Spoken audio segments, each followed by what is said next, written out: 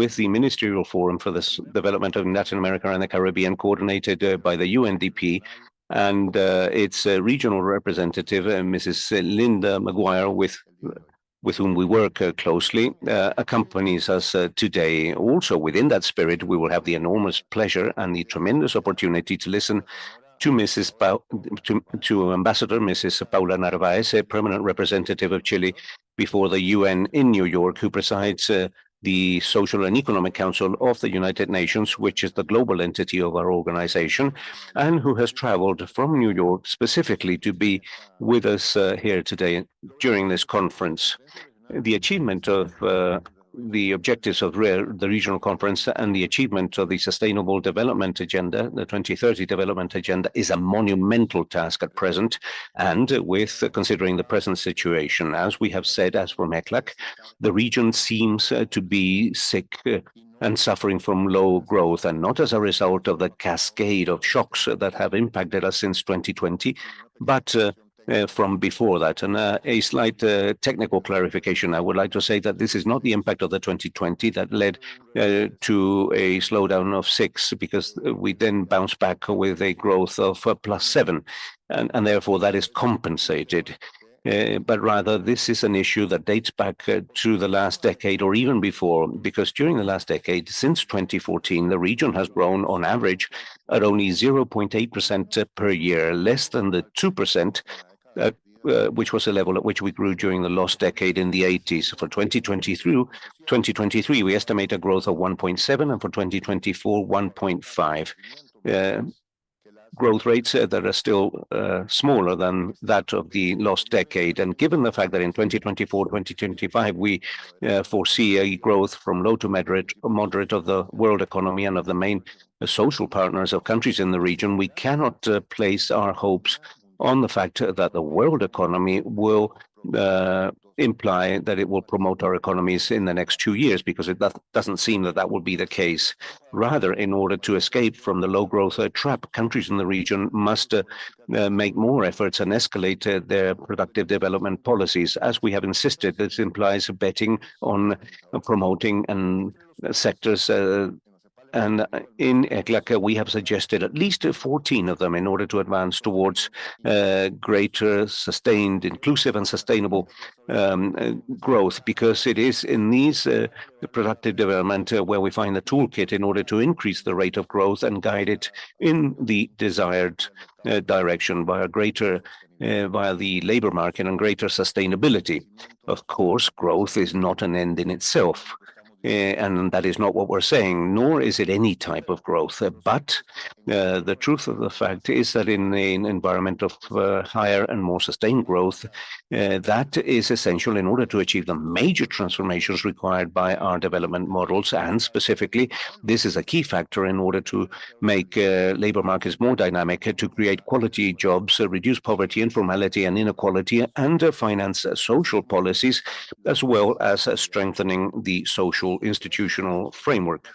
Within that context, the estimations of our last social panorama for Latin America and the Caribbean reveals that poverty in 2022 was at high and unacceptable levels, with 32.1% of the population suffering that condition. We're talking here of 201 million people, and 13.1% in a condition of extreme poverty.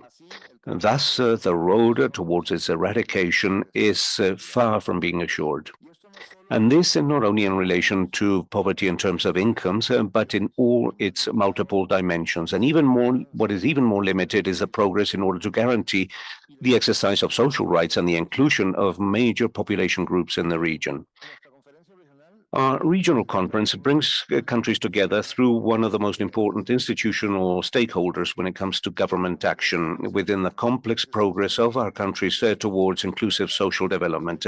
And we're talking here of social development ministries and equivalent entities that frequently have a wide-ranging and long-standing mandates. Indeed, these entities are at the very center of the design and implementation of social policies, and these are entities that you lead, and it implies major coordination efforts in crucial tasks for countries such as struggling against poverty, social protection, the struggle against inequalities, the elimination of discrimination, the facilitation of access to basic social services, and to guarantee the rights and well-being of vulnerable populations, such as people with disability, the elderly, boys, girls, teenagers, and others. And from that viewpoint, it is difficult to view the various objectives and goals of the 2030 agenda and not realize that the ministries of social development that you're in charge of are related with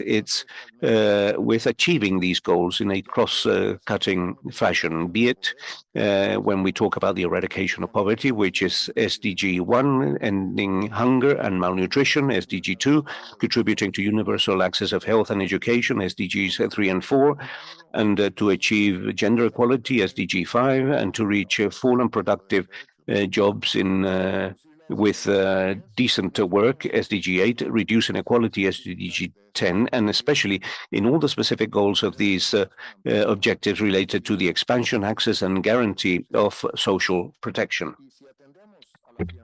And if we contribute to enhance institutional capabilities of these entities and of governments in general, SDG 16 is also in the first line as part of efforts to promote fair, peaceful, and inclusive societies.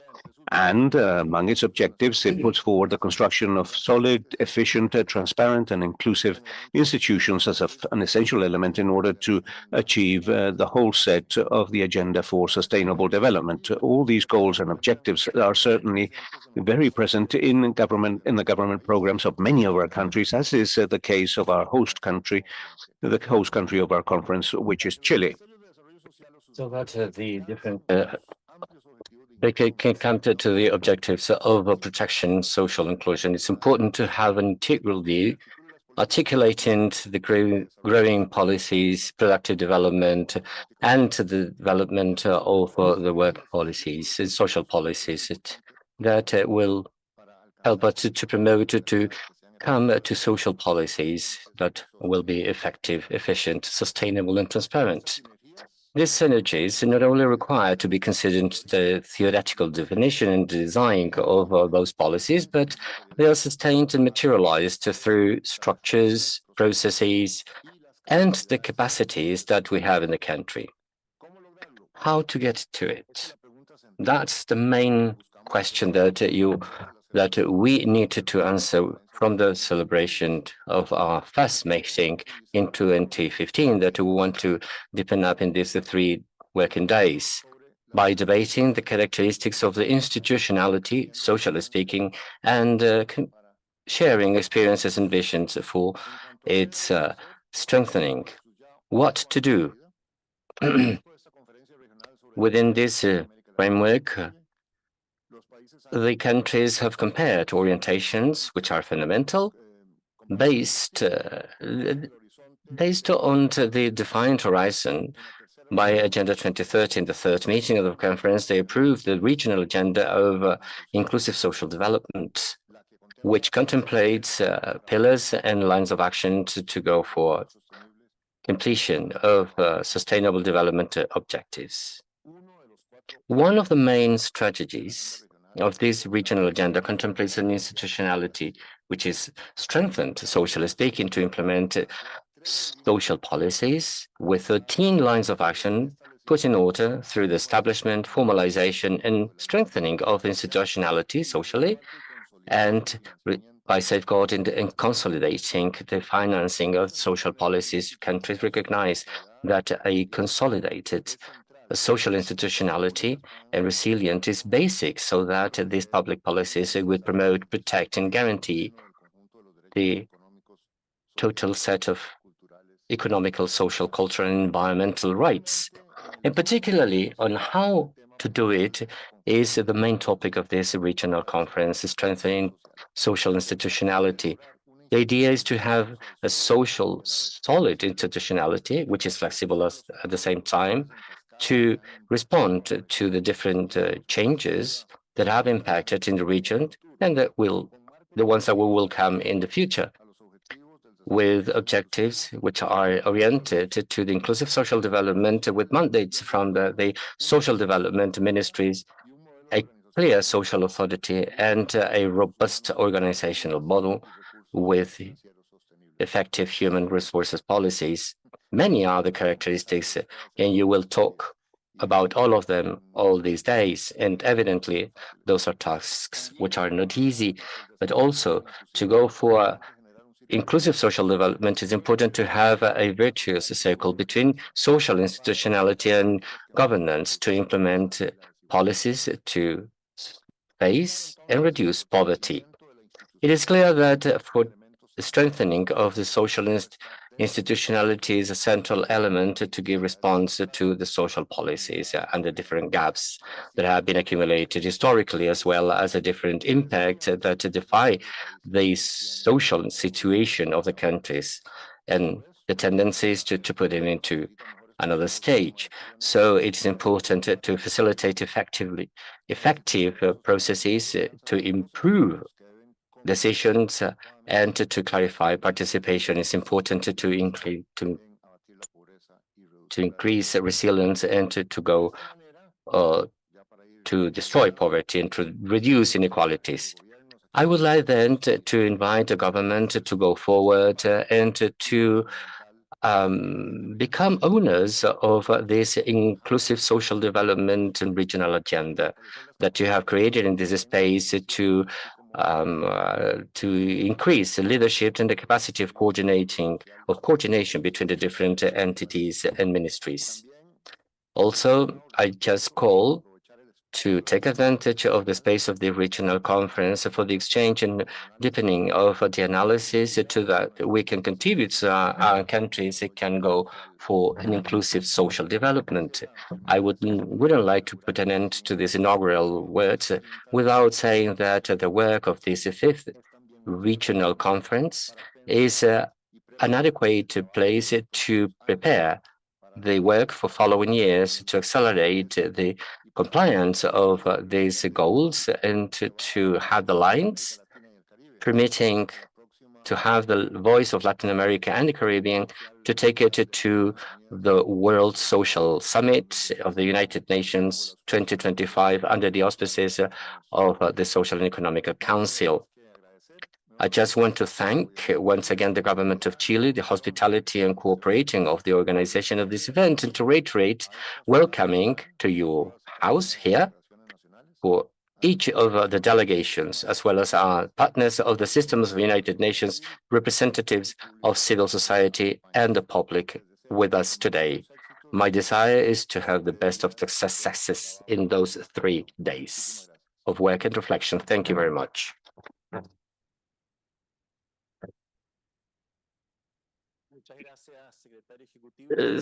Thank you very much. Then to the Ministry of State from the Ministry of Health and Transformation of Antigua and Barbuda, Samantha Marcha as the fourth president of this. Jose Manuel Salazar, the Executive Secretary of the Economic Commission for Latin America and the Caribbean, known as ECLAC. The Honorable Javier Tolo, Minister of Social Development and Family Affairs of Chile. Linda Maguire, our Deputy Regional Director for Latin America and the Caribbean of the United Nations Development Program, UNDP. Other distinguished ministers, delegates, ladies and gentlemen.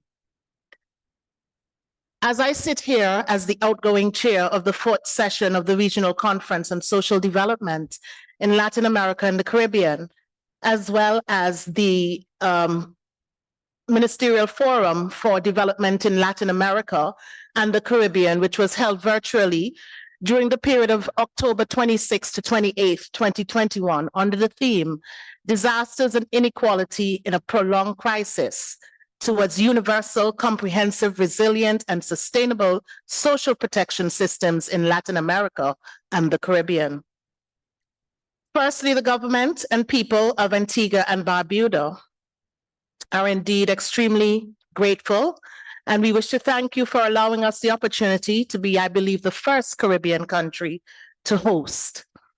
Though we could not meet physically, our region's commitment with the support of ECLAC and the UNDP to ensure that we continued our work on the agenda for social development remained very true to the cause. However, as we now gather here again to renew our commitment and to continue to champion social development within our region, we share and embrace many good practices.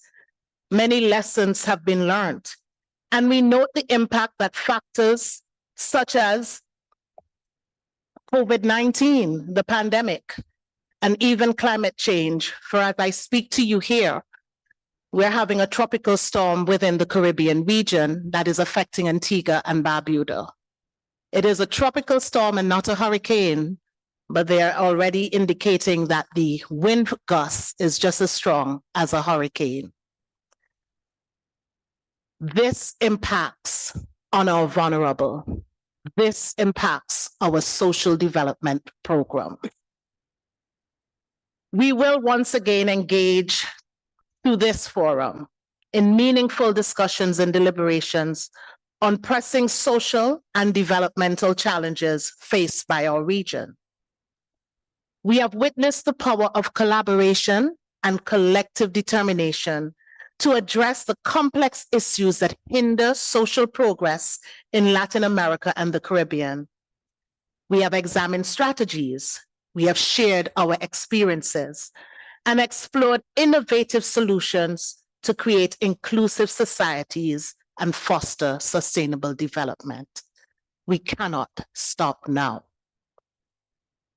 Conferences such as this has served as a platform for constructive dialogue, allowing us to learn from one another's successes and failures.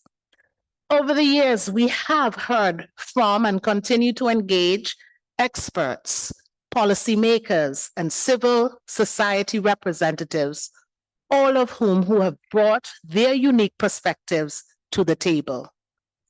It is through these diverse voices that we have been able to gain a comprehensive understanding of the challenges that we face and the opportunities that lie ahead.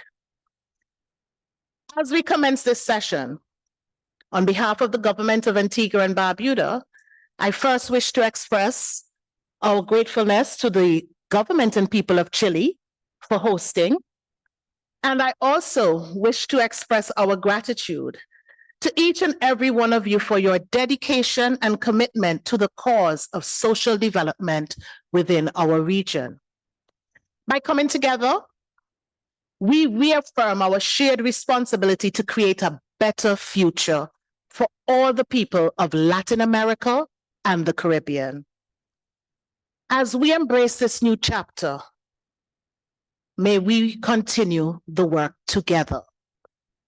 It will be our collective duty to take the ideas and commitments forged during this conference and transform them into concrete actions. We must ensure that the discussions held and the solutions proposed translate into tangible improvements in the life of all our citizens. I have no doubt that under the new chairmanship of Chile, we will continue to lead this conference with the same passion and dedication that has been previously demonstrated. Let us move forward together, united in our mission to shape a brighter future for Latin America and the Caribbean. Thank you.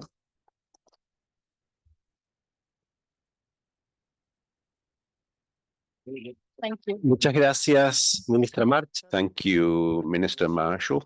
Now, we'd like to offer the floor to Javier Toro, Minister of Social Development and Family Affairs of Chile, on behalf of Chile, the host country of this conference.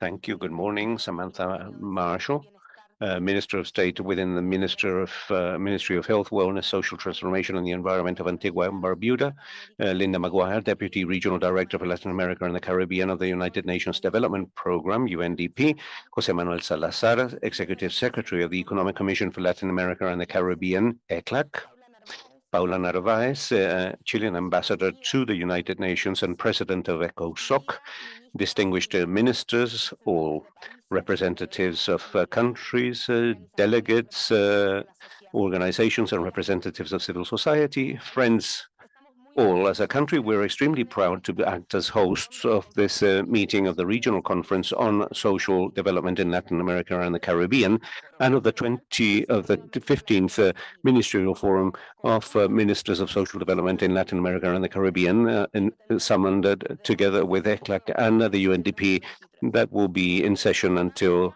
5th of October 2023. It is important as a result of the global and regional complex with this slow economic and social recovery following the recent crisis in the lives of people, families, and communities. This context must bring together our efforts in order to achieve in our region an improvement of national social development policies, hand in hand with international cooperation within the field of the social area, and at a bilateral level also. As organizations and within the framework of our social development agenda, we have evidenced that structural inequalities maintain gaps in terms of equitable access to social goods, the construction of social policies that place people at the very center via guarantees that enable an adequate living condition, dignified and secure, is increasingly challenging if we are unable to defend social protection as a right.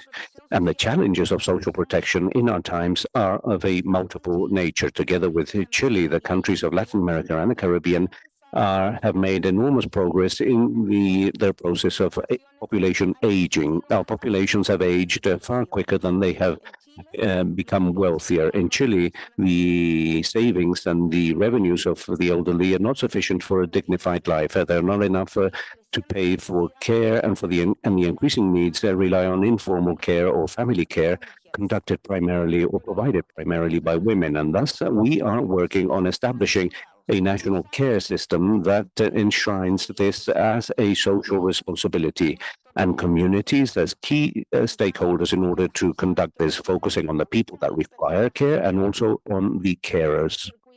And the care of early childhood is also important, and that is why we're implementing the system to guarantee comprehensive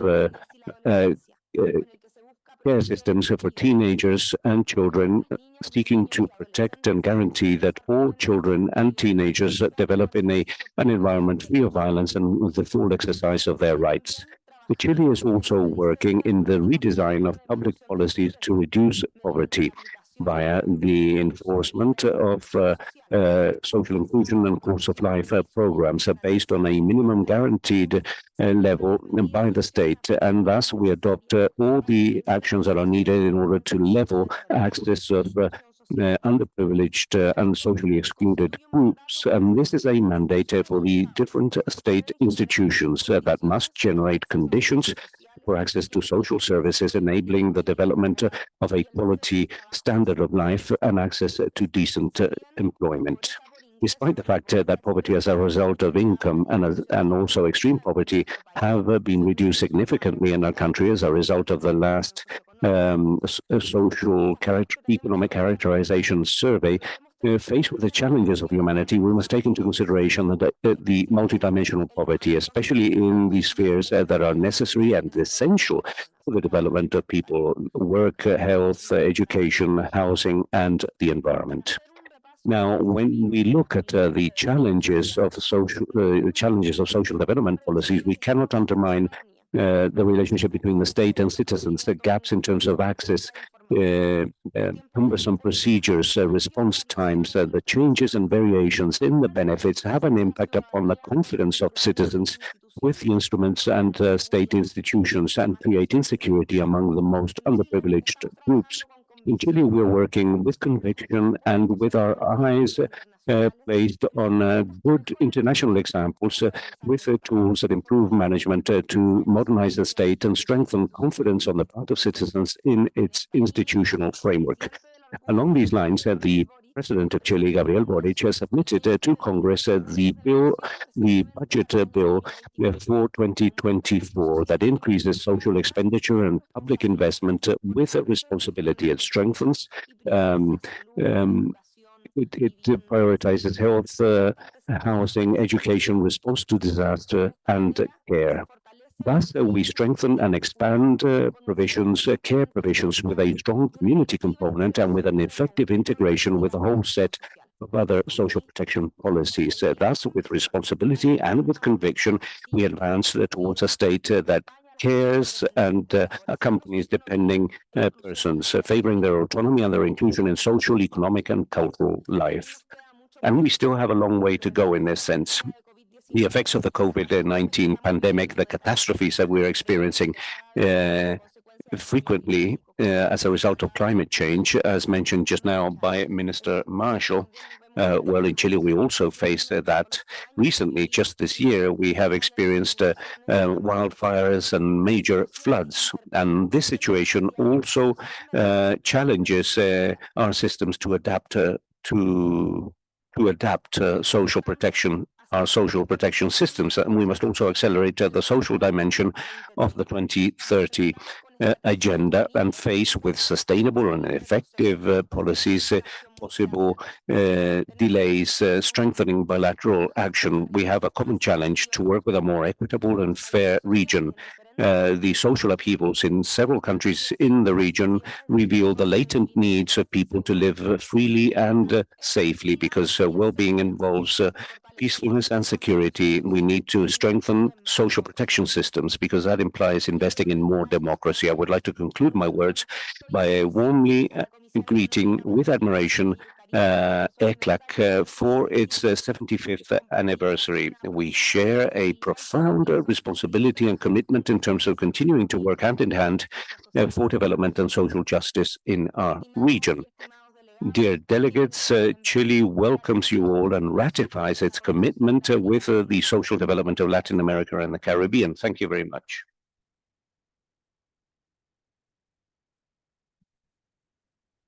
Muchas gracias. Thank you, Minister. Now we offer the floor to Linda Maguire, Deputy Regional Director for Latin America and the Caribbean of the UNDP. Good morning. Samantha Marshall, Minister of State within the Ministry of Health, Wellness, Social Transformation, and the Environment of Antigua and Barbuda. Javiera Toro, Minister of Social Development and Family Affairs of Chile. José Manuel Salazar Cirinach, Executive Secretary of the Economic Commission for Latin America and the Caribbean, ECLAC. Ambassador Paula Narváez, President of ECOSOC, honorable ministers, delegations, colleagues, and friends. Please allow me to convey the warmest welcome to this inaugural session of the 15th Ministerial Meeting for Development and the 5th meeting of the Regional Conference on Social Development in Latin America and the Caribbean. I would like to begin by expressing my gratitude to our collaborators and friends from ECLAC for their leadership in the organization of this conference and for acting as our distinguished hosts, and the state and the government of Chile. We find ourselves at a crucial moment, as mentioned some weeks ago. In the UN General Assembly, we are at the midpoint when it comes to 2030, beginning a new phase in our road towards the achievement of sustainable development goals. And that is also a turning point in order to reaffirm our commitments, revitalize our actions, and strengthen our collaboration in order to promote the transformations that are required and achieve the development goals that we have set for ourselves in order to build a sustainable and inclusive future. For the UNDP, this event reflects our collective aspiration of building equitable and sustainable societies in the region. Together with our sister agencies and partners, we are committed to the transformational changes that are required in order to accelerate the implementation and the achievement of the SDGs. The Cuenca Declaration is evidence of a shared vision and of our determination in order to continue to make progress in our region. This declaration, constructed as a result of your valuable comments and reflections, reaffirm our commitment with the 2030 agenda, considering the present challenges and highlighting the importance of events such as these in order to exchange ideas, to build together and promote regional development. This is the spirit of the Ministerial Forum: to learn, to share, and to collaborate in order to make progress together. We firmly believe that the experiences and successful practices of some countries can shine light on the road ahead for others when it comes to overcoming similar challenges, especially at such critical moments, such as the ones that we find ourselves in today, within an increasingly uncertain and complex context facing systematic problems in Latin America and the Caribbean, such as inequality, low productivity, and vulnerability, that are all exacerbated by the overimposed crises such as the pandemic, global conflicts, and climate change. Despite the obstacles, this context of multiple crises provide us with a unique opportunity to rethink and rebuild new pathways, and evidences the urgency of profound and structural reforms. As from the UNDP, we believe that it is fundamental to design social protection systems that are universal, inclusive, and sustainable in fiscal terms, and that promote growth. The overimposed shocks have highlighted the structural challenges of social protection systems in our region, including their fragmentation and inability to reach vulnerable populations. But we have also evidenced an opportunity to rethink our social contracts and to include those that have been left behind and advance towards collective systems that collectively manage risks. Effective governance and a solid institutional framework are also fundamental during this period of increasing tensions. Within a context of high mistrust and pressure, we must revitalize our governance systems at a local, regional, and national level, promoting transparency, citizens' participation, and accountability. An integrated and collaborative approach will enable us to respond in a more effective manner to the multidimensional challenges that we face, and thus strengthen resilience and social cohesion in our region. The world needs a financial architecture that prioritizes effective investment in SDGs. We require a solid financial architecture in order to uphold successful actions and guarantee its sustainability. The challenge is not the lack of resources, but rather how and where they are spent, who benefits from them and who does not. We must innovate and collaborate in order to develop efficient and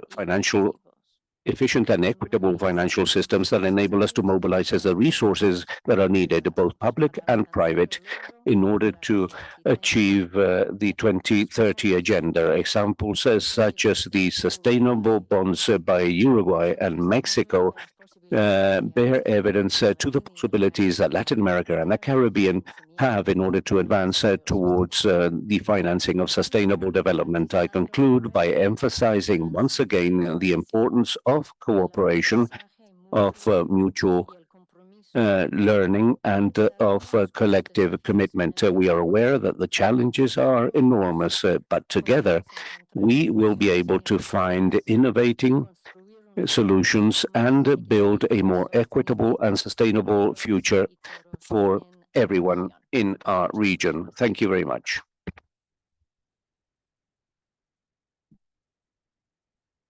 Muchas gracias. Thank you very much, Linda. Corresponde ahora la Now, well, there is a tradition in CLAC of this meeting, which is when it finally chooses the host country as the one that will decide all tasks of the next 2 years, and it's got to be done by a board. This board, well, has been suggested that countries should then consult or make consultations inside, and they would decide who will be accompanying us to whom will be the president or the chairwoman of this is the Ministry of Chile, the Ministry of Health. If you agree, then we can then give her an applause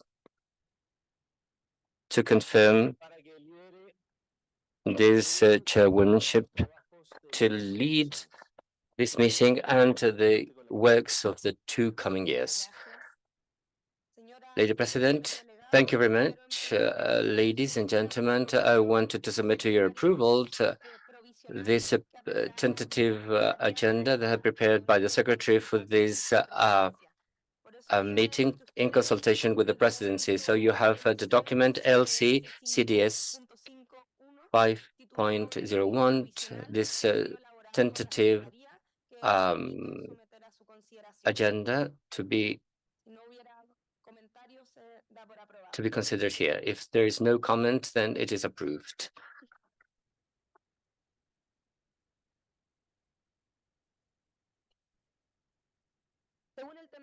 According to this agenda, then I would like to invite Samantha Marchelt, Ministry of Environment of Barbuda, to present the report in accordance to the different activities that have been performed. I will now present the report on activities carried out since the 4th session of the Regional Conference on Social Development in Latin America and the Caribbean.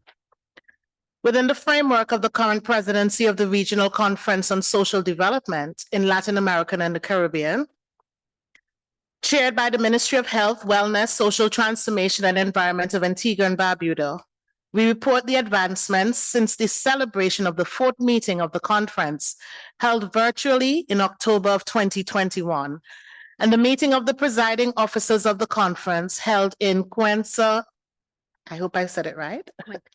Cuenca, thank you, Ecuador, in September of 2022. Furthermore, this report informs about the ongoing process and organization of the 5th Regional Conference in 2023. Since the 4th meeting of the Regional Conference, following the commitments and the agreements reached between the 4th meeting of the presiding officers, the presidency of the RCSD has been leading the implementation process of the Regional Agenda for Inclusive Social Development, also known as the RAISD. Activities carried following the 4th meeting of the Regional Conference. The 4th Conference on Social Development was held in a virtual format in October of 2021. The position document, Disasters and Inequality in a Protracted Crisis, towards universal, comprehensive, resilient, and sustainable social protection systems in Latin America and the Caribbean was presented and discussed. It highlighted the need for universal, comprehensive, resilient, and sustainable social protection systems able to respond to situations of high uncertainty in a region where poverty and structural inequalities persist. The agreements reached established that the presidency would be assumed by Antigua and Barbuda, while the presiding officers would comprise the following countries in the vice presidency: Bahamas, Barbados, Chile, Costa Rica, Dominica, Paraguay, and Uruguay. The final resolution reiterated the commitment to advance the 2030 Agenda of Sustainable Development in the region, including its social dimension, Common challenges identified in the deliberations were: one, different capacities to address the situation of vulnerable groups. Two, the multidimensional, intersectoral, and long-term nature of natural hazards and exogenous disturbances and their impacts. Number three, fiscal and economic problems to advance the RAISD to improve social protection and disaster risk management systems. Countries also requested ECLAC to do the following. One, provide technical assistance on issues and policy areas identified by countries to advance in a transformative recovery towards the achievement of the SDGs through the exchange of experiences, the elaboration of common agendas, participation and dialogues with institutions, local governments, and civil society organizations. And two, to deepen the analysis of public policy challenges and alternatives to advance toward universal, comprehensive, sustainable, and resilient social protection systems. Additional highlights beyond the fourth conference are as follows. At the fifth meeting of the Forum of Countries of Latin America and the Caribbean on Sustainable Development held in 2022, conclusions and recommendations recognize the importance of the regional agenda for inclusive social development to promote the implementation of the 2030 agenda.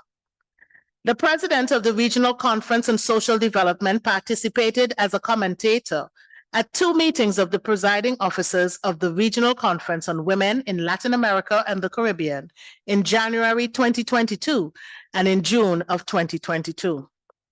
Antigua and Barbuda participated on the 30th of August 2022 in ECLAC's second regional seminar on social development in the panel, an opportunity for a strengthened welfare state in the region towards the construction of universal, comprehensive, resilient, and sustainable social protection systems. The fifth meeting of the presiding officers of the conference was held in September of 2022. In preparation of the fifth meeting of the presiding officers, two workshops were held. The first was directed for Latin American countries on August 12th of 2022, with 40 attendants from 13 countries. The second workshop was organized with Caribbean countries on the 25th of August, with the participation of 21 attendees from 6 countries. The objective of these workshops was to discuss within the framework of the RAISD the challenges of social institutions and the regional cooperation to move towards transformative recovery in the region. These workshops provided inputs to prepare the technical note to be presented at the fifth meeting of the presiding officers. The presiding officers meeting took place in Cuenca, Ecuador. Ecuador, forgive me. On September 29th of 2022, in the context of the 15th Ministerial Forum for Development in Latin America and the Caribbean in collaboration with the UNDP.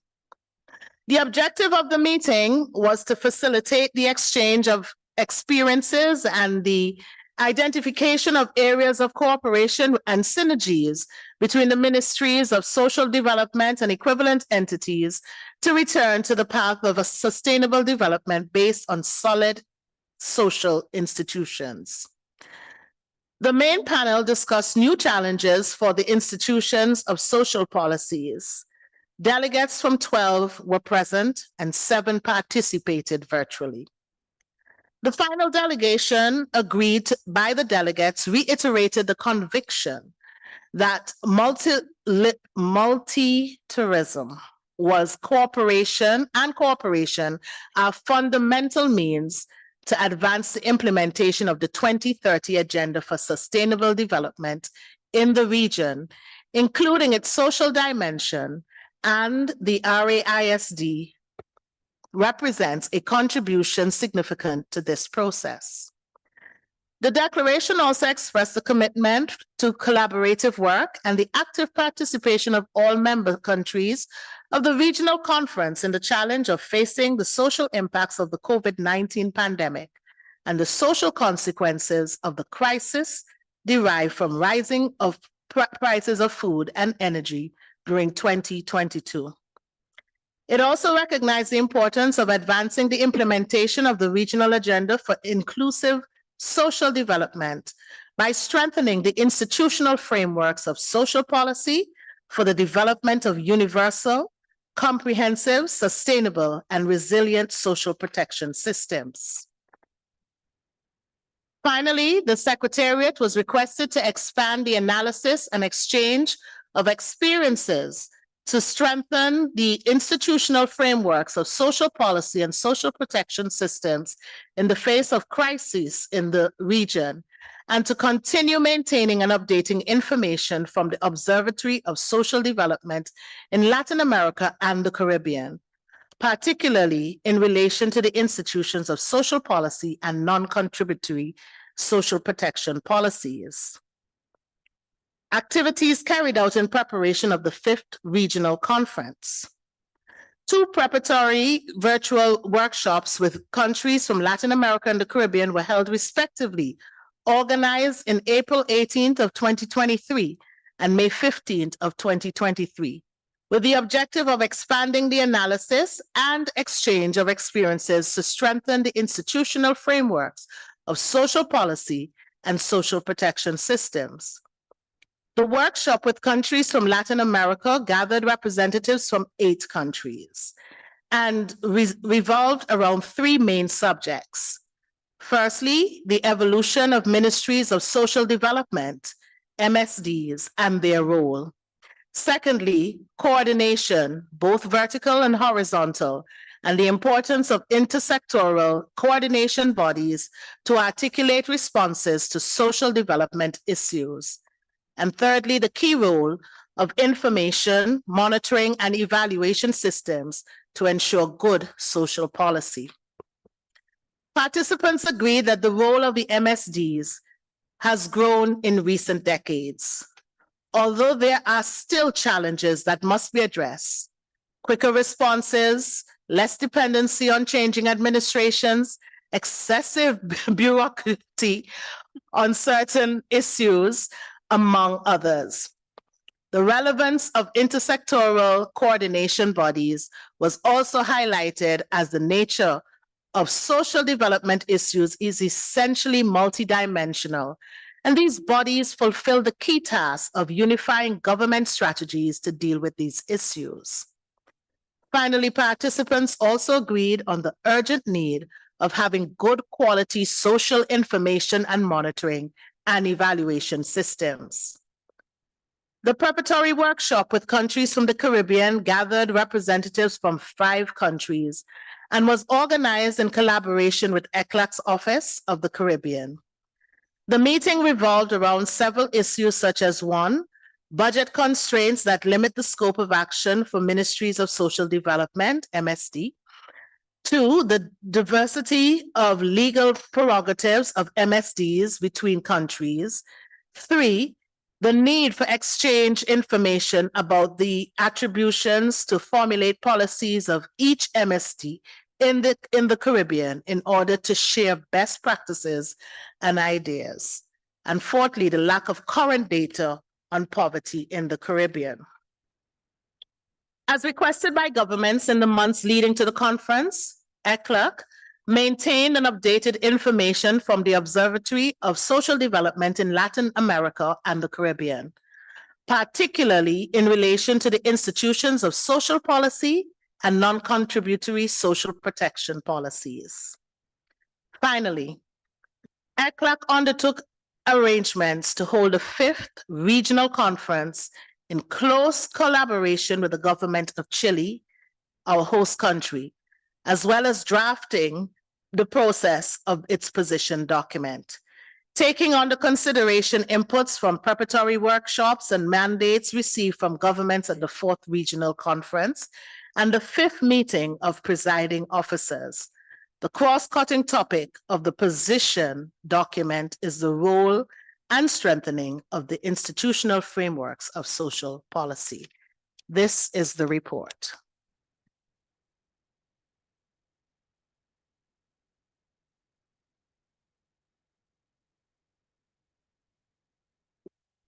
Muchas gracias, Ministra Marshall. Thank you, Minister Marshall, for this report of the outgoing presiding officers. I would like to highlight that the fourth conference was held virtually with the challenges that are involved during the pandemic. So I would like to especially acknowledge the work that was conducted. Now, we have a special intervention on the road towards the World Social Summit 2025 that will be delivered by Ambassador Paula Narvaez, President of ECOSOC. Ambassador, you have the floor. Thank you.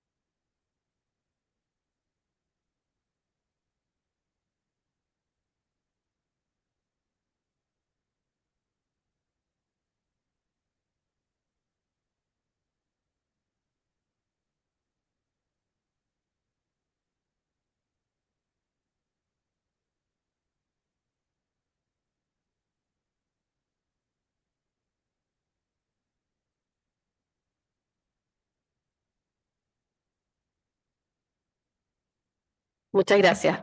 Bueno, muy buenos días a todos. Good morning, everyone.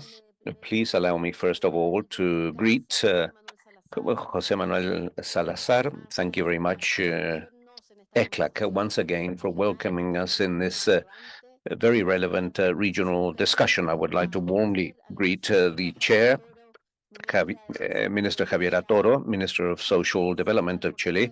I would like, of course, to greet Linda Maguire, Regional Acting Director of UNDP, the Director of the Social Development Division, Alberto Arenas, Luis Yáñez, the Resident Coordinator of the UN System, Maria Jose Torres, the representatives of UN agencies, and of course, all the social development ministers are present here, and all delegates. And of course, the outgoing chair of the regional conference, Minister Marshall, and wish the new chair the best of luck during her work as chair of the regional conference on social development. Indeed, it's an honor to be here, and I would like to say that this is not an activity which is simply one more activity that one is invited to take part in, but rather this forms part of a joint vision that we have developed as from the Chilean mission in the United Nations. Our chair of ECOSOC and ECOSOC members whom we are permanently discussing with and other UN system organizations, and in this special case, ECLAC. During this discussion, the regional director of the UNDP, Michel Mosquet, has been very important, and today we also have a representative of that regional director. Our idea is not simply to reproduce an agenda of activities. Our interventions have to do with something that we have repeated in all our statements related to the critical moment that we're living in today. And if we think about that seriously, the idea is how to translate these possibilities into real instruments in order to advance towards what is an urgent need today for the people that live in our region. And that is the invitation that we want to make. And that is why I am here today, in order to invite all of you to advance in this pathway towards the World Summit in 2025 with relevance, with collaboration and international cooperation. That is what is implicit in acting as chair in an important entity of the United Nations, which is ECOSOC, and to promote the General Secretary's agenda that and that member countries have also taken on board, which is the common agenda in order to promote our dear 2030 agenda that is experiencing certain complexities in terms of its implementation, but which nevertheless is a very rich element in terms of progress indicators and goals, and that therefore summons us all. We have all those instruments at hand. We have all the what's. We need to agree on the hows. And that regional conference, for example, is an instrument that promotes us to advance along the pathway towards the World Summit in 2025, involving the Futures Summit in 2024. For us to be able to talk about the summit of the future, we need to have a future. And that future today is in one way or another questioned for millions of people. And if you invite them to think about the future, it becomes very difficult for them to imagine that future. And therefore, given the fact that we have a tremendous responsibility from the viewpoint of the public positions that we hold, we need to establish that future for those people. And when we think about those people, we need to put a face to all those people. And therefore, it is the social development institutions that are called upon to evidence the necessary coherence between the economic policy of a country and its social policy. That non-coherence becomes an additional hindrance for us to attain achievements in terms of social development, but especially to make those achievements sustainable in the long term. And thus, the invitation is for us to jointly think about that strategy. And now I have to present to you the presentation that I have here for you.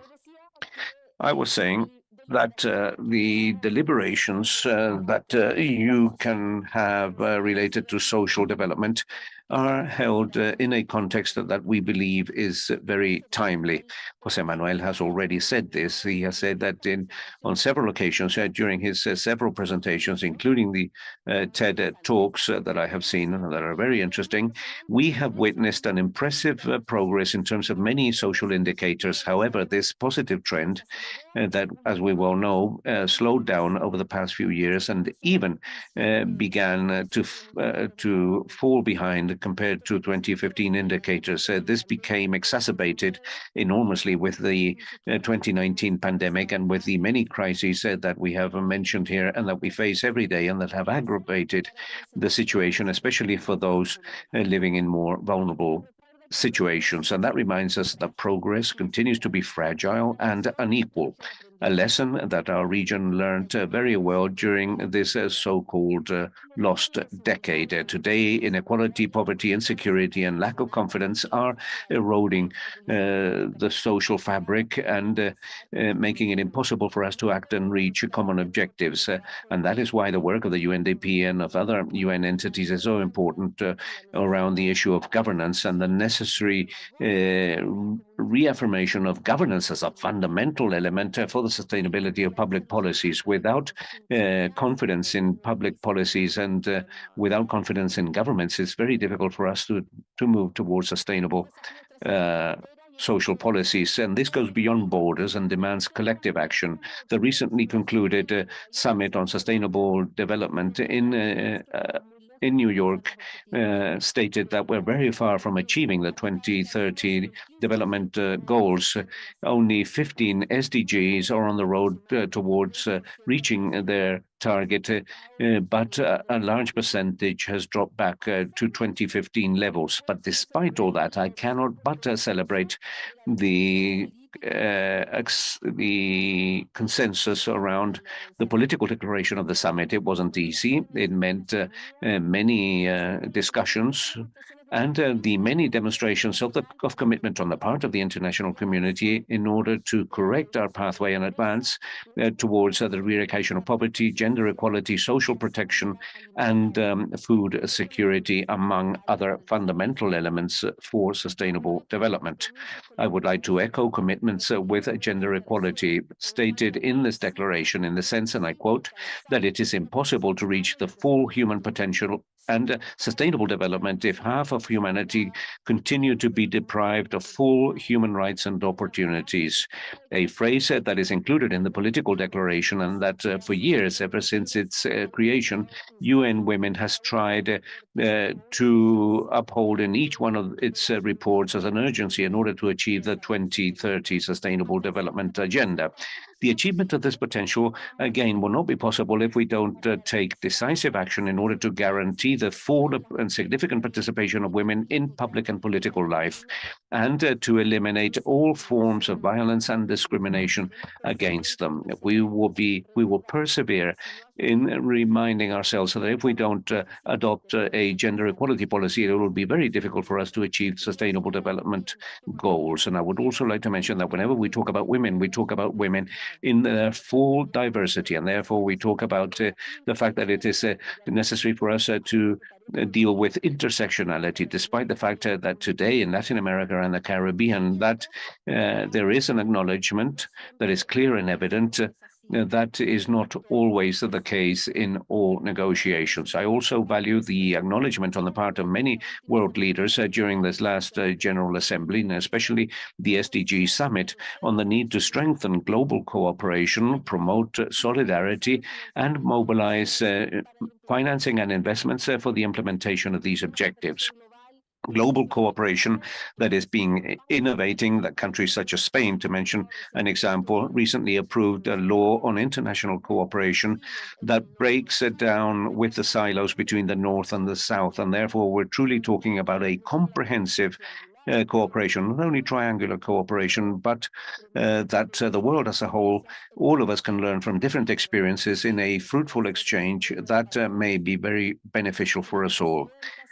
Chair, ladies and gentlemen, despite these new progress in multilateral affairs, we do not lose sight of the concerning trends in terms of social development. It is estimated that around 700 million people live in extreme poverty, and at the present pace, it will be impossible to achieve SDG 1 of ending poverty in all its shapes and throughout the world by 2030. In terms of food security, it is alarming that at a world level, we foresee that 600 million people will go hungry in 2030. And the limited access to decent and formal employment is one of the main causes of the increase of inequalities.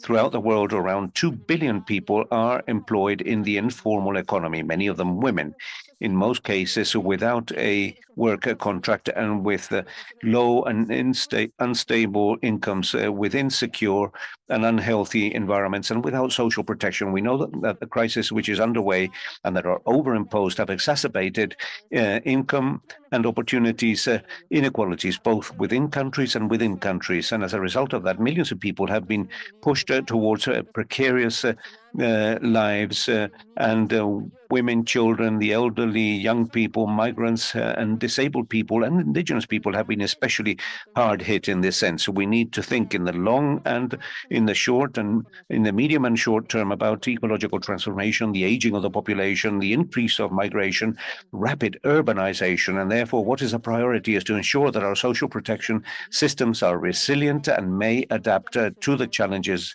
to the aforementioned challenges, without leaving the commitments aside.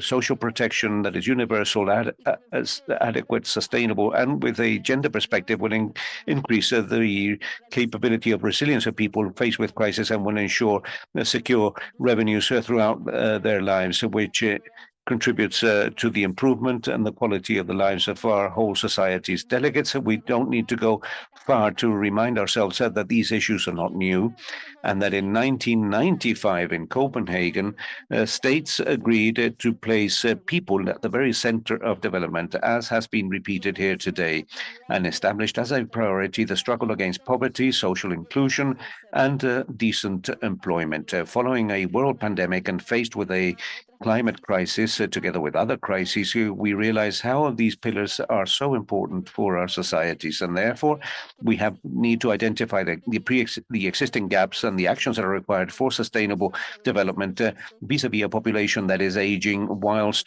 the urgencies increase for a society of care, the eradication of poverty, decent work, dignified housing, learning, lifelong learning, universal protection, and others continue to be the goals that we must work towards. In this sense, the World Summit in 2025 will provide us with the opportunity of establishing a new world consensus and of entering into concrete commitments to promote inclusive, equitable, and resilient societies, and could act as a catalyzer in order to deal with the fundamental causes of inequality and the increasing insecurity, exclusion, and resilience included in the 2030 Agenda and the Copenhagen Declaration in 1995. I call upon countries in our region to actively participate in this intergovernmental process of the United Nations in order to approve a resolution that mandates this. And this is a process that we're working on in the head office in New York that will deal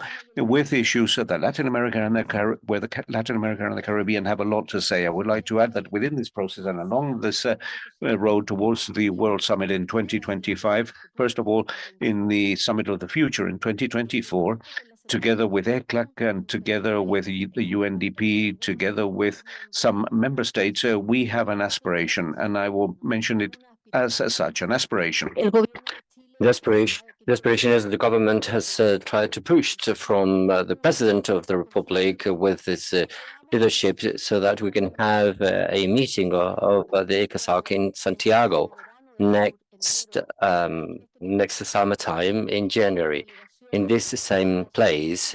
So I invite your delegation to be communicated with your own foreign affairs ministries to have this conversation very early in time, so that we can have this meeting from the global south in order to mobilize this way actions, concrete actions, to strengthen this division, which is so important for development, requiring the commitment of everybody.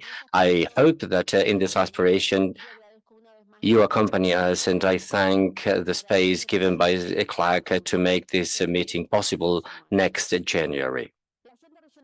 This regional agenda for inclusive development has adopted in 2019 in the third meeting of this conference gave us a framework that will be an invaluable input for this summit, particularly in terms of universal systems for social protection and inclusion. So this agenda is pioneering this, given an integral plan for the sustainable development that will be an inspiration for other regions as well.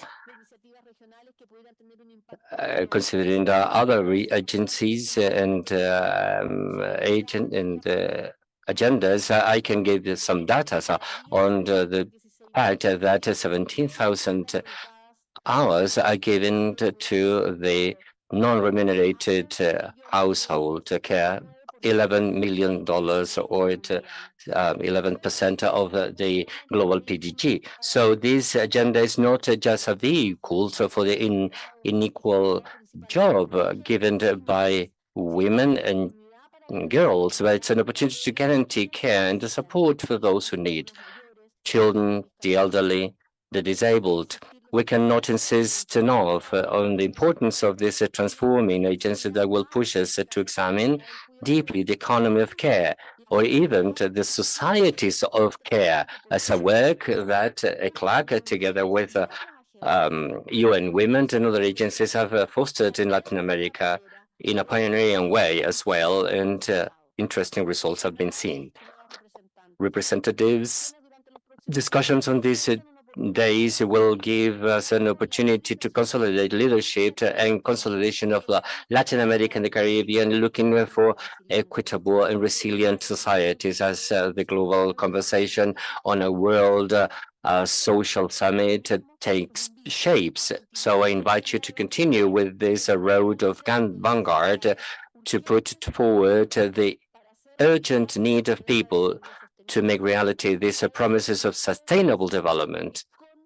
Not only with the people is to be done this, which is fundamental. And I see the director of social development of the Ministries of Development of Chile, and this institutionality as equivalent in other countries. We invite that this dialogue will be face-to-face with the organized civil society. Together with them, we can build better public policies. Thank you very much.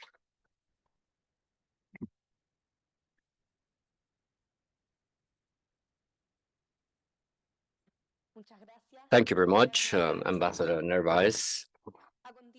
To continue with, it is my pleasure then to offer the stage to the Executive Secretary Jose Manuel Salazar and Alberto Narenas de Muesa, the Director of Social Development of ECLAC, for the presentation of this document on social institutionality of Latin America and the Caribbean, which is an important pillar for our development, socially speaking.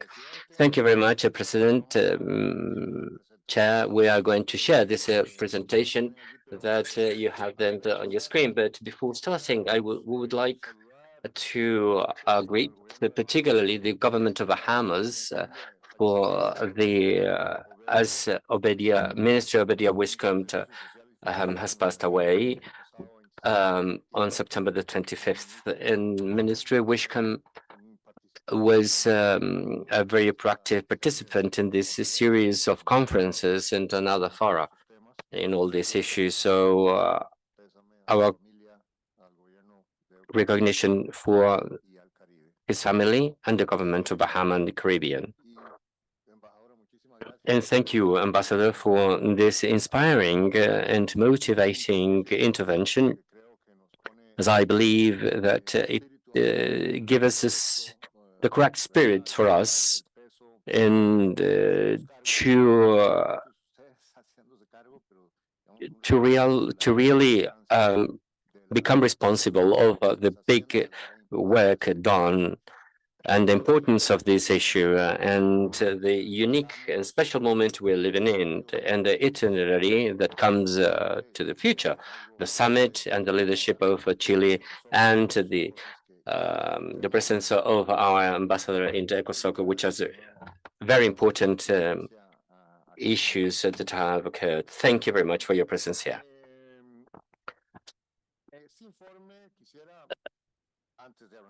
Before seeing the content of the report, I would like to thank the team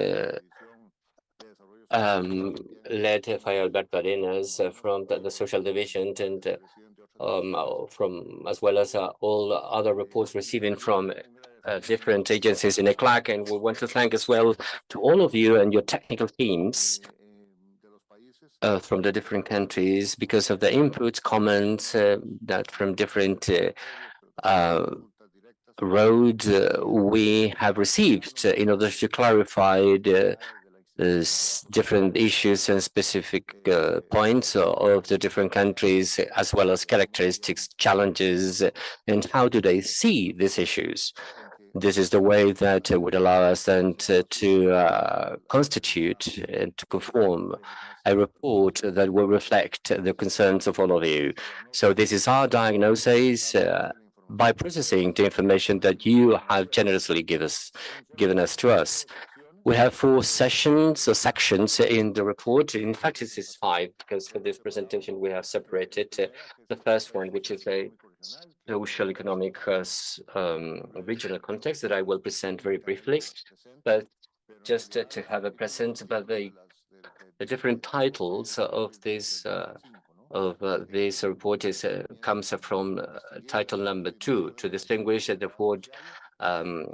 different dimensions, which is the juridical framework, organizational models, technical and operative capacities, and financing dimension. Then we continue with another title comparing the institutional capacities in Europe and in Latin America. We can think that this can be an unjust comparison because in the development of development level in Europe is different, obviously, but on the other hand, it is also important to have these comparisons done in order to see practices and what can be a future for some of our countries or for all of us. So there is an institutionality, a social institutionality, which is quite powerful that maintains this cohesion in the European countries. Then there is another chapter on a social institutionality and governance, and we have seen the importance of both things, but they cannot be separated in the decision-making processes, how to avoid mistakes, how to understand what the ministers are saying, and to be coherent, particularly because as the indexes are showing, poverty indexes show, this is the nature of our politics. It's got to be multidimensional. When associated with the dimensions of the indices or the different realities, obviously, this, in many cases, the responsibility is not only in one institution, but in many other different agencies, obviously, and the territorial dimension is to be included. And we conclude with a chapter which is called proposals for strengthening, but it would be better to call it lines of actions that would hopefully you can find them useful as a checklist of different issues which are important, particularly integrally speaking. So this is what we are going to present. I will present section 1 and 5, and Alberto Arenas will present 2, 3, and 4, which is the most sustainable part, let's say, of this report.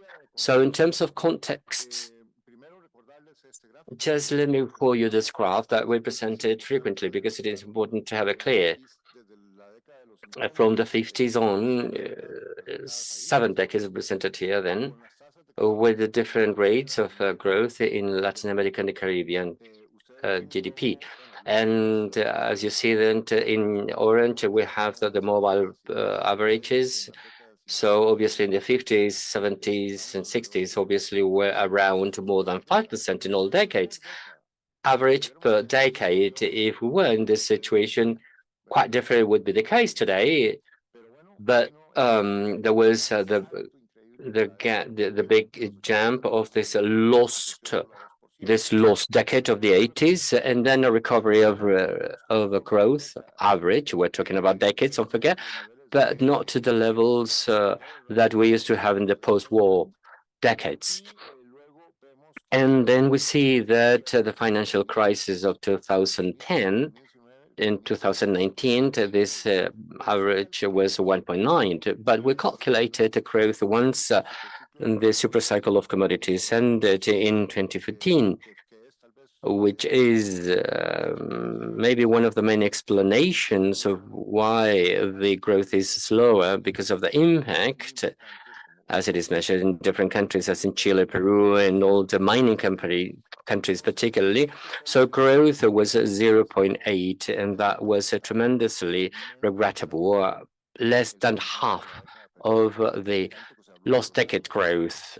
Although we were talking about damages that were received as economies and societies in those years. So this is just to put things into perspective and to see them in the long term, which is not only in this cascade shockings, but as we have seen, then we are in fact ill. We're sick of this low growth, and we have to go out of it. And this is reflected obviously in those eloquent data in which growth or in the working place, these jobs have come to historical minimums in the graph. In the same decades, we see a similar pattern. So it's not to be surprised that the growth rate of employment in 2014, 2023, with this low growth, it was only 1.3. So it's the lowest of the 70 years. That is why growth it's important, and it matters quite a lot.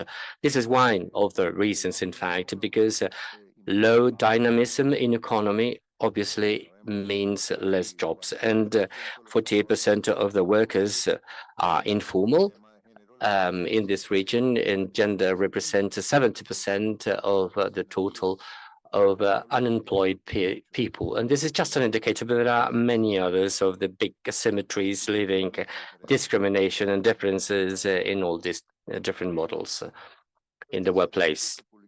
So this is the graph that we published in the Social Panorama in last year, and this is going to be updated at the end of this year. But basically in 21, 32%, 0.3% was in poverty. This is 0.5 less than in 2020. That is to say, minimal reduction, but almost 2 points over 2019. And not as you see there, 22.1, 22.1. It's the possibilities for next year. And in extreme poverty, there is not an improvement. We have 21 related to 21, but there is an increase for 22 from 13.1, 12.9 to 13.1. But up to this rhythm, obviously, we are absolutely derailed to come to the goals that we need to come. So another important point is that a big proportion of households live in vulnerability conditions, and here we distinguish then this strata, which basically, just to summarize them, 60%, almost 60%, which is the sum of the last column of the red and pink colors, which is extreme poverty, non-extreme, and low income. These three categories are 60% of a population, which is the lower strata. Today is less than 1.8 points in the line of poverty, and almost 80% if we include the yellow one, which is lower middle income. They were living under 3% of poverty. High percentage as well that live in vulnerability conditions with probability of falling into poverty vis-a-vis any problem, and the possibilities of future. They say that there is possibility of high mobility between low and high strata with different flows. This vulnerability that obviously means that it can respond to a shock in economy or some personal thing that well, problems that can make you fall into poverty, definitely. And this is obviously not positive from any point of view. This inequality on per capita income, according to the incomes strata, this is an analysis for 15 countries in 2019. In vertically, we see that the per capita per month of households and the variability is growing from the medium size strata. So here we saw from $290, this income average is similar to 8.1 times compared to those of extreme poverty. But from half of the graph, if we see this, this becomes widened up, particularly in the middle high and middle high incomes, and middle high represent 25 and 59 times in comparison to those of extreme poverty. And obviously, those countries are Argentina, Mexico, Chile, and Uruguay, and then others come. So in terms of income sources, this is very important and interesting. What we see in blue is salaries, and in 19 they represented 75% of the income available in non-poor households, same 59% in those of extreme poverty. So as we go to more or poorer areas, the importance of this salary is reduced, and the importance of remittances increase. That is why it's important. Remittances are almost 40% in the extreme poverty households, 25 in poor ones, and less than 5% in the higher strata, which is the area in gray, sorry. And pensions, obviously, they have this average. It is more important the higher is the strata, and they go low in the poorer areas. So there is a reflection to be done on how we see that they are not being covered in terms of pensions for the poorer areas, and this graph is quite eloquent. So up to here then is the part that I wanted to present, and then Alberto Arena comes with the other titles.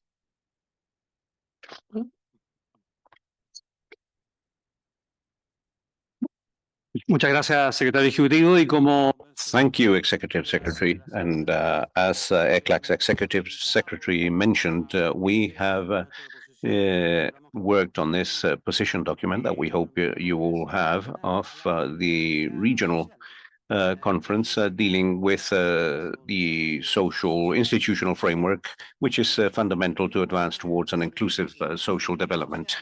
And as a social institutional framework, we believe is a set of rules that together with operational resources, with human resources, with financial and technological resources and organizational structures manage social policies and social development policies based on a diagnosis and the definition of objectives, and until the implementation and evaluation of its results.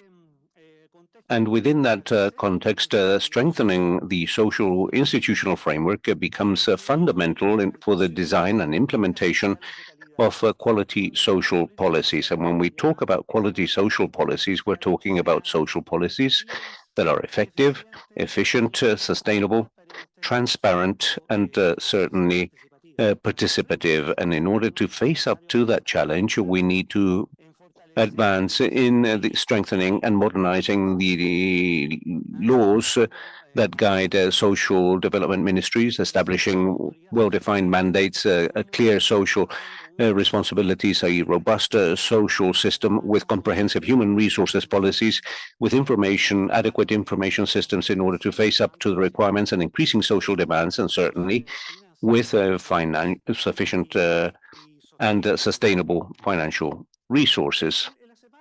In ECLAC, we have identified 4 dimensions of the social institutional framework where the role of social development ministries and equivalent entities is fundamental. The legal regulatory dimension, basically that refers to the legal framework that upholds the policies and the actions of health authorities. The organizational dimension derived from the legal dimension, and the dimension that redistributes these tasks. They are the social development ministries and its structure. And what is fundamental here is the human resources. The technical operational dimension refers to the set of instruments, tools, and technologies in order to implement social policies, which includes social information and social record systems. And certainly, it also includes the opportunities offered by technological transformation, and the financial dimension includes the set of financial resources for social investment and social policies, and also the strategies aimed at achieving financial sustainability. In terms of the legal and regulatory dimension, we highlight some aspects included in the document. There is a high level of adhesion, of ratification to international treaties on rights related to inclusive social development in the region. In Latin America and the Caribbean, for its 33 countries, the international agreement on social and economic rights has been ratified by 33 countries. Convenciones, tanto digamos de que And many of the conventions, the one on children's rights, people with disability, and discrimination against women, well, all 33 countries of the region have approved and ratified that. These agreements of the ILO on human and labor rights also have a high level of ratification in our region. You can see in the graph the first three. All 33 countries in the region have ratified that. The agreement on the abolition of forced labor, the agreement on discrimination, employment and occupation, and the convention on the worst forms of child labor. The constitutional acknowledgement by states in terms of human rights and in terms of these groups positions them as part of a cross-cutting objective in the legislations and mandates of the entities in charge of inclusive social development. And despite the high level of ratification and adhesion to international treaties, the figures for constitutional recognition are different in countries in the region. And basically, we can see on the graph for all 33 countries that in one way or another on the graph related to human rights, 33 countries have ratified issues related to social security, 32 on labor, education 24, environment 23, and the graph on the right-hand side with segments of the population, we can see that population groups that are highlighted in the constitutions of the region and that concentrate most of the demands, and the groups catered for by social development ministries in the region. The family is mostly mentioned, followed by women, by boys, girls, and teenagers, migrants, refugees, and women.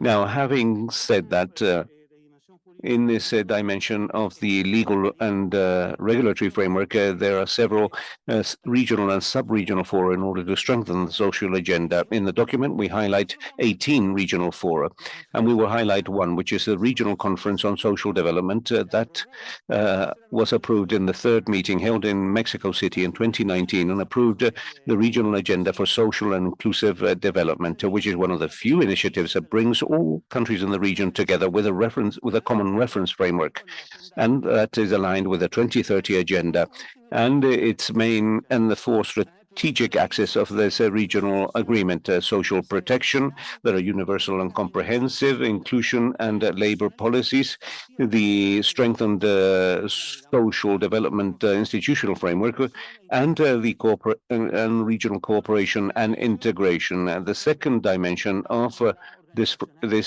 framework is the organizational dimension, and there is a high variability in terms of the organizational history of social development ministries in the region, and you're well aware of this, and you have experienced those transformations.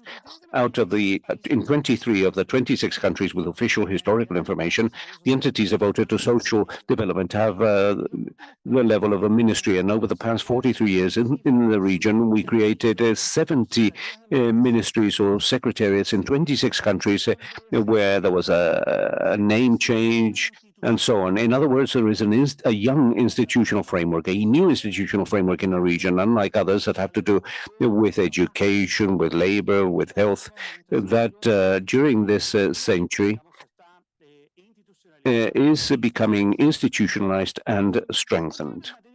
Another issue that we highlight when it comes to the organizational dimension relates to the low levels of correspondence between mandates, the mandates of the legal dimension and the institutional framework of social development ministries, because one thing is to create a ministry and a different thing is to establish its organic laws are provided with a mandate and whether they correspond to their organic structure.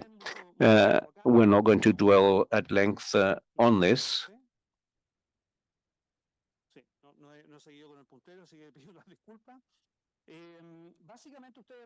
Here, basically, you can see on the graph the correspondence between the legal mandates and the organizational structure, and we provided details of 20 countries in the region, and I highlight one where there is a greater correspondence in the case of boys, girls, and teenagers.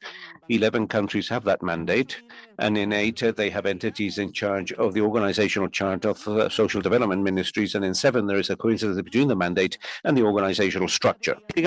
This matter is not a minor one for the work to be done by the different ministries of development, social development, and similar. Other of the matters from this has to do with coordination. There are coordinations in between the ministries, which is fundamental to address fragmentations, and different entities are especially important. In the graph of the right-hand side, we see that 23 out of the 33 countries they have intersectional stances to coordinate these social policies. Some of them have been generated in this century. Some are older. For example, Colombia from 1958, and Jamaica 1965, Panama 85, and Brazil in 93. And in the pie graph, we see how many of these organizations or are in charge of these. 12 of them are designed or appointed by the presidency, and 2 by coordinators. Other of the matters to be highlighted in the organization has to do with the only one window, single window, and we have listened to how we can then take them to the territories. Here we identify different kinds of windows, the physical ones, the virtual ones through an electronic portal, or in the terrain, let's say, accompanying family persons and people. For the 32 countries that we have information that are services in 2023, and basically 18 countries or in 28 countries, there is information from the web on the ministry, 15 of them to apply to different programs, and in 10 of them you can apply to different programs directly from the web. This was incremented during pandemic. Other of the matters or dimensions that we want to highlight out of this four is the technical and operative one. And the systems of social information are fundamental for decision-making in all phases of social policies. 15 out of 21 countries of the region, the systems of social information are in the ministries of development, as well as in the presidency or in some autonomous institutions. 16 countries out of the 22, they have information available for the record of participation. And for a correct implementation of the use of this information system, not only is needed to have a social registry, but also other ones such as institutionality, strengthened one, an adequate governance of the different data, capacity of management, and obviously investment in infrastructure and technologies. And within this context, we are going to highlight 2 challenges in order to go forward. First is a cover of the different people that are receiving that. We can see then with information from the different countries, 15 countries of Latin America with a different coverage, where some are highlighted more than 80% or even a universality. But there are others who are in a long way to road yet. And the second point to be addressed in terms of the technical and operative things to do with the challenges of linking the system of information with the monitoring and evaluation, which is a key for decision making in public and social policies. 14 countries of Latin America and the Caribbean, the ministries, they do have a unit of monitoring and evaluation. And obviously, it's important in this context to advance in the technologies for sustainable development. For example, the presidents of Chile, through the development of social development, is under study and to be implemented shortly. And the financial dimension, the need of sustainability, so financially speaking, and particularly the social one, which is non-contributed one. Public expenditure, and I want to dwell on this, the one destined to the ministries of social development. You can see in the graph in Latin America is 1 point of GDP, in 0.7 in Mexico, and in Caribbean is 0.9 of GDP. In average, is 0.9 GDP as destined to expenditure for these social development ministries. This is an average, 6% of the social expenditure in the region. This is the average. It is not even poor. This is 3.6% of the public expenditure of the government in the region. And basically, if we are not talking about social protection, but clearly it is a social protection, but not contributed one, which among other attributes, they face big problems of inequality and poverty in the region. And to comply with the goal number 1, which is eradicating poverty in Latin America and the Caribbean, is to protect at least 200 million people living in poverty today. And effectively, this will have an important challenge of more resources and how we can then reach this financial stability. So there is a sustainable a very important challenge in order to have different social acts, particularly for social protection, which is the non-contributed one. And we did this study with the countries that we have access to different surveys in the households, where the transfer of this non-contributive incomes, they have a different kind of impacts in the households. We studied the impact for 13 countries between 2010 and 2021 represented here. And in 21, before and after remittances, it was reduced to 2.8 poverty and 2.1 extreme poverty. The income gap was reduced as well in gray, 7% after applying this transfers, and 5.3 diminished in extreme poverty. That is to say, basically, we're saying that this is an instrument countries use, and they have an impact, significant one, to face poverty and extreme poverty in the region. And within this context, we wanted to present here in these 15 countries, according to GDP per capita, the expenditure and public expenditure and the gaps existing. We developed 3 groups of countries where somehow we saw mathematically, and this is a mathematical exercise, but quite indicative, that only with an increase, an annual increase of 0.1% of the GDP in non-contributed transfer to households lower than the extreme poverty line, in group 1, they would have equivalent average incomes in 2 years. So this exercise in group 2 would be in 3 years done, and in group 3 in 8 years.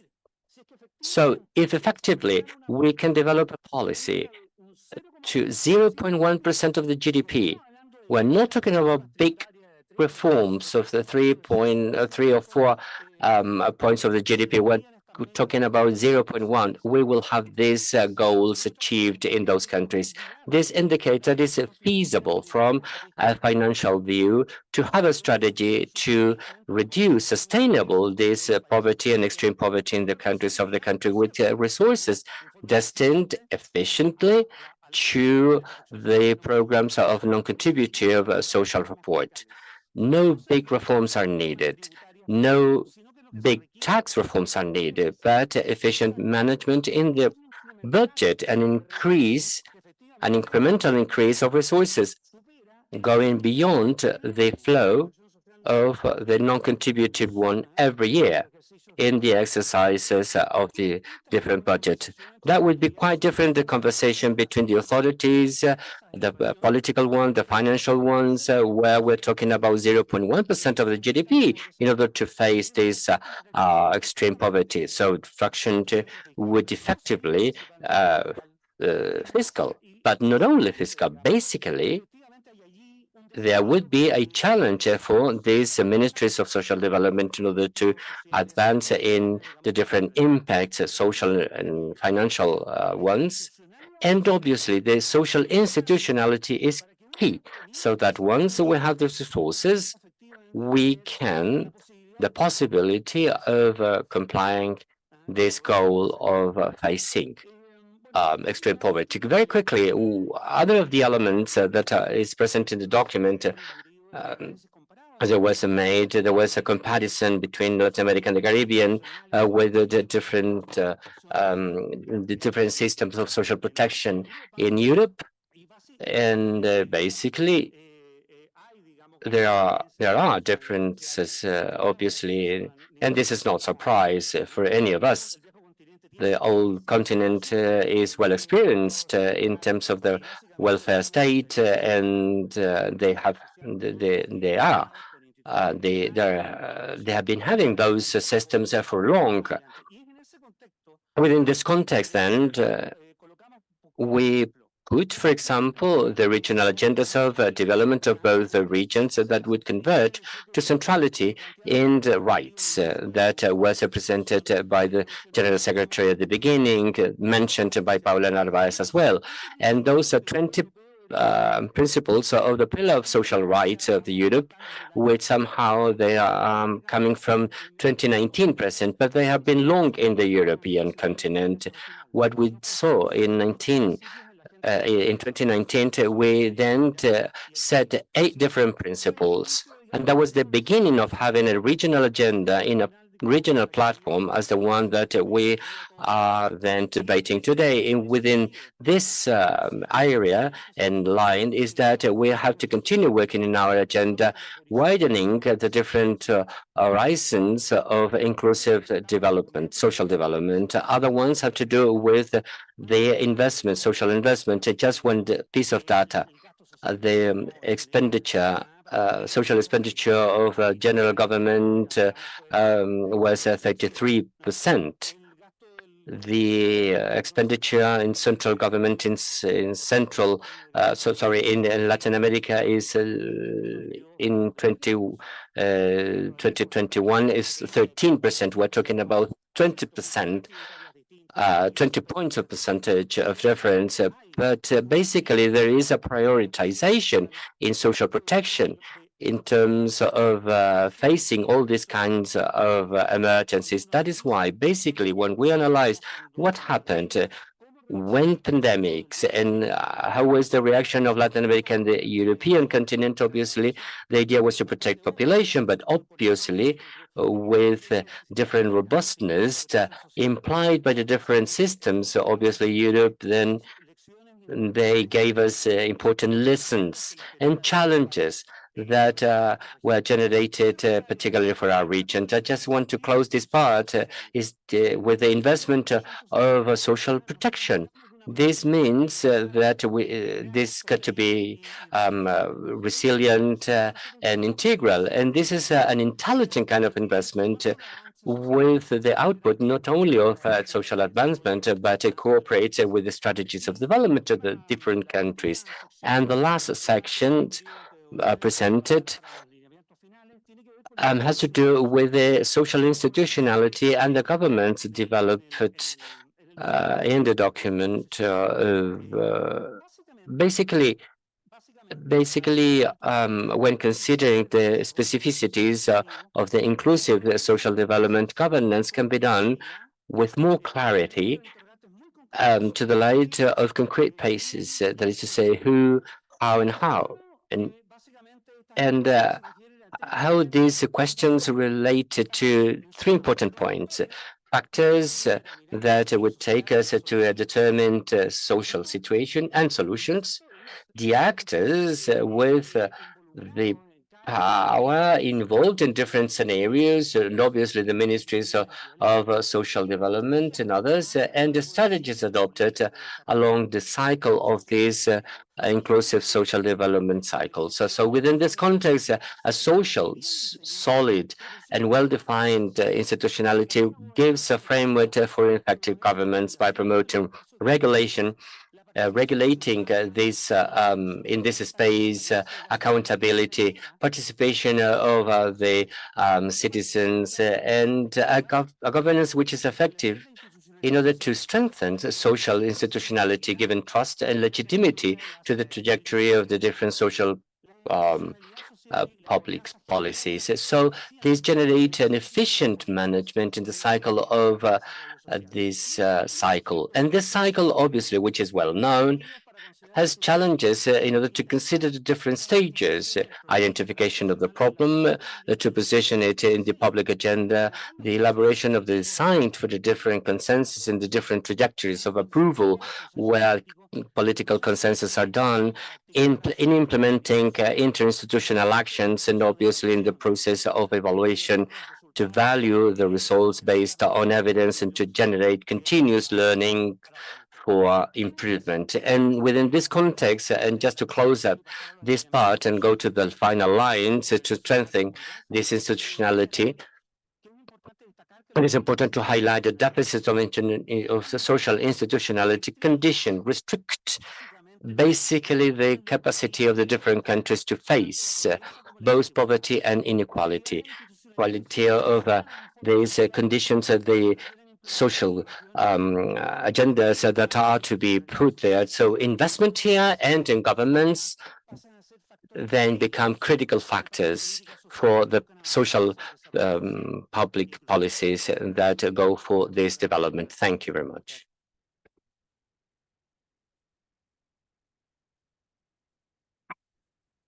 Muchísimas gracias. Thank you, Alberto. As you see, we have covered a lot of ground that you know, and that are important for reflections. The last section that we call proposals in the document, and which are proposals, but we should rather think of them as guidelines that we recommend or present or submit to your consideration in order to strengthen the institutional framework. There are 10 of these guidelines applied to each one of the 4 dimensions of the institutional framework: legal, organizational, technical, operational, and financial, and other guidelines that are cross-cutting and that refer to social, institutional framework and governance.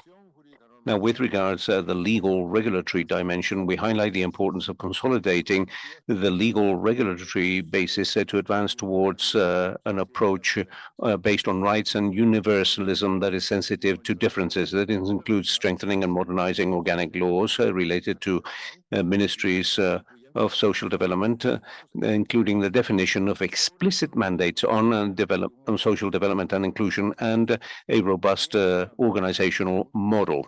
Secondly, to strengthen the coherence of objectives and regulatory mandates with the capacity of institutional or social institutional frameworks, catering for the gaps between mandates and the responsibilities of social development ministries, and the limited technical and institutional capabilities whenever they are present or in the areas where they exist. In the other dimension, the organizational dimension, we suggest 2 guidelines to invest in human resources, capacities, and technologies to ensure positive results. So this includes strengthening human resources policies and to increase professional, technical, and administrative capacities to determine management requirements and identify improvement possibilities for ITCs in order to advance towards the efficiency and sustainability through coordination, decentralization, and participation. In other words, to develop an organizational culture that values interinstitutional work. And this is something that we have insisted on as a result of the multidimensional characteristic of the challenges, and all this to be aligned with those measurements that are better when it comes to multidimensional poverty and the different areas that we have to act in, and to articulate social management in regions. In terms of the technical operational dimension, we suggest 4 guidelines, the ones that you can see there. First of all, to invest in information systems for decision making in order to advance towards an evidence-based decision making culture. And we have also expanded these social measurement accuracy, considering the technology and databases and so on, and also to expand the evidence and disseminate social information at an intersectional and population sector to strengthen and consolidate the focus on inclusive social development. We need to align the different data sources in this sense, paying due respect to confidentiality. Another aspect is to consolidate and create monitoring and assessment systems related to social policies, and finally to expand measurements in decision making in order to advance towards multi-criteria that encompass all the elements of the sustainable agenda. In terms of finances, of the financial dimension, to advance towards financial sustainability,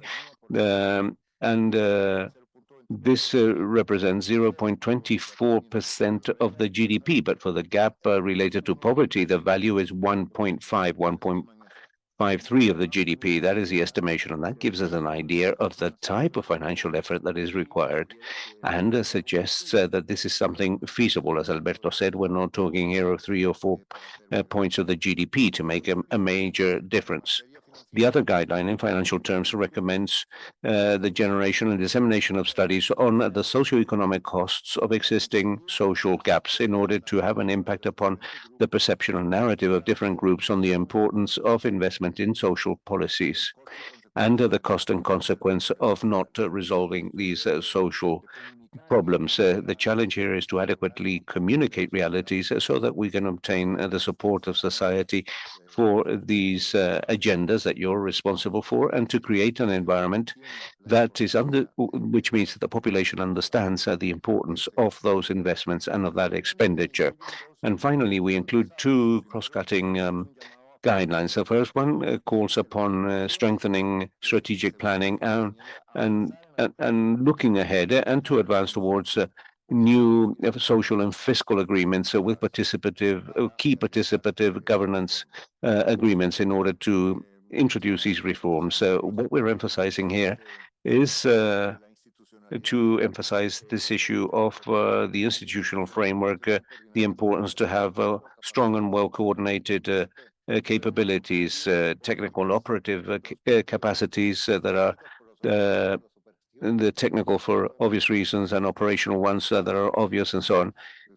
And as you well know, and that this is a very political issue that we are discussing, and that you discuss with many other colleagues in government, related to the population and different groups, and the medium and long-term thinking, which is also fundamental. So we feel that these 12 guidelines comprise a whole articulated vision that we hope you regard as useful, so that you can reflect on this as a sort of checklist about the needs to strengthen the social institutional framework. To conclude, well, this is a summary of everything that we have already said, and to conclude, 6 final reflections.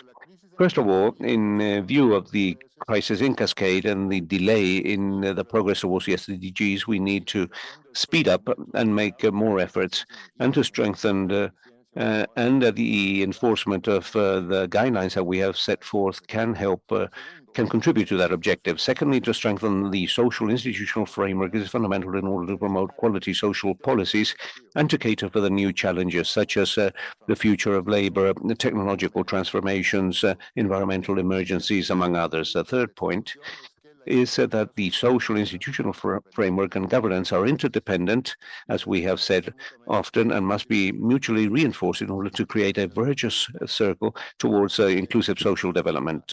In fourth place, as mentioned in this document, to advance towards financial sustainability. That is feasible. And this is a discussion that must be held with the ministries of finance, and associated to this, the construction of social and fiscal agreements. And fifthly, what is fundamental is to articulate growth policies, productive development policies, and labor market with the social policies, because most rates of growth enable the creation of more and better labor. They make the labor market much more dynamic and reduce the burden on social policies. And if we only have social policy pushing this ahead, growth is left behind.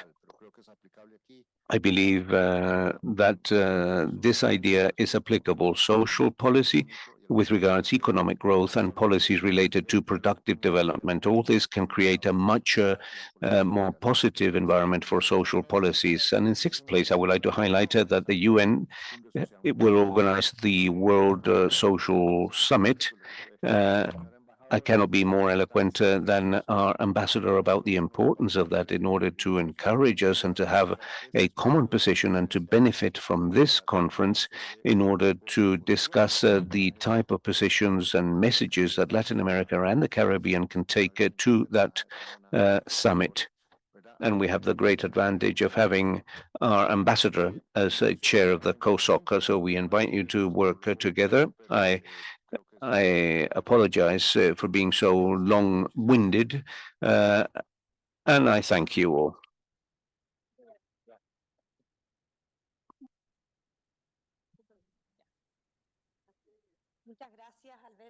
Thank you, Alberto and José Manuel. I would like to highlight that these issues will be discussed in the next 2 days in the 5 panels, where we will discuss all these issues in greater depth, and the challenges that are mentioned here is something that we will be able to discuss in much more detail. And this document is an important starting point for that. Now we will comment the document. I would like to invite the outgoing chair of this conference, Samantha Marshall, Minister of State of Antigua and Barbuda, to share her comments about this document. Thank you very much, Madam Chair. Your Excellencies, I'm going to be very brief in my comments, but I must first commend ECLAC and all the participants for an excellent framework document. I know that it took a lot of work, a lot of collaboration, but here we are today, and this is an excellent way for us to be guided in each member state as we move forward to our social development policies.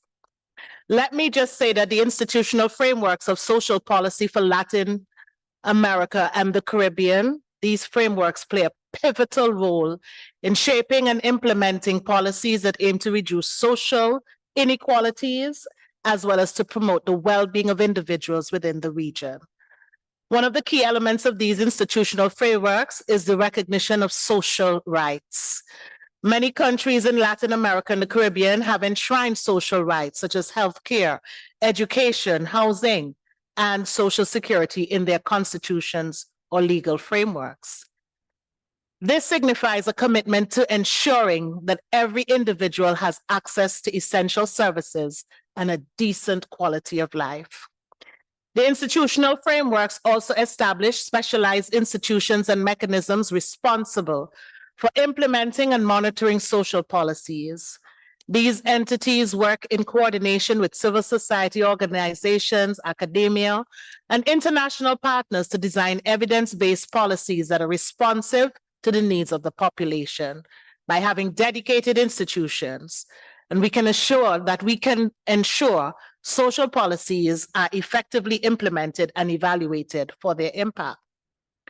Furthermore, these frameworks emphasize the importance of involving communities, marginalized groups, and civil society organizations in the decision-making process. The participatory approach ensures that diverse perspectives and needs are taken into account, allowing for more targeted and inclusive social interventions. By including those who are directly affected by these policies, we can better address their specific challenges and promote social inclusion. In addition to these domestic efforts, regional cooperation and coordination mechanisms have been established to foster knowledge exchange and policy learning. Through initiatives that bring countries together, such as those facilitated by the United Nations and regional bodies like ECLAC and UNDP. Latin America and the Caribbean nations can share best practices, address common challenges, and promote solidarity in advancing inclusive social development. However, for the Caribbean, we share a weakness within our small region, and that is in relation to the quality of data. It is imperative that all of us within the Caribbean region focus on ensuring that our data is of better quality and readily available to help us with the proper monitoring and evaluation of policies, legislation, and mechanisms introduced for improving social development. In fact, within Antigua and Barbuda, this very week, we will be submitting to the cabinet our proposal for a specialized unit within the social policy department to focus on the whole issue of data and how we collect data using technology also. However, in conclusion, the institutional frameworks of social policy in Latin America and the Caribbean are essential in advancing inclusive social development.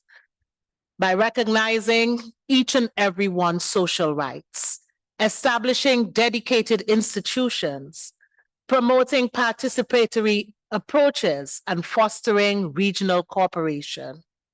We can reduce inequalities because, as we would have heard stated over and over again, we are not making the mark that we should be making in reducing these social inequalities.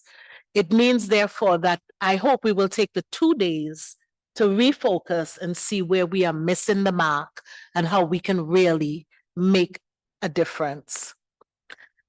We also need to improve the well-being of individuals and communities within the region.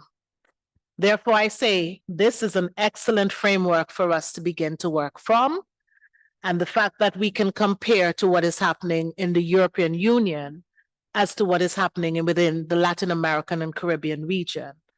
We can also be guided by data from our Latin American brothers and sisters as to what is happening within their jurisdiction.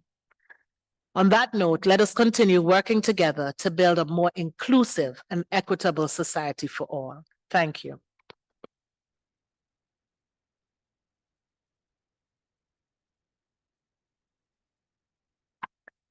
Muchas gracias. Thank you very much, Minister Marshall, for your comments.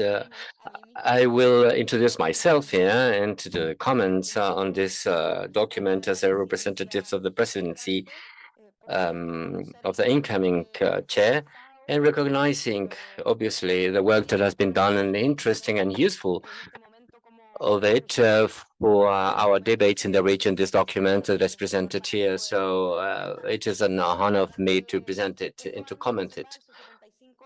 Along this year, ECLAC has improved the possibilities then of updating all the content and for the comments of this document. So it is a key document then for decision making. So in these 4 chapters, we have seen important and valuable information for strengthening social institutionality. I want to start saying that still there are some differences between the institutional and legal basis on the countries of the region. The document says that we have gone through a road to construct a better society and the efforts of all the countries in the region, but we are not alien to, as I said, at the beginning of the risk of going back in the scenarios of economical, social, and political instability is basic to make decisions allowing to take the road for an inclusive development and in order to guarantee the well-being of a population. And I want to reinforce three lines here that were submitted in the report. First is the advancement of social protection requires important institutions in coordinated vertical and horizontal one. Second, social protection systems require best tools to put people in the center. And three, an institutionality which is reinforced is fundamental for eradicate poverty and for gaining terrain into inequality. First of all, then, the document shows how, through different designs, countries center their mandates in the different ministries in the diminishing of poverty and inclusion of poverty and the poverty policies. So these policies go through all the different standards, institutionalized in certain areas of work related to social rights and particular segments of the population. So it is also highlighted the need of maintaining and consolidating a solid institutional framework and a legal one for non-contributive social contributions and salaries, particularly through guaranteed rights to allow articulating through an articulated way of addressing population and to address the different crises and the consequences based on climate change, as we said at the beginning. Most of the countries have given level of ministry to those entities working in social areas, but with some changes historically done.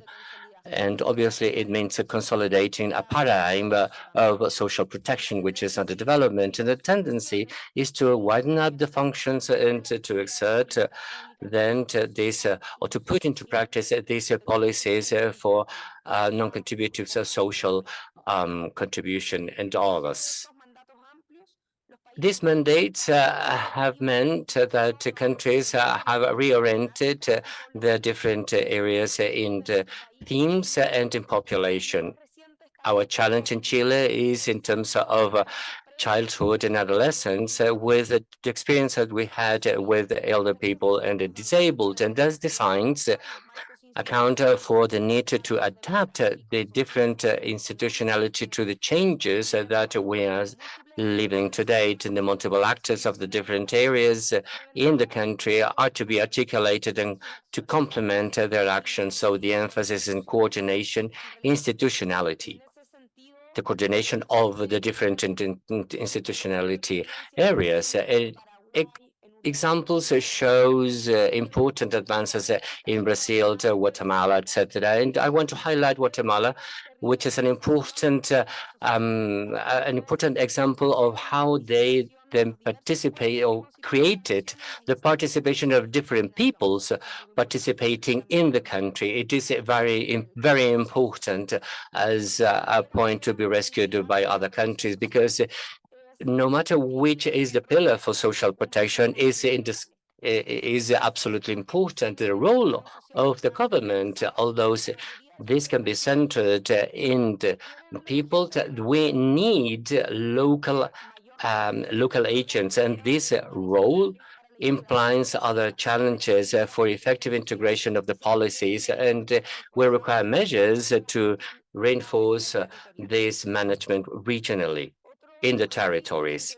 Other of the areas in which we see the relevance of this coordination in decision making and the execution of the public policies is the protection when there are shocks or disasters. Our systems have been challenged to give quick responses to these challenges and to modernize and materialize timely decisions for the best solutions for the needs coming after a shock or a disaster. This is a main challenge, and it is a challenge that we are living in Chile at the moment. based on the catastrophes that we are being witnessed, we are taking experience of involving more effectively this Ministry of Social Development for the processes of reconstruction requiring interinstitutional coordination. If we do not improve our activities here, the risk of this public policies impact then will be diluted. And my trust is that there will be a better relationship with the communities, with the society as a whole is a challenge that we share, all the countries here present. And this is linked immediately to the second point that I wanted to highlight, the analysis of different tools to improve the rendering of these tools, which is an important role in the report. This single window is an important tool to improve efficiency of social protection in territories as they are articulated and they are transparent. This tool, trying to diminish the difficulties of accessing public policies, generates more trust in the institutionality. Important is for regions with high levels of rurality and illiteracy. Improvements in social information systems will allow to capture the social changes and consequently to design more effective measures. The importance of the rest of those records has been seen during pandemic as they gave the possibility of implementing emergency measures. And this way, we see that the social records can be an important tool to develop ourselves to universal social policies. Continuous improvement of this tool, which is a challenge as well for the region, allows the revision of this model in terms of where we put the focus to transit from to a model where there will be the generation of a social rights as well. Coming to the third point, I want to highlight as well that our continent has progressed in the building of a social protection paradigm from a sustainable and integral paradigm focused on rights. These challenges our presidencies in order to see what are the changes to be done operationally. As there is a vision implied where the services should respond to a pattern of access. Design of this intervention is to consider the different relationships between global and in particular, global and regional, etc. As this paradigm, we can have programs which are more complex, I would say, and they have to consider a robust institutionality to face integrally the complexities of poverty, inequality, and the levels of subjective activities of people. And we have to combine what are the particular requirements of the particular groups to develop a different way of having the provision of guarantees devoted to people and the different ages with the inclusion of historically excluded groups, as well as gender inclusion and different approaches of human rights. And our country is not alien to these challenges, but through years, we have progress in establishing normatives that will allow us to see what our policies are like. And we started in 2024 with our experience in Chile, coming to recent experiences in which the different entities of social entities have varied a long time and taken this in new social needs in our country, up to the law creating this Ministry of Social Development in 2011, and recently the one establishing a statute of guarantees and protection for children and adolescents. And today we are facing new challenges with what we have proposed of having a national system of care considering then to the challenges presented by Ambassador Narvaez, which today from the region we can loom large and start discussing and taking the experiences that we have captured, as well as the lessons learned and mistakes.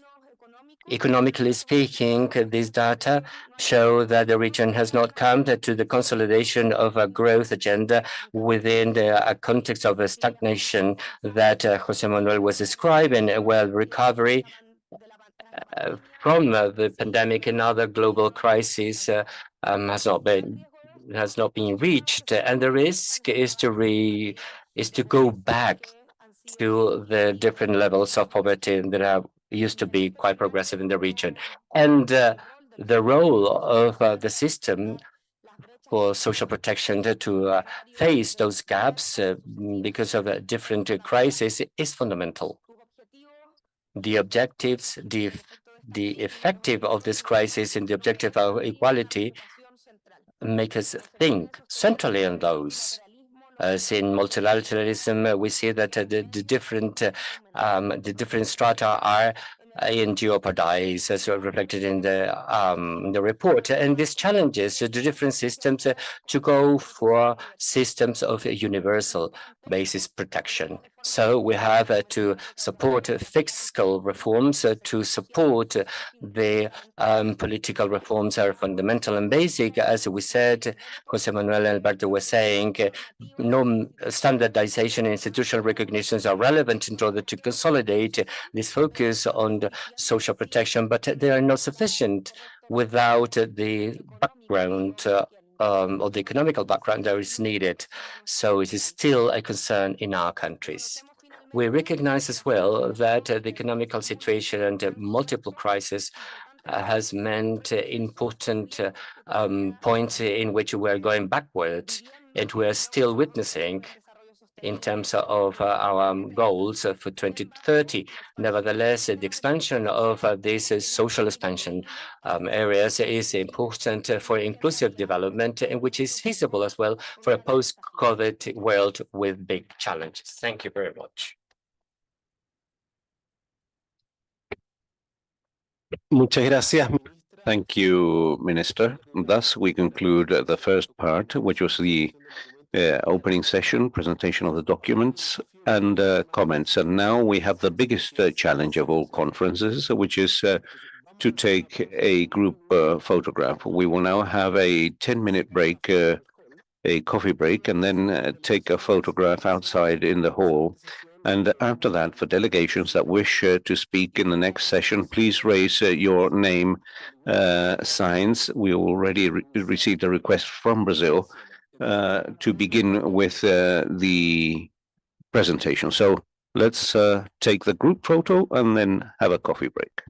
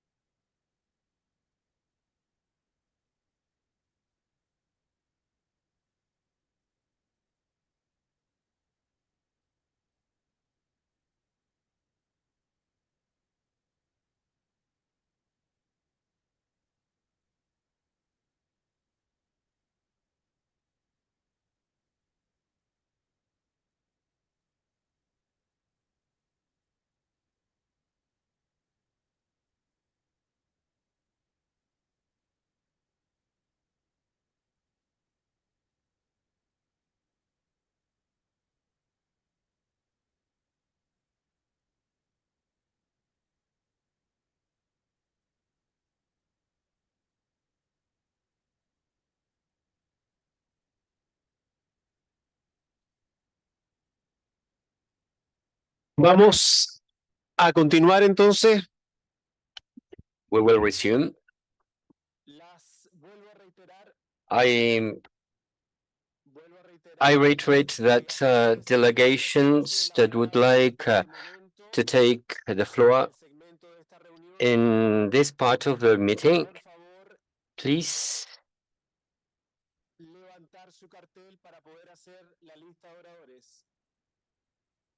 let us know that you are willing to, so that we can include you in the list.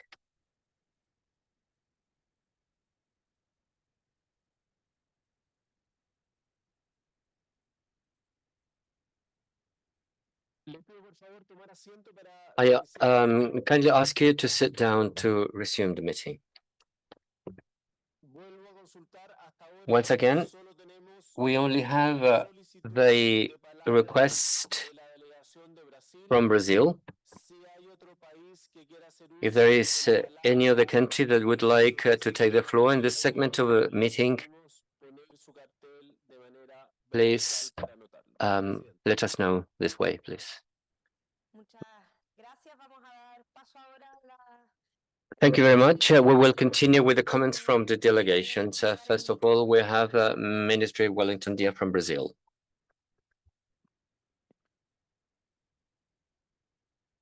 Senhora Presidenta, muito obrigado. Senhora Presidente entrante da conferência, Ministra Javiera Toro, The Minister Javiera Toro, Ministra Samantha Machel, Samantha Marshall.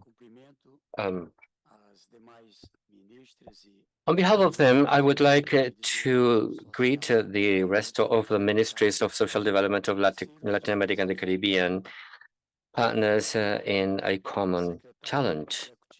Mr. Executive Secretary of ECLAC, who gave this important presentation, Mr. Manuel Salazar, Alberto Arenas, Linda Mawaya, Director of UNPD, Paula Narvaez from ECOSOC. Ladies and gentlemen, authorities, members of the teams, members of the different governments and representatives from international institutions and other institutions present here. Ladies and gentlemen, first of all, I would like to congratulate the chair of the conference, Minister Javiera Toro, as well as the members of the board and the government of Chile. And here I also want to give the hug from Brazil to President Gabriel Boric. And I congratulate the appointment to conduct ourselves on these 2 coming years for the progress of the region. Likewise, I would like to thank the government of Antigua and Barbuda for the leadership and dedication in this biennial period, and then through Minister Samantha Marshall, faced a period of an important challenge for all of us, including pandemic, that impeded, for example, the celebration of this meeting, the previous version. And I also would like to embrace you on behalf of the President of Brazil. And I can tell you that he has been operated in the hip very successfully this last Friday. And now he's out at home now and doing physiotherapy for recovery.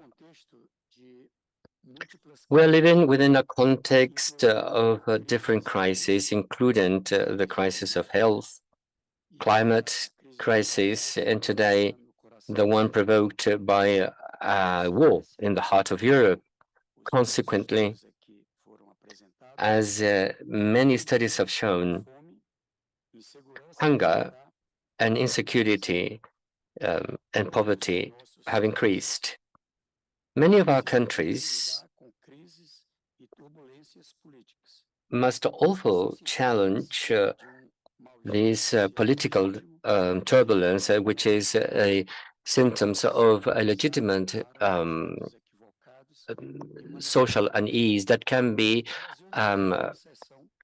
badly channeled.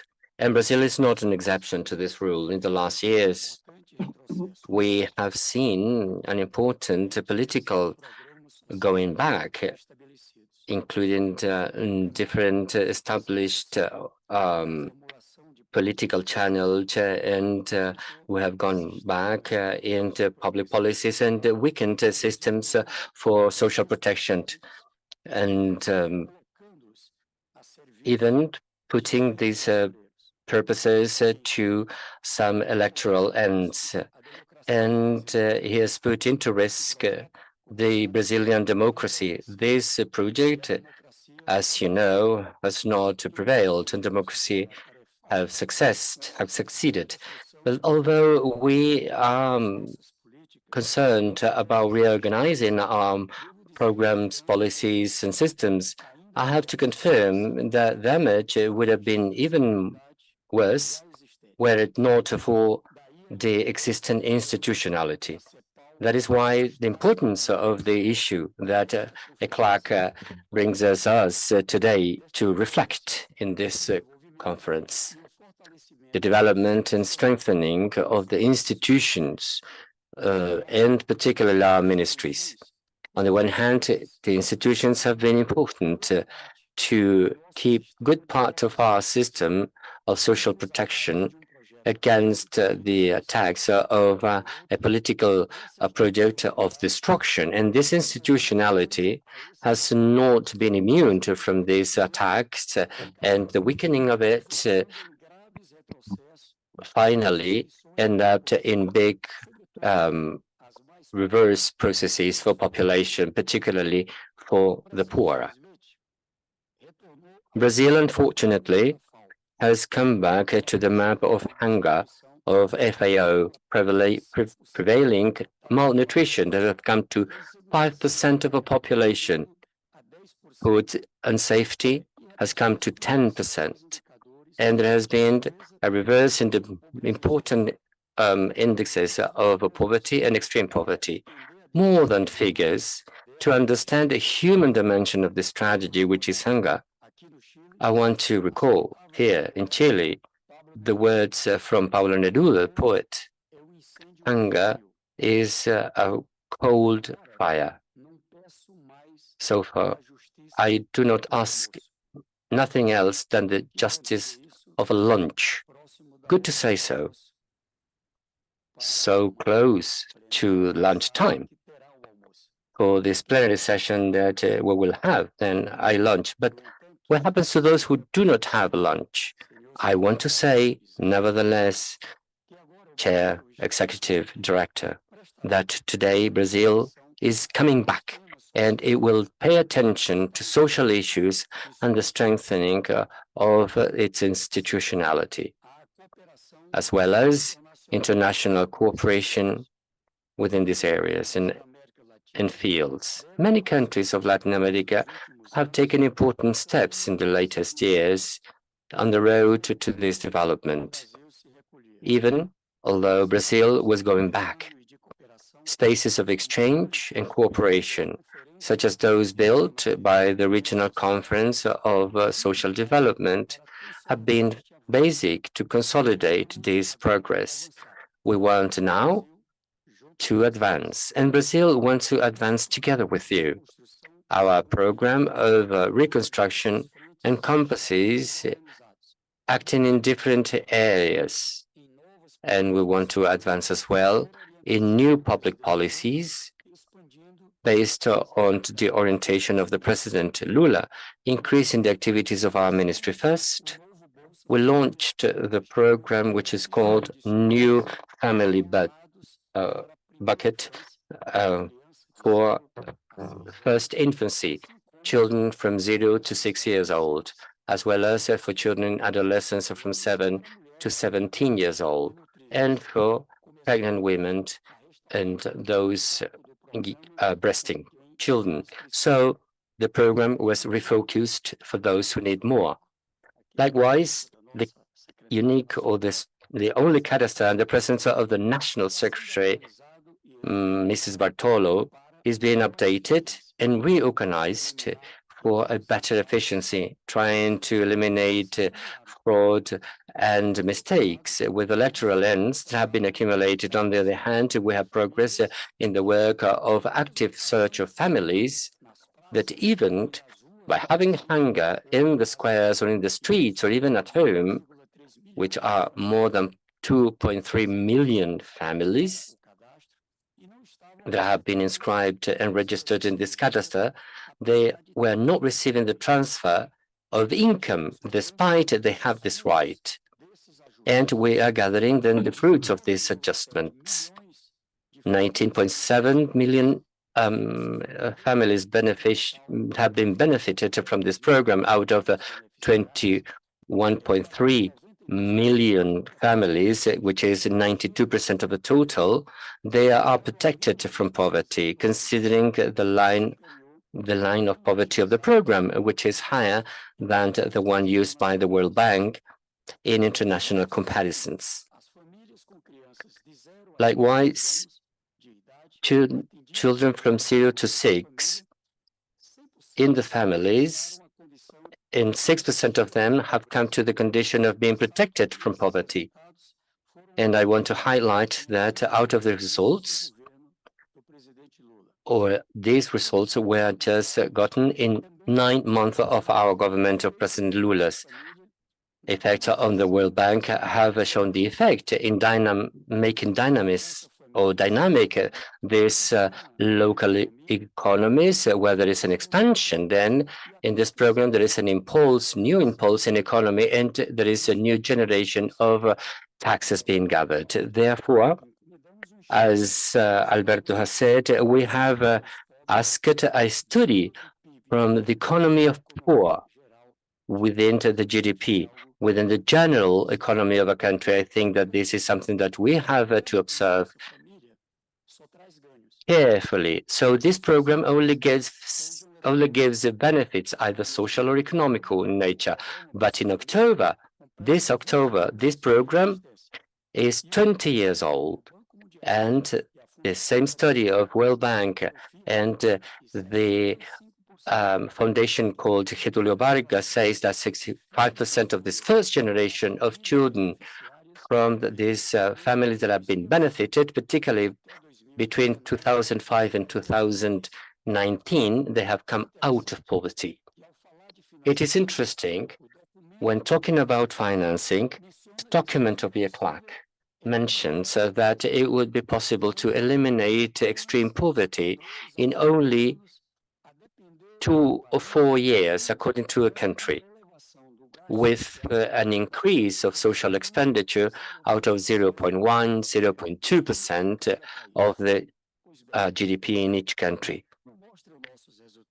So, as our results show, we are on the right road to achieve this objective. My question would be, what is the cost of not investing in this increase of GDP, or relative to the GDP in each of the countries? We are progressively reconstructing this system of social assistance, particularly in protection. So this particular system, which is the non-contributed one, we're recovering the federal collection for states and municipalities, and we're looking for international cooperation for the training and modernization, and we're working so that we can achieve then the reinforcement of the institutionality as is had been proposed in the document that was read, that the resources destined for development and social development and protection would be binding. The same way as the benefits, financial benefits or resources that are destined to education and health. 3, we're looking for taking Brazil out of this map of hunger, an important challenge that today bigger than the one that President Lula faced in 2003, and he then finally achieved it. He made it in the government in 2003, and afterwards in the government of President Dilma. In the northwest of Brazil, at the same place that President Lula and the then ministry launched this program called Zero Hunger in 2003. We have launched Brazil with No Hunger this year. More than 30 programs involving 24 ministries being coordinated by the Ministry of Social Development in Brazil, with the important components of agreements and joint work with the municipalities and the society as a whole. I have worked in each of the states organizing different committees for this Brazil with No Hunger, so that this organization of the institution can be in all places of our country. Now, in order to refer to these new fronts, despite the fact that social assistance and cash transfers for the eradication of poverty are fundamental in order to guarantee the dignity of fundamental human rights, they are not sufficient to discover the whole human potential of our populations. It is economic growth and employment opportunities and entrepreneurism that guarantees social security, and our objective is to reduce poverty year after year, as is established correctly in the regional agenda for social inclusive development or inclusive social development. We must reinforce our programs for socio-economic inclusion, including professional training, technical intermediation, employment intermediation of beneficiaries, families that are beneficiaries, and the support for entrepreneurs with differentiated loans. I propose that we study ways to strengthen that sector of activities in our cooperation with the support of ECLAC, of the UNDP, of the ILO, and other entities. These programs must consider the characteristics of the barriers to inclusion and the multiple shapes of inequality and discrimination that certain population groups suffer from, such as women, the Black population, the elderly, and other challenges. For example, looking after the homeless population, and as occurs in many cases, and certainly occurs in Brazil, the indigenous population, the peoples, the original peoples of our nation. President Lula also makes us understand that poverty is strong and suffers from hunger and lack of money for basic needs. But we need to promote dignity, and thus the importance of integration of programs such as income transfers, health services for young children and women, access to education, which is the basis of social aspects. And in Brazil, the return of the housing program called My Home, My Life, that suggests building 2 million new homes by 2026. And I also highlight programs which involve taking electricity, water, gas, a popular pharmacy with 40 commonly used medicines free of charge. And now we have included the program Brazil Connected, with internet services where there is no internet. These are 43 new programs that are all related to dignity. Finally, we're also working hand in hand with another 16 ministries to build a national care policy with 3 main objectives. And Dr. Laisa Ambramo faces this challenge and also has a sufficient experience to face up to this and to work as from regulatory aspects and to guarantee the right to care for all people that require it, especially children and teenagers, the elderly and disabled people, and reduce the burden of care that falls upon the shoulders of women. And that is a powerful barrier for the exercise of their rights. For example, their participation in the labor market. The care policy is a special priority for women in Brazil. And certainly that is the same situation in Latin America and the Caribbean. We also need to guarantee decent work for all paid workers in care activities. This has a potential for social transformation and can also make the economy much more dynamic through the generation of employment in the care sector and in the inclusion of women in the labor market. Having a care policy also implies an important institutional development because it implies the coordination of various programs and initiatives between ministries, states, and municipalities so that we can provide better care for those that need most care, but also for those that provide that care. Gostaria de concluir With that update, Chair, I would like to conclude by mentioning the importance of international cooperation. We do not need to reinvent the wheel in this sense. We can all learn from each other, putting our efforts together. And if we, for example, wished to make progress in the full implementation of the 12 proposals to strengthen the social institutional framework presented by ECLAC in its position document. And this event is an important space to promote this dialogue. But national and international institutions that have practical knowledge need to receive support so that they can take all this knowledge to other countries, especially during the World Summit Conference in 2025.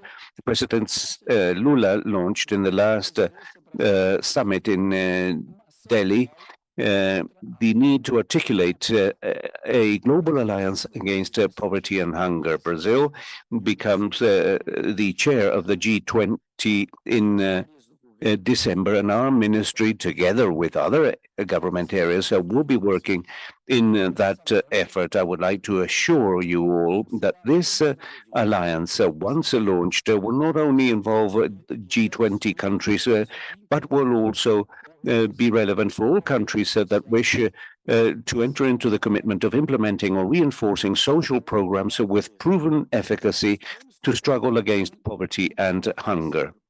We will also try to establish a financial pillar, bringing together resources from funds and from international donors and from new financial mechanisms in order to support countries that have less resources. An example of that would be an agreement, as explained by President Lula in his latest agenda, with rich and developed countries, enabling the payment of the debt of the most needy countries can go back to those countries via approved projects to be invested in social aspects such as education, health, infrastructure, and environmental sustainability. Finally, the alliance that we seek establishes a technical and a fundamental technical and cooperation pillar in order to support the dissemination of best practices and experiences. If this alliance against poverty and hunger is possible, it will be primarily due to the experience accumulated in the whole of Latin America and the Caribbean when it comes to social development. Our region is a set of good ideas and of good practices in these aspects, even with limited resources. And it is for that reason, Chair, ladies and gentlemen, that I conclude with an offer. If the conference deems or agrees on this, I would like to submit the Brazil as a candidate in order to provide continuity to the very important work conducted beforehand by Antigua and Barbuda and now by Chile, because we will be hosting the next regional conference in Brazil in 2025. And by becoming, and we will become the chair of the conference for that biennium. If we act as chair during that biennium, that would be a very important way for us to contribute to this work. I am very much looking forward to the discussion and to the exchange of experiences. And I state what has already been stated before. Brazil is back. Thank you very much.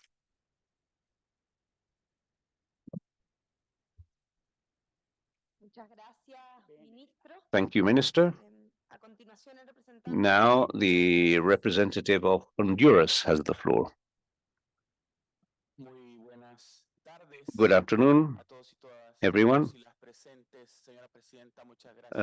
Thank you very much, Chair, for offering me the floor. I would like to congratulate ECLAC in its 75th anniversary for all the work that it conducts so that we are able to coordinate the development and social protection at the level of our institutions. I would like to support everything that Brazil has said, and I think that that is fantastic because their reality is very similar to our reality in Honduras.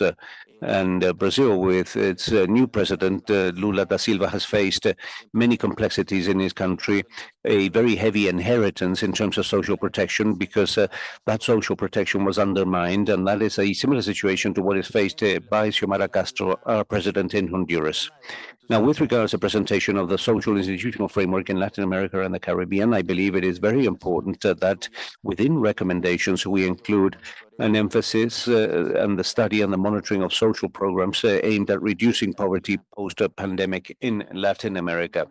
In the case of Honduras, where we face a horrible reality, 73.7% poverty, 62.8% of children living in poverty, 86% of the elderly living in poverty, and with a Gini index of 0.55, plus all the attenuating circumstances of the pandemic.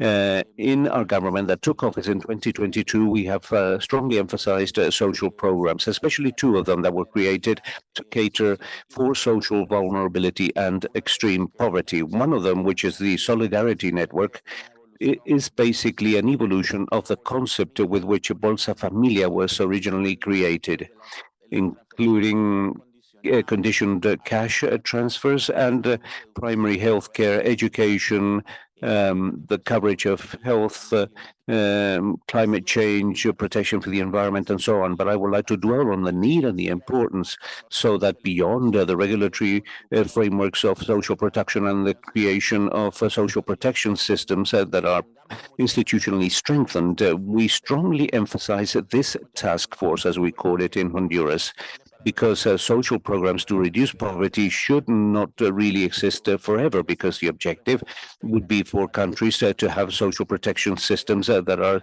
sufficiently comprehensive so that we don't need to have special programs to struggle against poverty and cater for the poorest. But within the recommendations, I would like to include a recommendation to analyze and monitor the impact of social programs, because what often happens is that for the middle classes and for the major taxpayers, they don't want to pay taxes because they believe that the financing of social programs is an unnecessary expense. And obviously poverty is something that they do not even come close to because they have never suffered from that.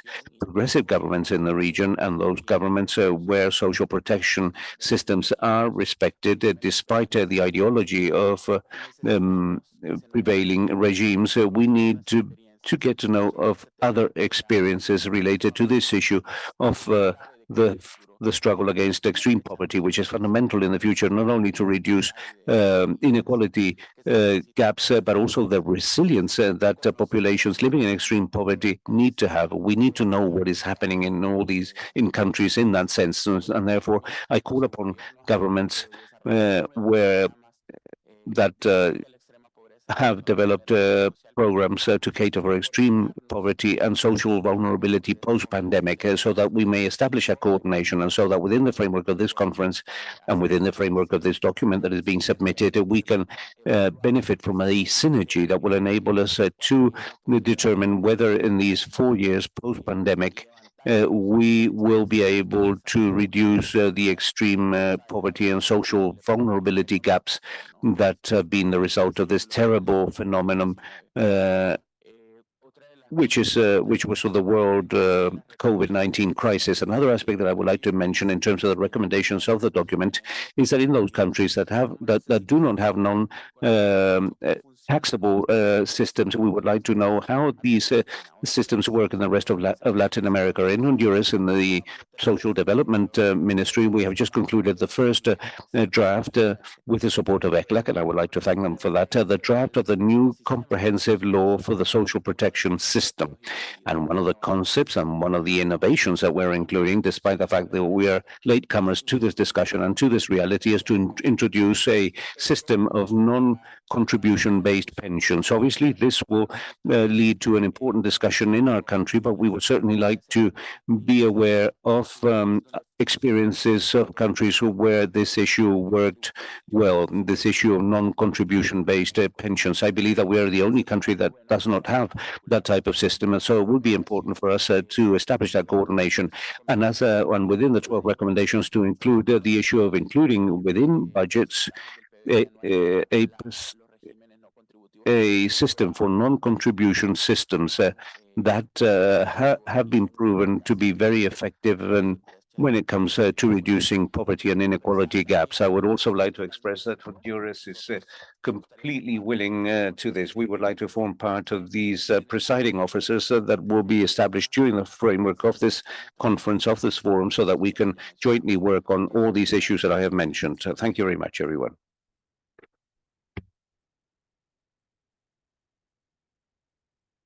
Muchas gracias. Thank you very much, Minister. Representative from Panama. Good afternoon. Greetings for all my colleagues and the groups of working on the ministries and the board of this fifth meetings and the team from ECLAC as well.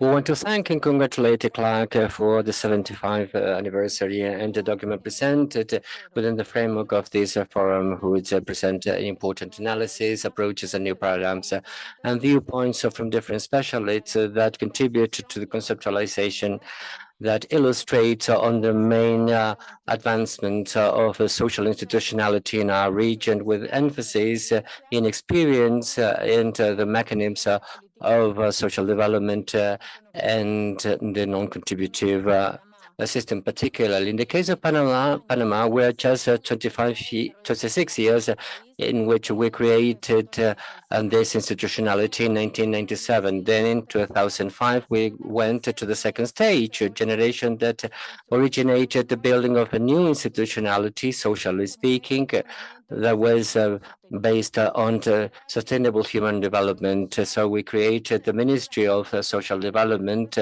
for the priority groups and coordinating the social areas from the Secretary of the First Infancy as well today. Our government recognizes that to reinforce institutionality, we have to develop locally, which is essential for the success of this Agenda 2030.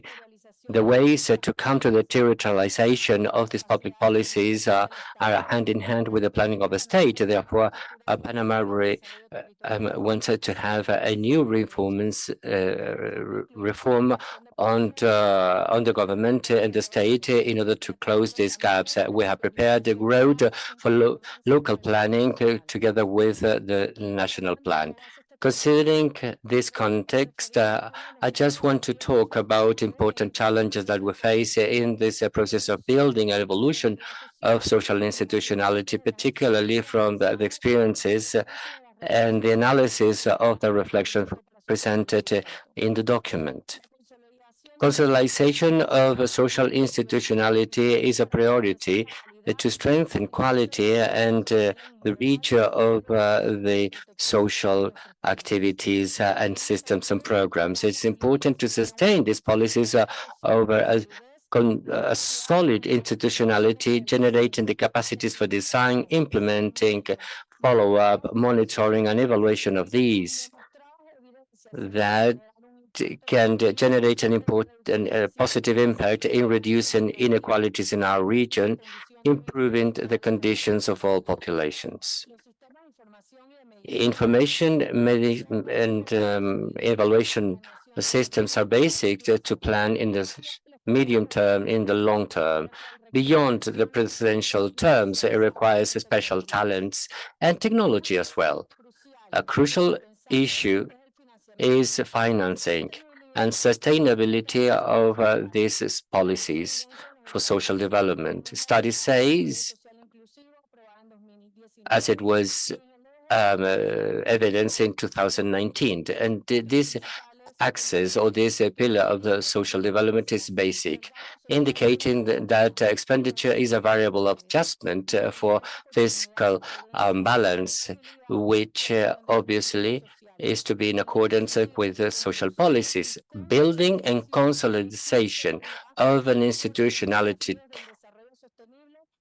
according to this development goals that we have obviously must go hand in hand in order to have a sufficient financing, and this should be as well just and fair to considering the inequalities and the problems, for example, the demographic transition, climatic disasters, migration, technological transformation, and violence in the region. And additionally, should protect and guarantee processes and resources for the development of children and adolescents, which are the most vulnerable populations, which are obviously much more discriminated. We have to reinforce linkages between the policies of social protection and the areas of social development and economical development with the focus on rights,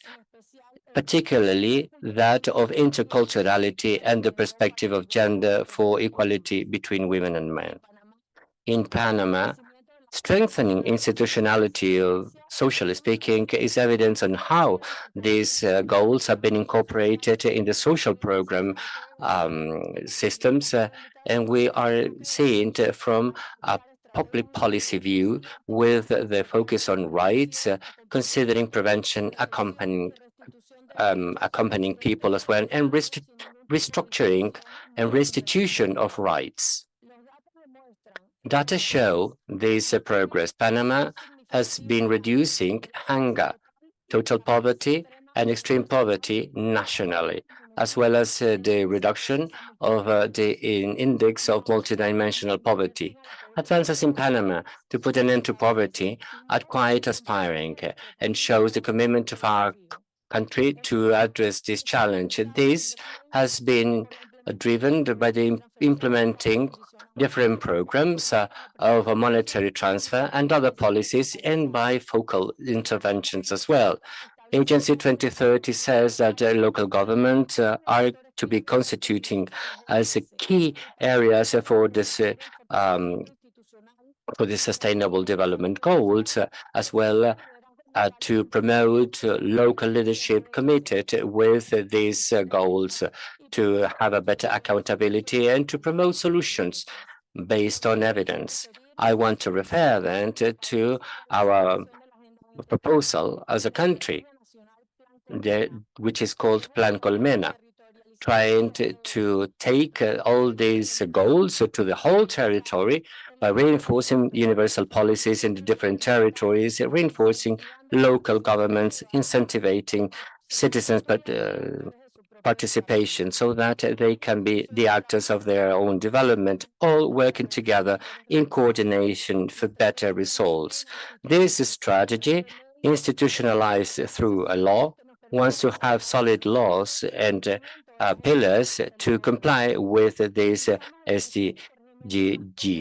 And we prioritize the lower income places in order to be corrected, particularly those who are called the Panama of agriculture and Panama of the indigenous people.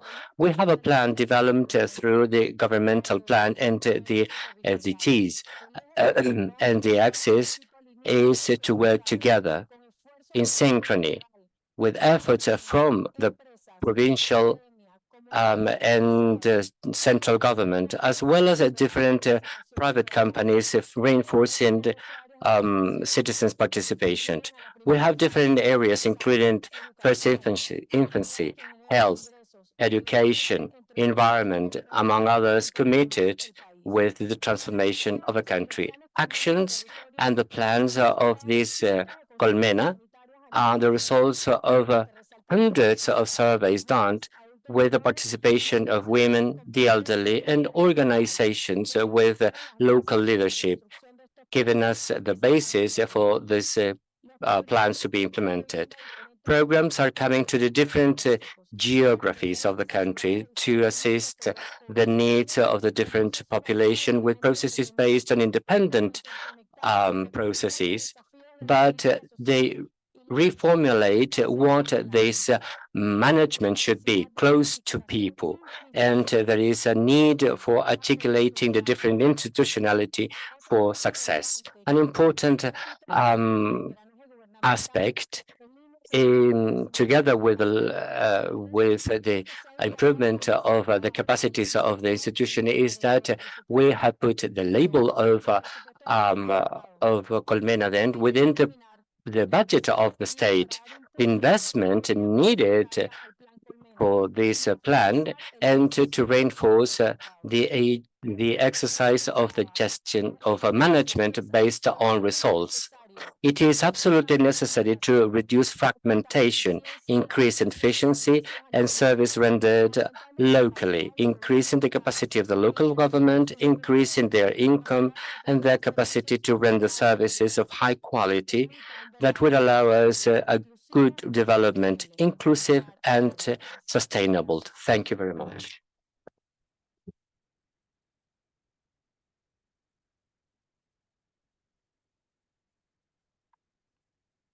No hay más palabras. Muchas If there is no other intervention, thank you very much. Thank you, Panama. Then we then can put an end to this stage on the comments to this document. Thank you, Chair. We are going to do a break up until 14:30. During this period of time, there will be 3 parallel events. The first is sustainability of the non-contributive pensions in Latin America and in the Caribbean, which will be held in Enrique Iglesias' room. You will be taken there if needed. Second is inequalities and the future of the work in Latin America in the Seda 407 room. And the third one is going to societies of care, develop challenges of the region for the elderly in respect of the rights in Aula 2. This is the information, and we come back at 2:30. Thank you.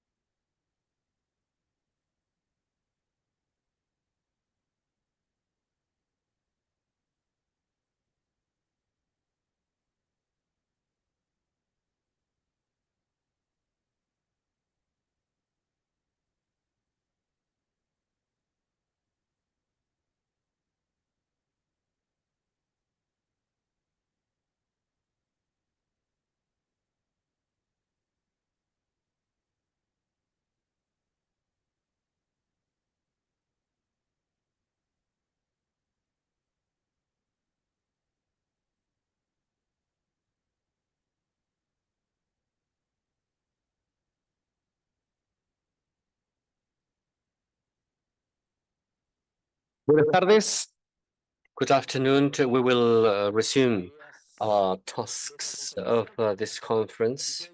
I would like to call the attention of the delegations. You have in your positions a document which is called in English and Spanish Project Resolution 5 brackets 5 in Roman numbers. This is what has been accepted by this conference introduced by the Secretariat with the auspice of Chile as chair of this conference. It is a text that you will check. It is based on the language that has been agreed in previous meetings, and it takes several concepts of what the debates have been and the results of the different tables that we are going to cover.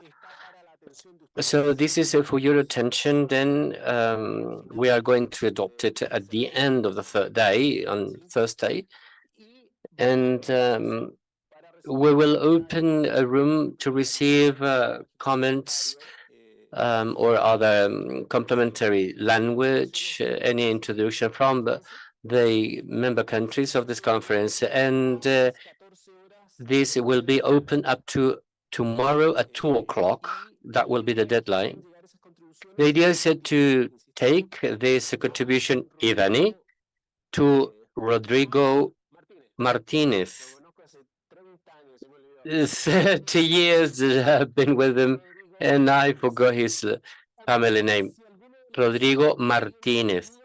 If any delegation has got doubt on the origin of a paragraph, because it is not explicit here, but we have the sources of the language that have been agreed from other conferences and global conferences in relation to where the paragraph comes from, what's the origin and why it is introduced. Also see that with Rodrigo Martinez. So we have a deadline up until tomorrow, 2:00. Veronica Silva, the Undersecretary of Childhood, as president of chair of this conference. Thank you to be here once again for the Ministry of Social Development and Families. Honor to resume that. We will to invite Almudena Fernandez, the head economist from the PNUD. So she is in charge of panel number 1, which is the one that we are covering today now. Almudena, please. Thank you. Thank you, Chair. Thank you, Secretary. Good afternoon. Delegations of government, ambassadors, and colleagues of the United Nations system. Welcome to the first panel of this forum, 15 for development. As the President said, the idea is to rethink the social pact. In a region such as we saw this morning, in the poverty increases as well as inequality, and where countries have invested significantly to protect their populations, this panel invites us to think how we can then progress to a more sustainable financing, a more robust one of those systems. We have the honor of having a very good panel today. We have the Undersecretary of Social Affairs of Chile, the coordinator of the social area for the government of Salvador, Irma Yolanda Núñez, the Vice Minister of Economical Planning for the planning of Venezuela, Mr. Avendaño, the Regional Direction for UNDP, Linda Maguire, and Director of Social Development of ECLAC, Alberto Arenas. The agenda is first we're going to listen to some words, some opening words with some reflections on how we can progress on this sustainable financing for those systems, and then we will have 2 rounds of intervention to listen from the different members of the panel. And once we end with this round, we will have then room for interventions from the public. And we will then listen now to Linda. Thank you, Almudena. Good afternoon, Excellencies, ministers, authorities government authorities of the region, UN colleagues. I would like to welcome you all to begin with, to begin this panel, Rethinking the Social Compact with Inclusion and Equity, Financing of Universal Social Protection Systems in Latin America and the Caribbean. I would like to begin highlighting the importance of these discussions so that we can truly benefit from the experience of panelists in their own countries facing the challenges around these issues, and to thank, of course, to thank them all for their participation and for sharing their reflections with us today. And I would like to simply share 5 reflections with you to simply establish a framework for the following discussion. The first idea has to do with the report on regional human development published by the UNDP in 2021. That was a report, and perhaps you have read it, but it was a report on the inequality in the region, but also about the low productivity, a kind of trap for many countries. And it is a somewhat vicious cycle where human development is prevented. And therefore, as a response, we acknowledge as UNDP that governments in the region have implemented a wide range of policies, a wide range of social protection policies and programs, primarily responding to the concern about this inequality and the persistent levels of poverty. So that is the first reflection. And it is fundamental for these policies to continue to be promoted and developed. That is something that many speakers have highlighted this morning, adapting, of course, to the changing socioeconomic realities of the region. Secondly, in a world where the notion of risk, of socioeconomic risk, has evolved gradually or radically, perhaps,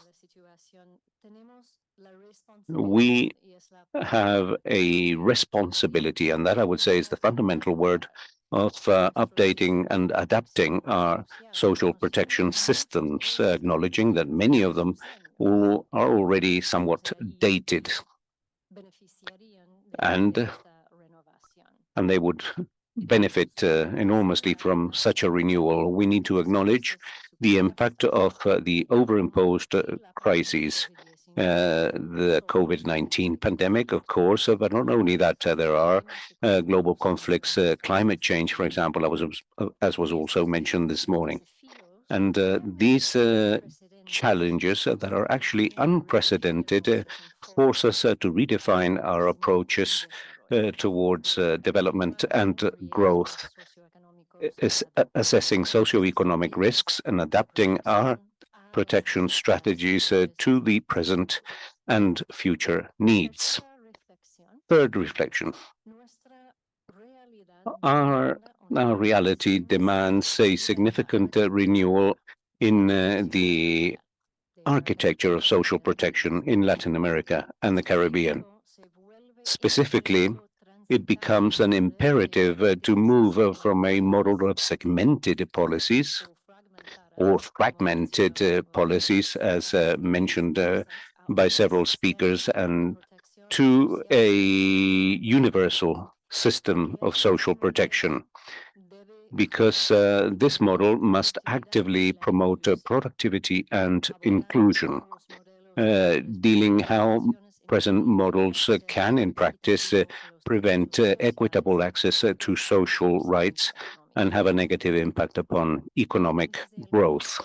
And as from the UNDP and around this issue, we believe it's important to advance towards universal social protection systems that are capable of responding and safeguarding and providing a safeguard against risks. Universal systems, yes, but that also are able to respond very quickly.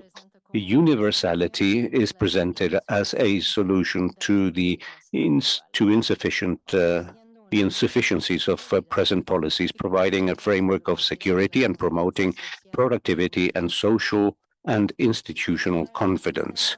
And another issue that was also discussed at length this morning is integration. In other words, how to build public policies in an integrated fashion and supplementary fashion adapted to each country in order to achieve more ambitious sustainable development goals.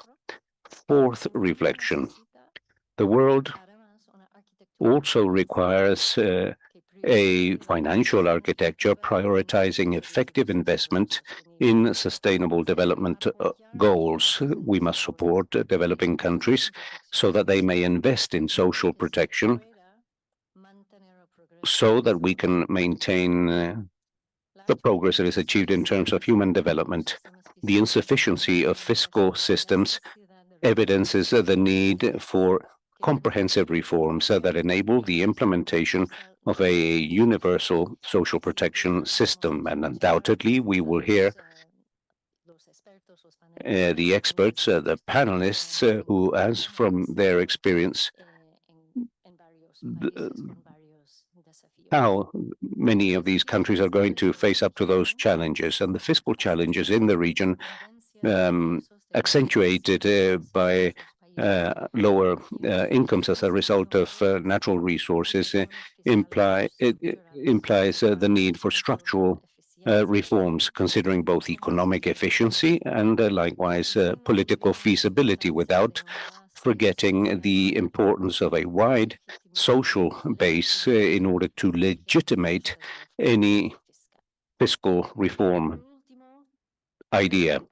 And finally, a reflection or a message in terms of acknowledging the value and support the commitment of governments present in this event when it comes to the implementation of policies, of social protection policies and programs. We must acknowledge both the achievements and the challenges, but also the progress that has been made.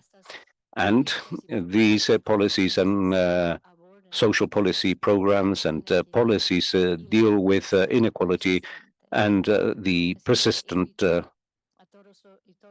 poverty. So I invite all of you present here to participate actively and constructively in the discussions of this panel, exploring innovating ideas and feasible solutions to finance the transition to universal social protection systems in our region.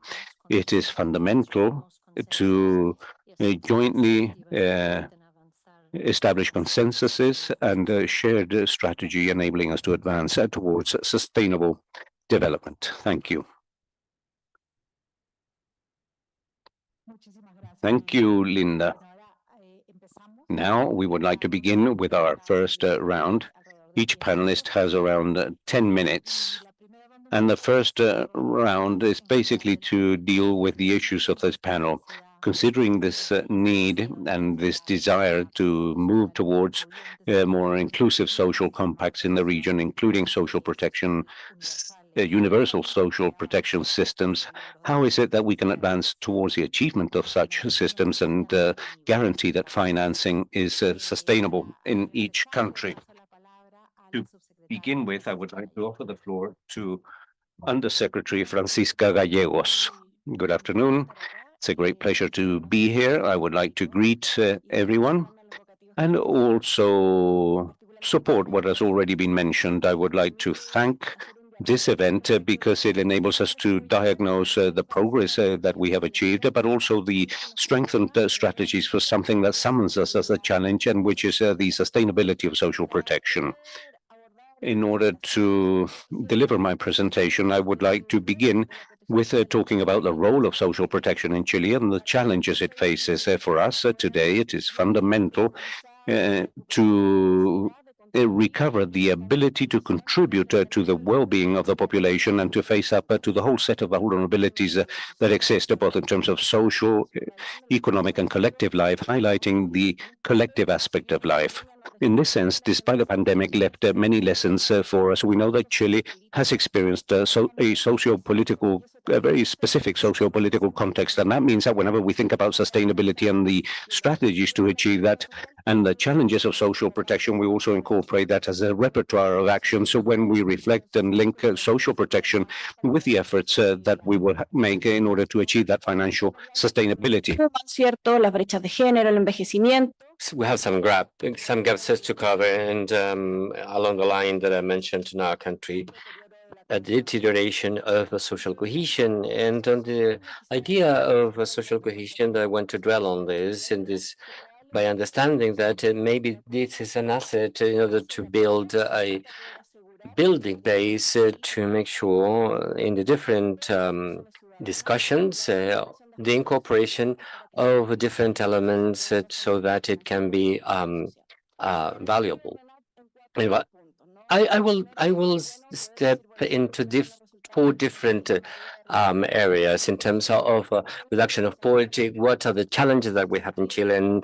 And the second point would be what the evidences that we have collected to say that we have assumed a commitment with universality, and what are the facts that we have started from this government. Third, the discussions gathering into these areas in the country, and to put them into an example based on what we have done in terms of our efforts for the national system of care. It is nothing new that Chile has developed well in terms of reduction poverty. And this has been historical, and a final report says that there are advances, but how poverty is composed of and what are the different elements that give sustainability, what is a good result, depends on the specific helps and aids in the context of emergency, and which will prevail as part of the universality of our protection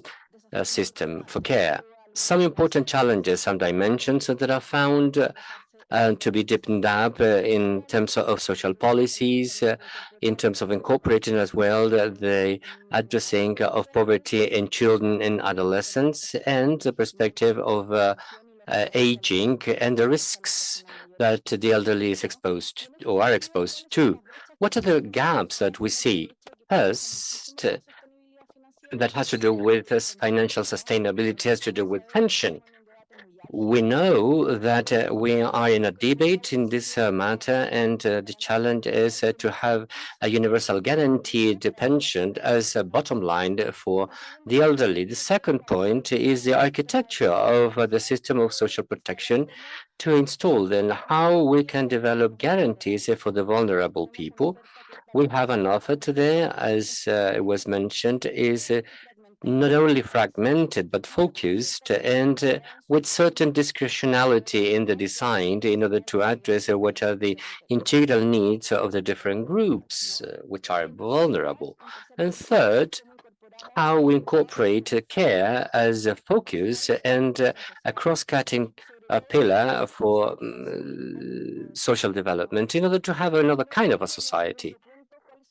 In the second point, what are the challenges that we have developed and account for our intention to progress into universality?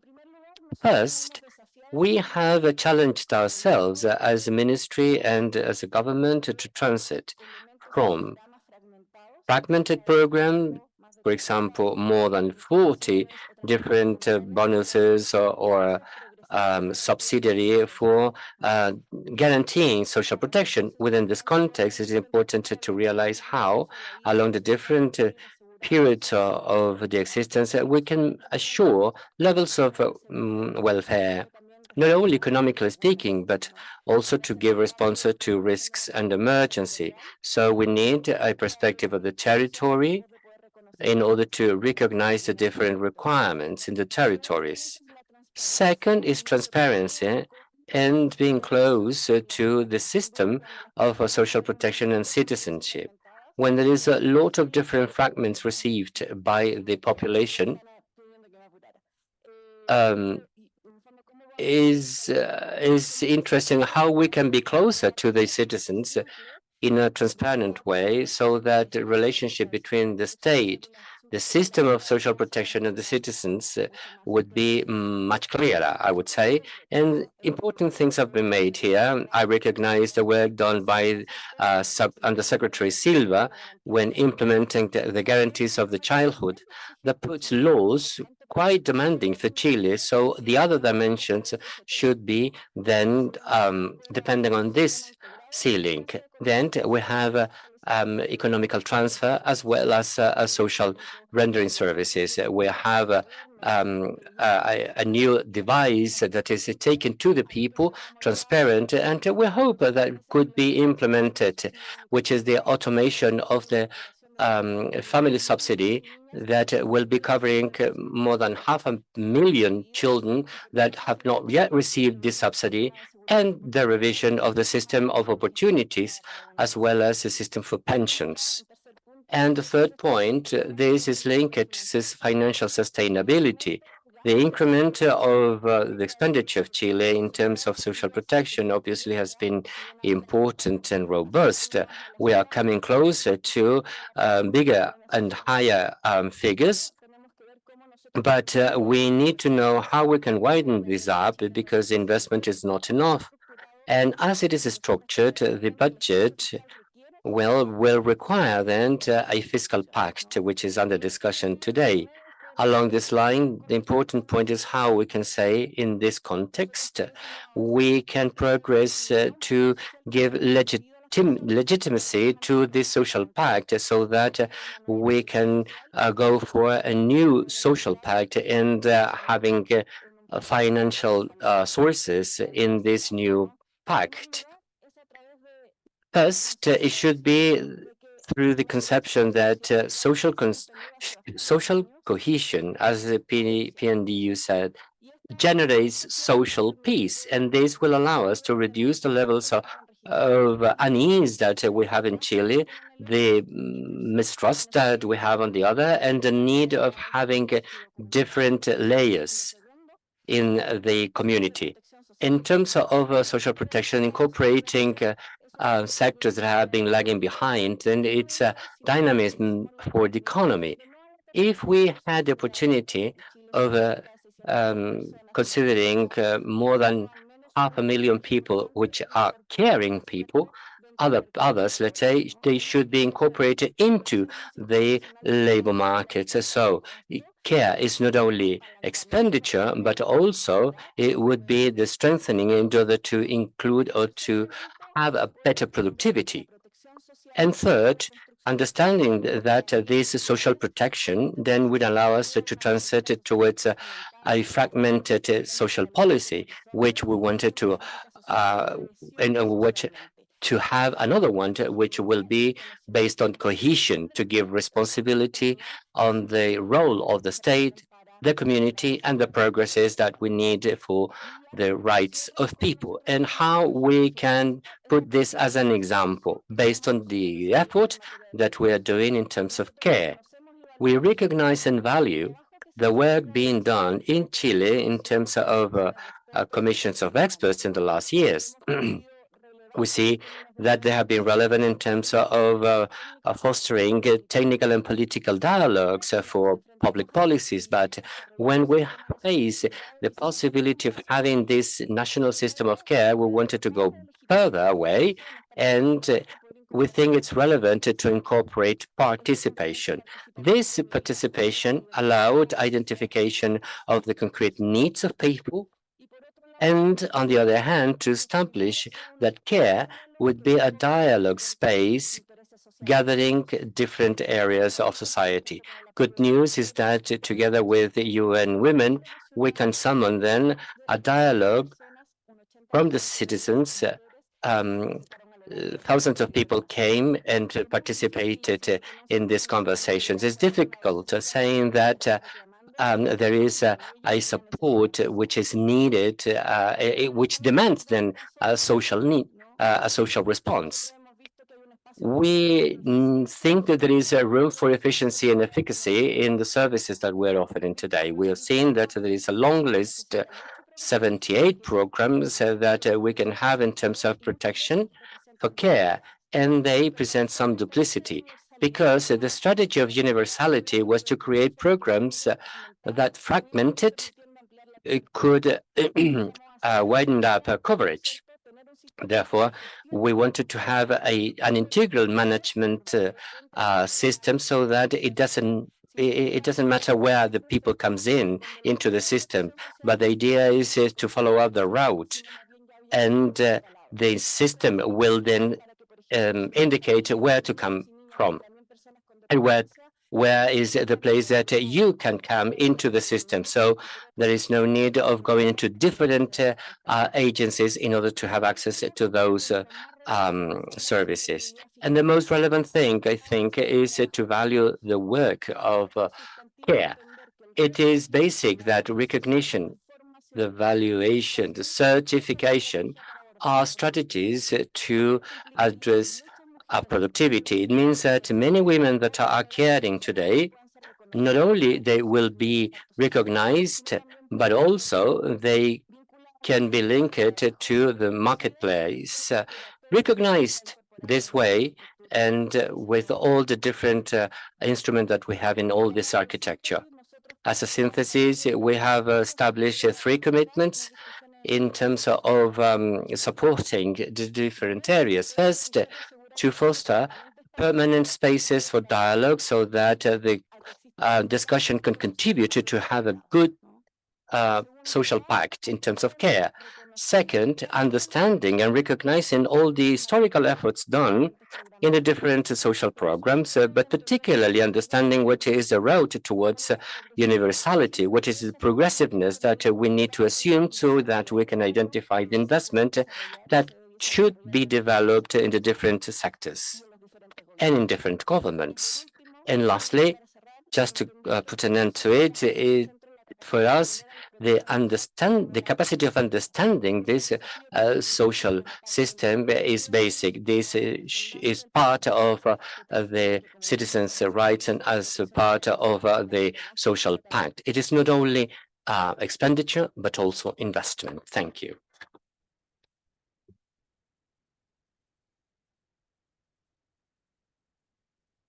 Muchísimas gracias, subsecretaria, por sus importantes reflexiones. Thank you for your reflections. I think there are 2 important points to highlight here.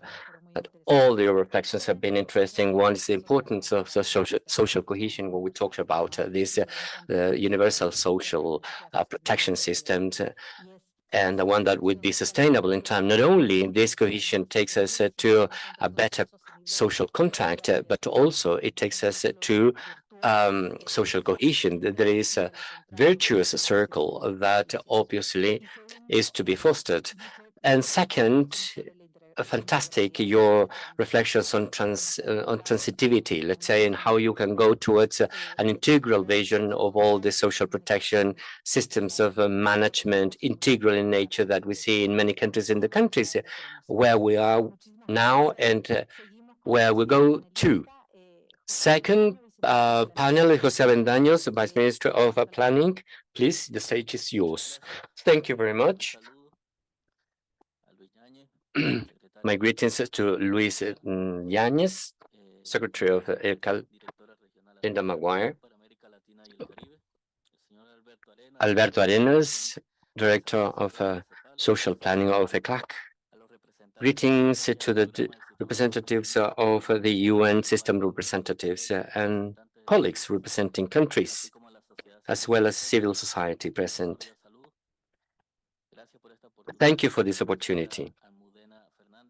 Ms. Almudena Fernandez, economist from the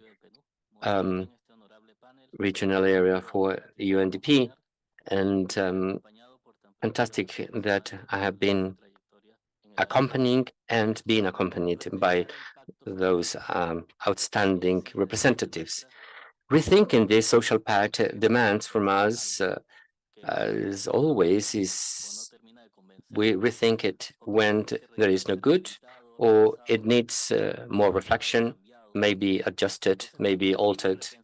So rethinking this social pact, and it means the idea of rethinking, of changing, of altering the place where the rights of the people are.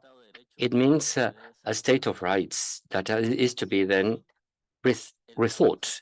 Social pact can not only be a mechanism to contain what is the unease, so is particularly when we're understanding that poverty and inequality is in the basis of capitalism, and the fight for social equality obviously it means better quality of life.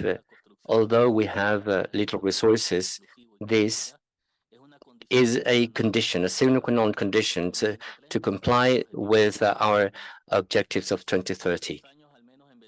In these years in Venezuela has been characterized by an agenda which has been interventionists from other countries that will take us, or will try to take us to an imperialist past. Decolonization is not a publicity campaign. It is something vital for all the countries, particularly for the Global South, which is contrary to the code of ethics of society that is sustaining all social pact, and this is the exercise of sovereignty and independence. That implies education, the substitution of imports, the development of science and productive technology as a counterpart to the inherited dependence. The social compact must then focus its efforts to the reduction of inequalities and to eradicate poverty, thus contributing to dynamics that promote the full exercise of rights for each one of us in a society. It is precisely in this rights approach that I would like to focus my presentation, considering social needs as rights and not as merchandise, and also considering, when we rethink the social compact, that the universality of those rights is a result of comprehensive and interconnected development of the ethical and cultural dimensions of the individual, his or her political dimension, economic dimension, social dimension, and his or her social or spatial dimension, beginning, of course, with a legal framework that upholds the universality of those rights.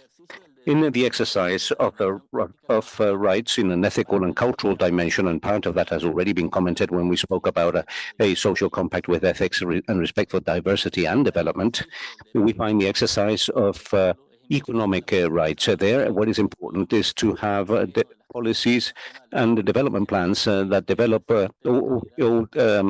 national capabilities, achieving inclusive development with adequate space for recreation and care.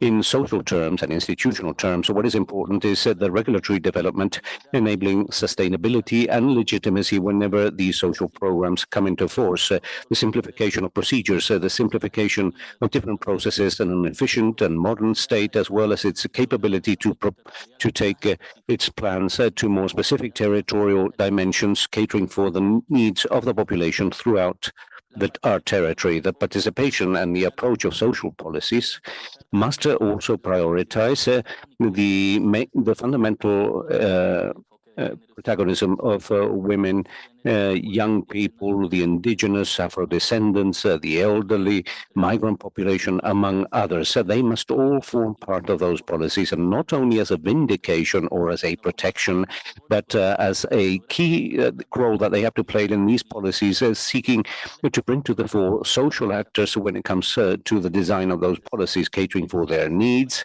and bringing to the fore management and the progress in different measurement and assessment instruments regarding those policies. In the territorial dimension, the right to cities is a vital right of human beings and of any social compact with inclusion and equality. Whilst we still have inequalities in terms of gaining access to the city, there is neither full equality or effective equality. The social compact today must have an impact on on land and in public spaces, on dignified housing, on decent public transport, on the efficiency of solid waste in harmony with Mother Earth. And this multidimensional nature of the social compact requires a metric basis that contributes to the scientific measurement of progress in terms of policies and social programs based on administrative records that are interconnected and that strengthen the national information capabilities with regards to social, economic, and institutional impact of such policies and programs. The intersectoral approach can help us to accompany social policies with economic and financial policies of countries and vice versa, so that we can align the efforts in a new social compact. Now, the financing of these policies, of these social policies, involves three major challenges, in our opinion. On the one hand, the increase of the fiscal contribution, a structural element for social policies, given that its robust nature enables an increase in social expenditure. In Venezuela, for example, where we find social policy, 76% of our national budget is devoted to social investment. Another fundamental challenge is an efficient management of resources, so that the impact, so they can have a desired impact upon all citizens without leaving anyone behind. And finally, it also implies an even greater challenge, which is to maintain the sustainability of policies and social programs for those countries that, as Venezuela, find themselves under unilateral coercive measures, a logistical commercial embargo that limits normal capabilities for the long road ahead and the needy road ahead, which is to achieve sustainable development goals of the 2030 agenda.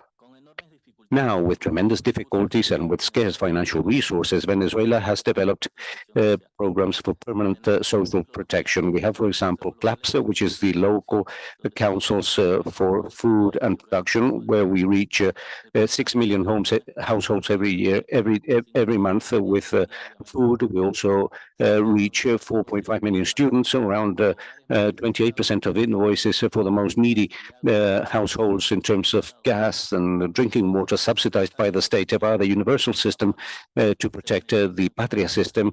We provide monthly benefits for fuel to more than 6 million beneficiaries now, without considering, of course, other types of services that, as from state policies, are provided free of charge in Venezuela. In 5 years, more than $130 billion were devoted to direct or indirect subsidies, such as direct or indirect transfers to Venezuelan households.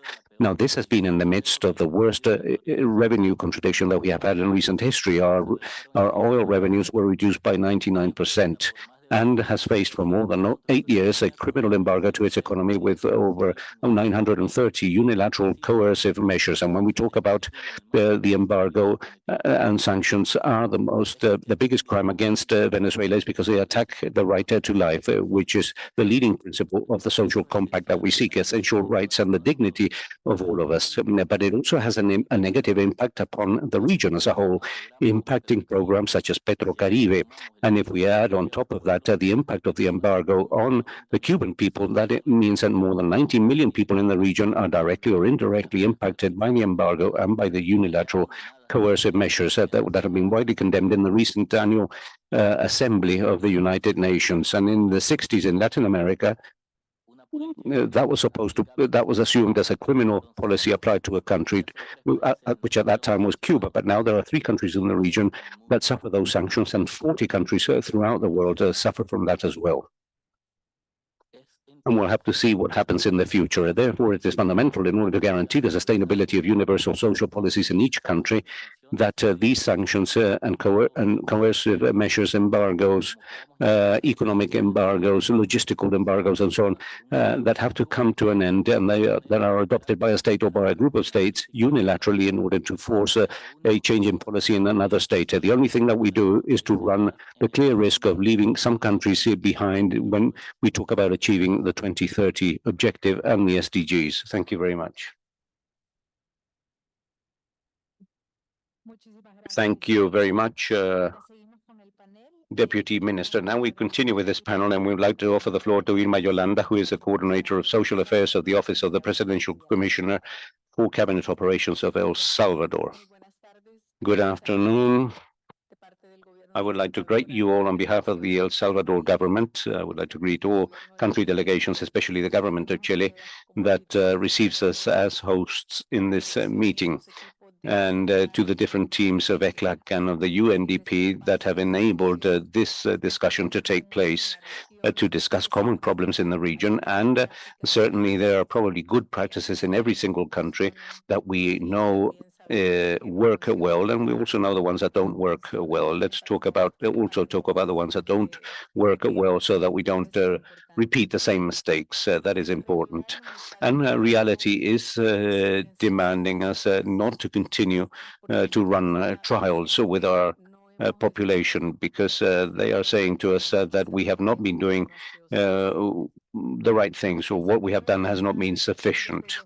El Salvador, since 2014, has a law on development and social protection, supported by ECLAC in terms of its design, that acknowledges the right to social protection and gives rise to some programs such as the pension for the elderly, pensions for disabled persons and dependents, among others. But we still struggle to increase coverage. Given the fiscal restrictions that our country faces. A recently approved policy of co-responsibility for care, which is a key element, as mentioned by the Undersecretary, in order to improve productivity. We believe it is fundamental for us to implement and also to improve the whole care policy, so that we can indeed incorporate women to productivity, primarily women to productivity. The key basis is key in order to provide sustainability and legitimacy to the actions of all our programs that are especially susceptible of being mentioned as client-based, in the sense that they transfer direct revenues and are therefore often the focus of a political debate, both in terms of its expansion or to eliminate them. There is wide-ranging resistance still, and lack of solidarity, I would say, when it comes to these programs, because we view them as we see them with a very strong political aspect to win votes. In the case, according to our Minister of Finance, the social expenditure estimated in total for the social area compared to public expenditure by the government increased by 10% between 2019 and 2022, when it moved to 39% to 43.1%. The investment in social programs as a percentage of public expenditure in that period increased from 2.5 to 3.8.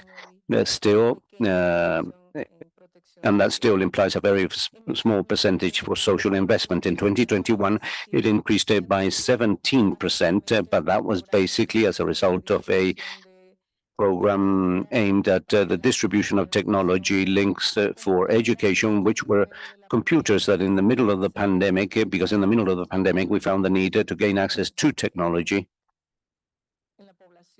in the student population, and that has continued, but it is but that increase is slowing down. Social expenditure as a percentage of the GDP increased between 2019 to 2022, and increased from 9.6 to 11.9%. But that has been the result primarily of that technological distribution that I just mentioned. And how do we translate the increase in social expenditure into changes in indicators? Well, basically, in terms of monetary poverty, we have fallen behind it, like in most countries. As a result of the impact of the pandemic in 2021, the percentage of people living below the national poverty threshold, in other words, in a situation of poverty, has increased in 2019. Since 2019, it moved from 27.8 in 2019 to 29.5% in 2022. And the situation becomes even worse when it comes to people living in extreme poverty, who are not able to pay for the cost of a basic food basket, and that has increased by 3.6 percentage points. That means that the group living in extreme poverty is the group that is suffering the biggest impact of the pandemic and of other problems at an international level. Now, this evidence is that we're still not able to recover to the pre-pandemic situation, and that in 2022 we have still been impacted by other problems in the very complex international context. The biggest challenge lie with the rural population, that is 11.9%, and among women that represent suffer from 9.3% of extreme poverty.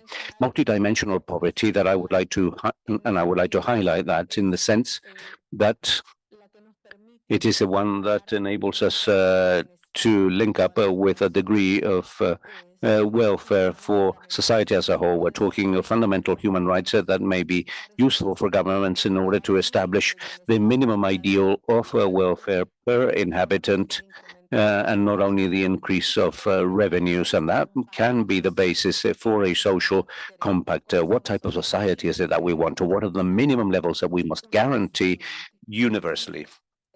And in terms of multidimensional poverty, we still have a trend for it to be diminished. It is very slight, but we believe it has impacted education and health as a result of the pandemic, but this is an effect that we will probably view in subsequent years. Multidimensional dimension and has been basis for this plan of social development between 18 and 24 for establishing the goals, which are key for development. So we see this as the line and or basis for social pact. Several of these dimensions and have been affected during pandemic. In terms of social security, effectively, then we only have 18.8% of the population, both the contributing and non-contributing population. That is to say, what is going on with the 80%, with the remaining 80% of the elderly without any kind of pension? Are the families then assuming this expenditure? Who is in charge of the care of those people? Those are the elements that should help us to define the public policies. El Salvador has progressed in having figures, consolidated ones from different kind of governments, kind of programs, sources, executing entities that help us to make decisions on these policies. We have progressed in several years in terms of the budget based on results, which is a central element for this social contract. The population should know whether they will participate in this co-responsibility. This plan was designed based on the methodology of management for the knowing what the interventions which are key, pointing at each of the results and the goals set. And here we have an important amount of efforts done. It is an element that has been mentioned here in all the presentations, is segmentation and fragmentation, which is much clearer to say fragmentation because it is the effort, the budget, the money, the financing, all is fragmented. We find, for example, a same intervention done by 3 or 4 institutions. So where are the institutional mandates for that? And we do it because it is needed to do productive inclusion, because we have to reduce poverty, but it is done by an institution which has nothing to do with it. They do not know how to do it. Each institution has got its own way. We are not even standardized in what we're doing. So the impact will be seen ever. So it will work with the institution to define those interventions. which are the interventions that really show an evidence that contribute to change this indicator. And within this effort that we have been then dwelling on with lots of resistance from the different institutions to see what is the role of each of the institutions. If we manage to determine what is the task of this institution by mandate, sometimes we have 2 or 3 institutions with similar mandate, not equals, but similar. Some of them have counterpoints, discussions, and some arguments even. So it's not a unionization or it's not efforts joint, let's say. So they showed finally that they have an impact in order to come to cost, and this is the point in which we try to say or to identify exactly what are the points that really help us to come to the indicators that have been defined. Well, problem is that there is resistance. The resistance in doing that. In our country, we say, well, when there is a lot of fuss, nobody gains anything. So, and for a social contract, we really need how much is the cost of assisting a girl, a boy from primary school, primary infants, what is the cost for the state? And this will allow us to identify what is my goal as a country. But this is resistance. And well, finally, just to close that, if we wanted to have this universal protection system, the political decision is the basic one, the first one. Some countries show that when the person is put at the center of public policies in a state that really shows itself. We have lots of discourses, but how is this discourse translated? This political decision is translated into a strong institutionality so that all these changes can be gotten.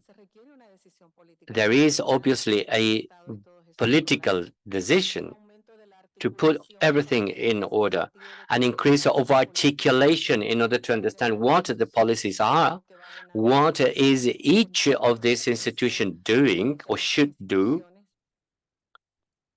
and obviously the progressive increase of finances, which is where we come to this reorganization of finances in Salvador. We need 0.5 of increment of GDP in order to achieve these goals. And I think this is feasible if we put order in our house, if we put order to the institutions, if we prioritize where the investment is going to be.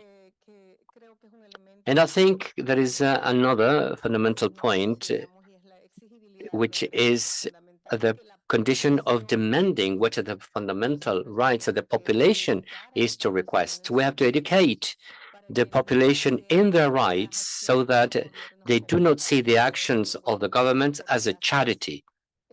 No, it is a right, and they have to demand for it. This way,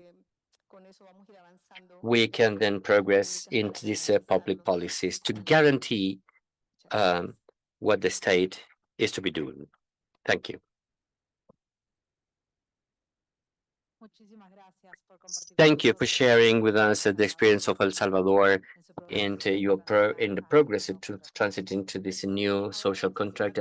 Then we will close this first round of questions with the director of the Chief of Social Development Division of ECLAC, Mr. Arenas. Good afternoon to everybody, and want to thank Linda Maguire and Almudena Fernandez for participating in this panel, in this regional conference. I want to greet the authorities of Chile, Venezuela, and El Salvador as well that are in this first event. I think that the first thing to say that I'm convinced in this room is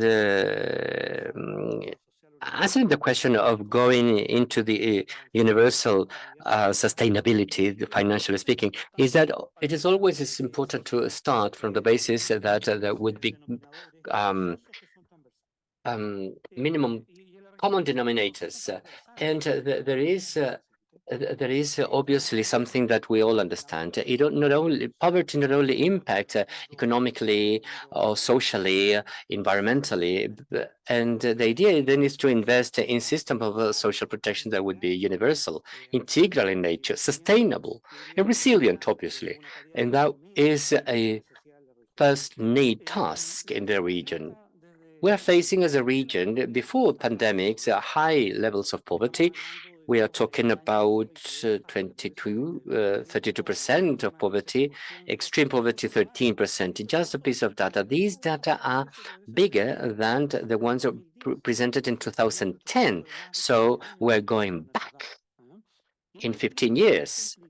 It means that we started from a situation with structural challenges where there is an heterogeneity in terms of the development of the ministries of social development in institutionality that we have in the region. It is not all they're not the same to face similar kind of problems, and we think of these systems. We think of a first derivative. That first derivative is that we have to protect the investment of a population, and obviously those are instruments that face or reduce poverty, but simultaneously, and this is a recent example, the systems then assume more and more the climate change, natural disasters, technological transformation in productivity, demographic transition that the Ministry of Honduras was so talking about.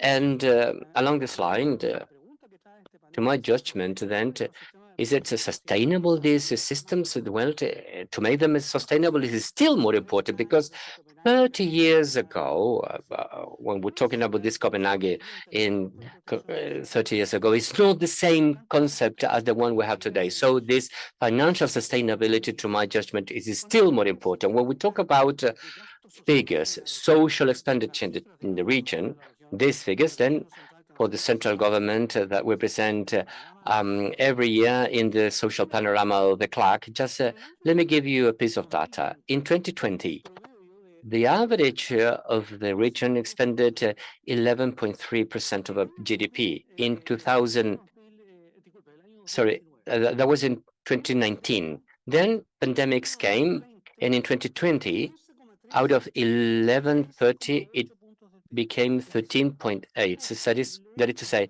it was possible to put 2.5 additional points into the budget to face pandemic.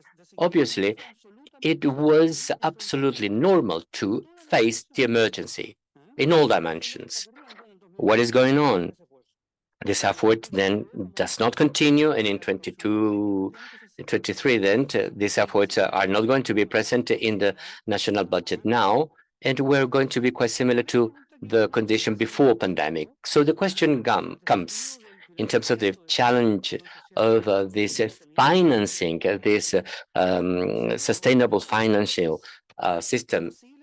If there is an emergency, the region could put 2.5 additional points in the GDP. So isn't it an emergency in the region now? 200 million people living in poverty, and the inequality that we have in the region. And basically, it is an emergency. What it is not an emergency, that it is not in the daily relate of those who make decisions.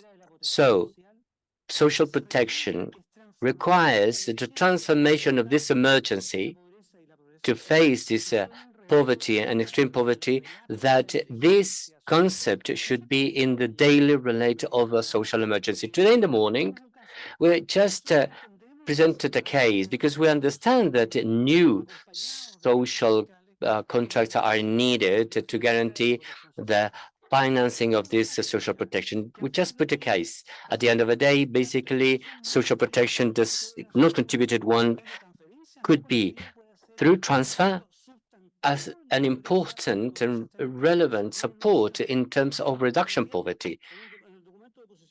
We said even that up to 2030, with a policy, we can eradicate extreme poverty all along the continent. Basically, this is, or this will require a fiscal pact, which is much more feasible than the structural ones that need or imply 2 or 3 points of the GDP. So putting an emergency of a contributing social emergency, which is this poverty and extreme poverty, to my judge, is one of the keys in order to have technical consensus that will then support the political consensus and decisions to progress in the region. And this is an opportunity. It's an opportunity for our ministries of social development, because non-contributed transfers are in the heart of what the ministries are doing all along the region. It is not the only thing, obviously. Many others are present as well, but it's in the heart of what they do. And if this is possible institutionally and financially to go beyond then in a progress of this kind, are the ones that we have to protect in order to have a policy for the development in the region. Thank you very much. Muchas gracias, Alberto. Thank you, Alberto, and thank you very much for talking about the opportunity that this reality implies. And now we'll move on to a second round of questions where panelists will be able to discuss their aspects in greater depth. We ask them to speak for no more than 5 minutes, and after that we'll open up the floor for any delegations that may want to participate. As a triggering question, much of what we have discussed is that advancing towards these more universal social protection systems that covers the risks faced at present by our countries requires different types of reforms. Fiscal reforms on the one hand, but also the reform of the system of care, of social protection. And therefore the question is, how could we guarantee a wide-ranging social basis that legitimates the type of reforms that we need in order to advance towards these more inclusive and more sustainable and more universal social protection systems. So we will go in the same order. So we begin with the second round of questions with Mrs. Francisca Gallego Jara, Under Secretary for Social Services of the Ministry of Social Development and Family Affairs of Chile. Thank you very much to all colleagues from different countries. I would like to go back to the point made by Alberto, which is very interesting. Undoubtedly, when we look at the efforts underway or that took place during the emergency, and the opportunity or the relevance of the timeliness of that decision making, perhaps the results and the response capability would have been much more effective.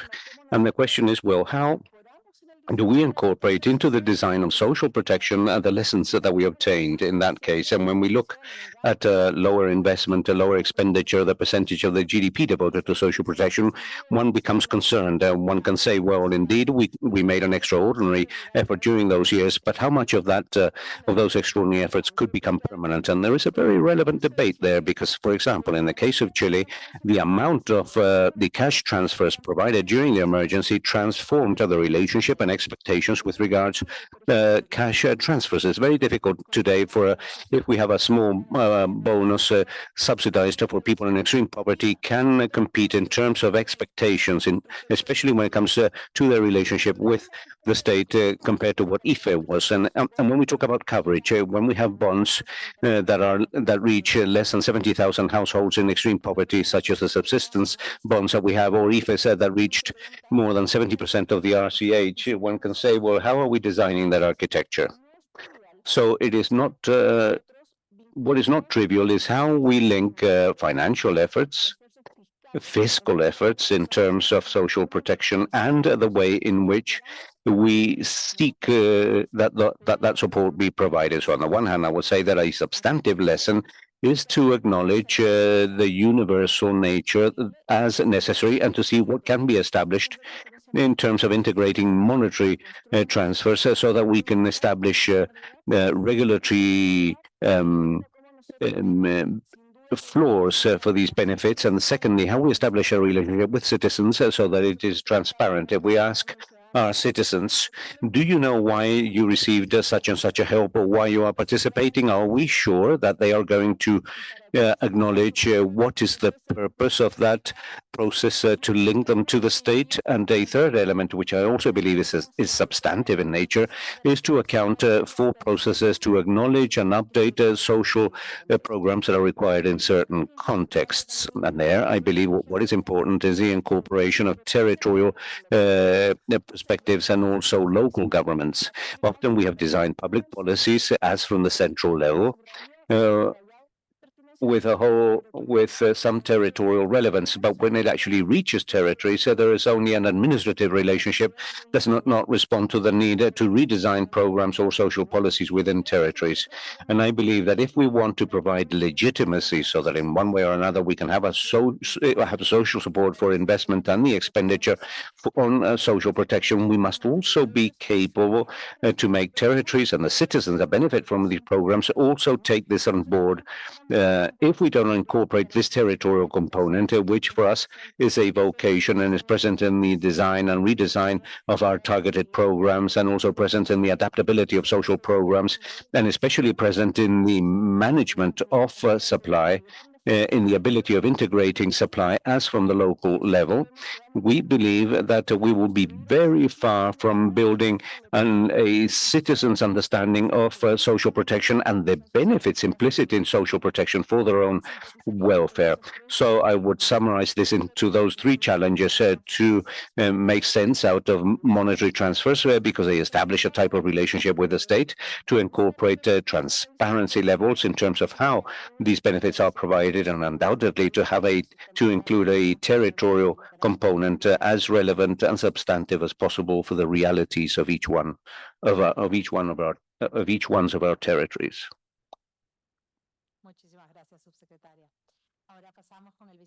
Now we'll offer the floor to José Avendaño, Deputy Minister. I would like to comment around this second question, two important elements. The first one is the institutional framework as a necessary mechanism in order to guarantee that the policy may have the effect that we seek, and not only the institutional framework in terms of the challenges required that its operation requires, but the functionality of that institutional framework in each level of government in order to achieve those objectives. In Venezuela, for example, we have more than 30 ministries, but they are all duly organized per sectorial vice presidencies. And that means that the set of social policies has a social vice presidency, and that social vice presidency means that all the ministries summoned by the presidency coordinate government agendas with regards to social challenges. The challenge for us in terms of the institutional framework is the coordination between sectorial vice presidencies. That implies a different level of challenge because of what it involves. But these are challenges that the institutional framework develops to the extent that we organize sets of policies around different issues. We know that the legitimacy of a public policy is also based on the fact that this policy may acknowledge the most dearly felt problems of the population. It must begin with the communities that face those problems, and this implies empowering communities and the exercise of government as a concrete, permanent instrument to change the living conditions of communities in order to take governments to territories and to establish a necessary coordination. That is the vehicle upon which a public policy travels. So the empowerment of communities, of indigenous populations, Afro descendants, so that as from their cultures and so on, And this implies a challenge with regard to new management based on popular power to transform society, to focus our efforts on the adoption. And this is a second point in order to guarantee a wide-ranging support for this social policy. And that implies adopting the regional agenda for social development, inclusive social development, approved during the 23rd Regional Conference for Development of Latin America and the Caribbean, promoting concrete rights in access to cities, housing, habitat, food,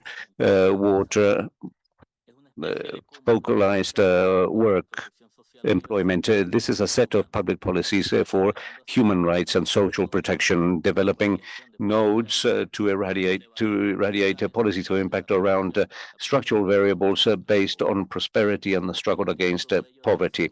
And all this must imply a mechanism of timely scientific indicators to assess the real impact of those policies with spatial disaggregation, with an intersectorial link of all institutional actors, and of course involving the target population in order to focus our efforts. In Venezuela, we have the National Geographic Statistical System that seeks to reach in a unified and centralized manner at the level of a community and the information of that community, so that with that information, all stakeholders can speak the same language and develop their policies with the specificities of each stakeholder in the territory. And thus, through an exchange of centralized information, converges on the use of territorial information that is common to all. In summary, then, a productive and possible fiscal policy demands the generation,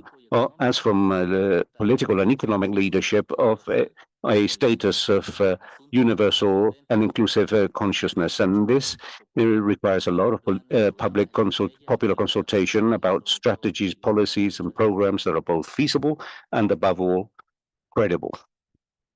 Thank you. Thank you, Deputy Minister. Now we'd like to offer the floor to the coordinator of the social area of the Social Affairs Office of El Salvador, Irma Yolanda. I truly believe that the high inequality and low productivity trap is indeed the result of not investing in a comprehensive social protection system and in the guarantee of fundamental rights. And ECLAC and many organizations have demonstrated that the greater the inequality, the lower the productivity. So how do we escape from that cycle and achieve a greater investment in social protection systems that are more robust? We need to have a co-financing and co-responsibility and solidarity systems, and that is achieved via social participation, a quality social participation, because we also have to educate our population so that we can contribute as from the identification of problems, the ideas, the interventions that must be undertaken and how much they will cost, because that is what will enable us to obtain co-financing and co-responsibility, assessment, and control. But we go back to what our colleague from Venezuela said in terms of the importance of the institutional framework. And many institutions, or the weakness of institutions at present in terms of social issues, is weak, and that prevents us from strengthening the need for social protection and more strengthen the articulation of public policies in order to direct our resources. And within the organizational hierarchy of states, the Ministry of Social Protection is one more, and we need a guiding entity for social policy that can look at the whole social policy. And that guiding entity should work more in including the issue of inequality and overcoming inequality as essential to overcome low productivity. And some elements that may be helpful there is to show the efficient use of resources and transparency in the use of public funds, because that is the way in which we will generate confidence in the population so that they may co-responsible and co-financers. So these are all elements that states have to take into consideration in terms of achieving that the co-responsibility of the population as a whole, a wide social base that supports social protection systems and the different interventions.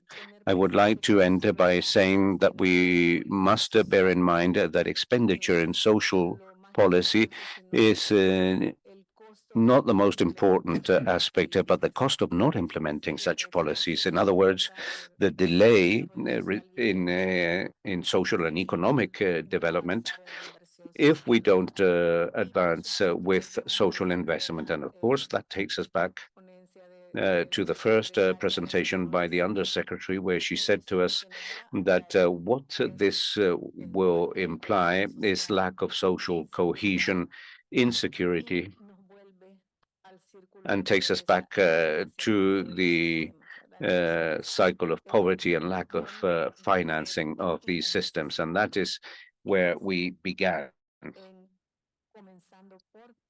And so we have to begin by improving and by strengthening social protection systems in our region. Thank you.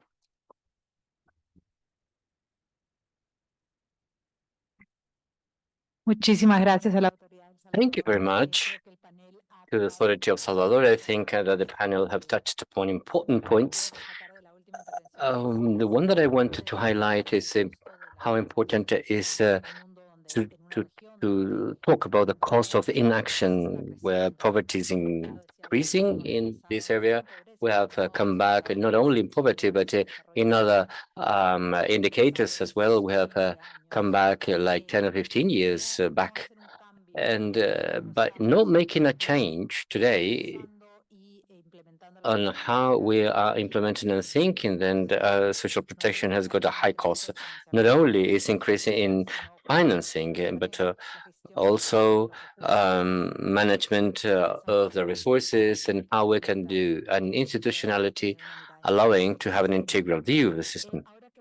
Now we want to invite all delegations and participants to any of you who would like to participate by commenting on these issues and how we can progress to a universal kind of a system and to be financed sustainably. So you are all invited to participate.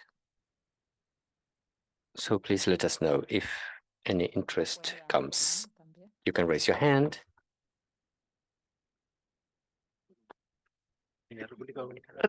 República Dominicana tiene la palabra. Dominican Republic, if recognized. Well, thank you very much.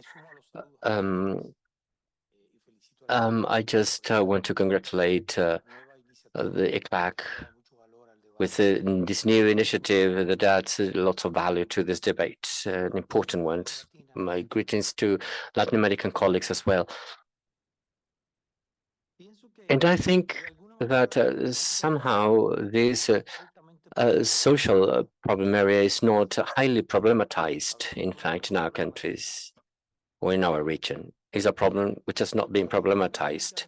Public agendas of our countries, as you know, has got a dynamic which is quite special in nature, as it, social networks, they do play a role, but they do not dominate public agenda. So, as mentioned here, in 2019, from 2019 up to 2020, we could add 2.5 points in the GDP, and that was not mentioned even in the social media. So this is important how we can manage that.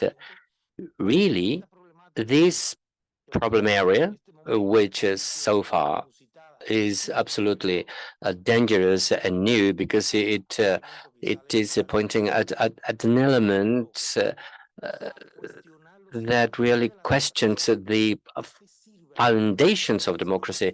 What is the usefulness of democracy if it does not give solutions? So, and this is a lack of response to 1/3 of our population in general terms. So this is a questioning of citizenship, of democracy. If it's not working, I do not value that. And if it's not valued, anyone can come. And those are the examples. Somehow Latin America is commuting from one place to the other. So naturally, it is a kind of a path for new and better conditions of living, obviously. Apparently, it is endemic, saying that, well, poor people will always be with you, rooted. That's sometime or somehow it is just in the roots of our culture, let's say. But finally, it is just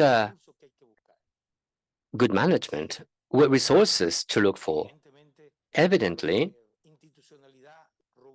we need robust institutionality, sufficient muscle,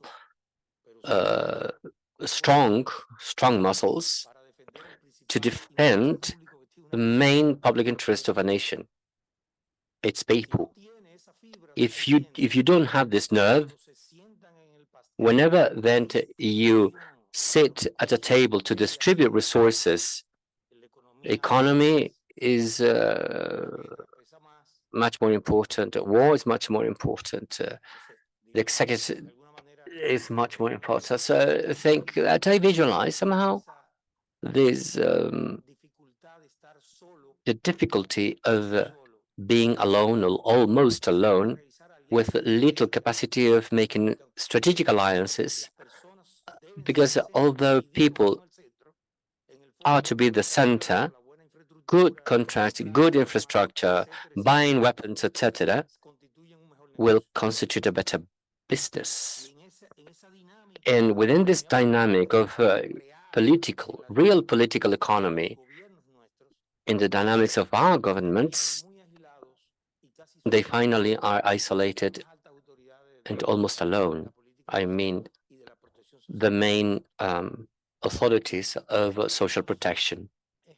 Only in some few examples where there is a high political will from the executive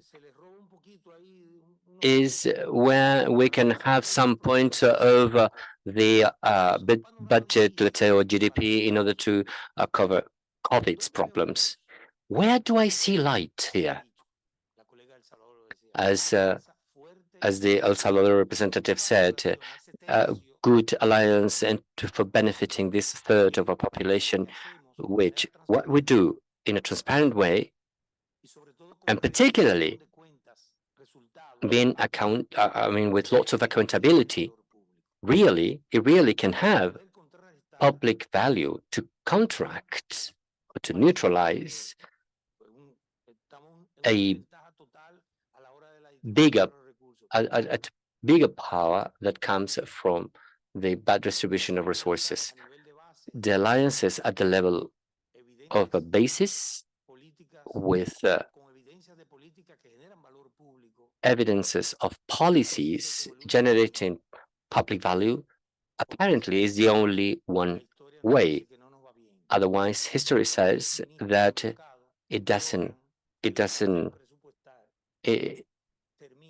is no good, because 10 ministers which are locked in, that not necessarily end up by giving resources to public finances, and they start expanding, but not in fact considering costs.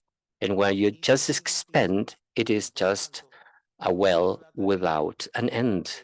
It is just money that goes out and out. People need to be taught how to fish. And this is a long-term issue. And I am evaluated every 4 years. which is not 4 years. It is in fact 3 years, because in the last one is that we are in the new campaign, electoral campaign coming. There is no money, and money goes to another one. And if I don't build a physical thing, it means that I did nothing. So how you get funds becomes a very difficult point. And this GDP that we had in 2020, this almost 3% in addition, is very difficult to get because there is a problem of power, because politics does matter, and it matters quite a lot. So I do believe that this strategy should be focused to make evident the quality of those social policies, and to make the impacts evident, so that the citizens could understand and see, particularly this third of the population, that they do live in poverty every day, and which is not the case of the other through 2/3. What is the value of being poor? This is what people then should understand. I just wanted to comment that there are limited resources, and we have to fight for the budget. Budget, it means negotiating this budget, and sometimes we have to fight even though. But this consensus of different powers is very important, because it really truncates the social development, because obviously we have to bet to the long term, and I need to win an election in the short term. So obviously those are the things which are quite difficult to understand, and that we have to work with very profound and deep strategies, generating alliances in the basis of society, and the society is the one being empowered to over these needs of social responsibility or social development, and etc. And they would then asking or requesting to put their rights in where they should be. Thank you very much to the representative of Dominican Republic. Any other delegation that should want to intervene? Otherwise, we are going to start closing this panel. No? UN Women. Thank you very much. Good afternoon to the Secretariat of the Commission, the Presidency, and moderation, and all delegations.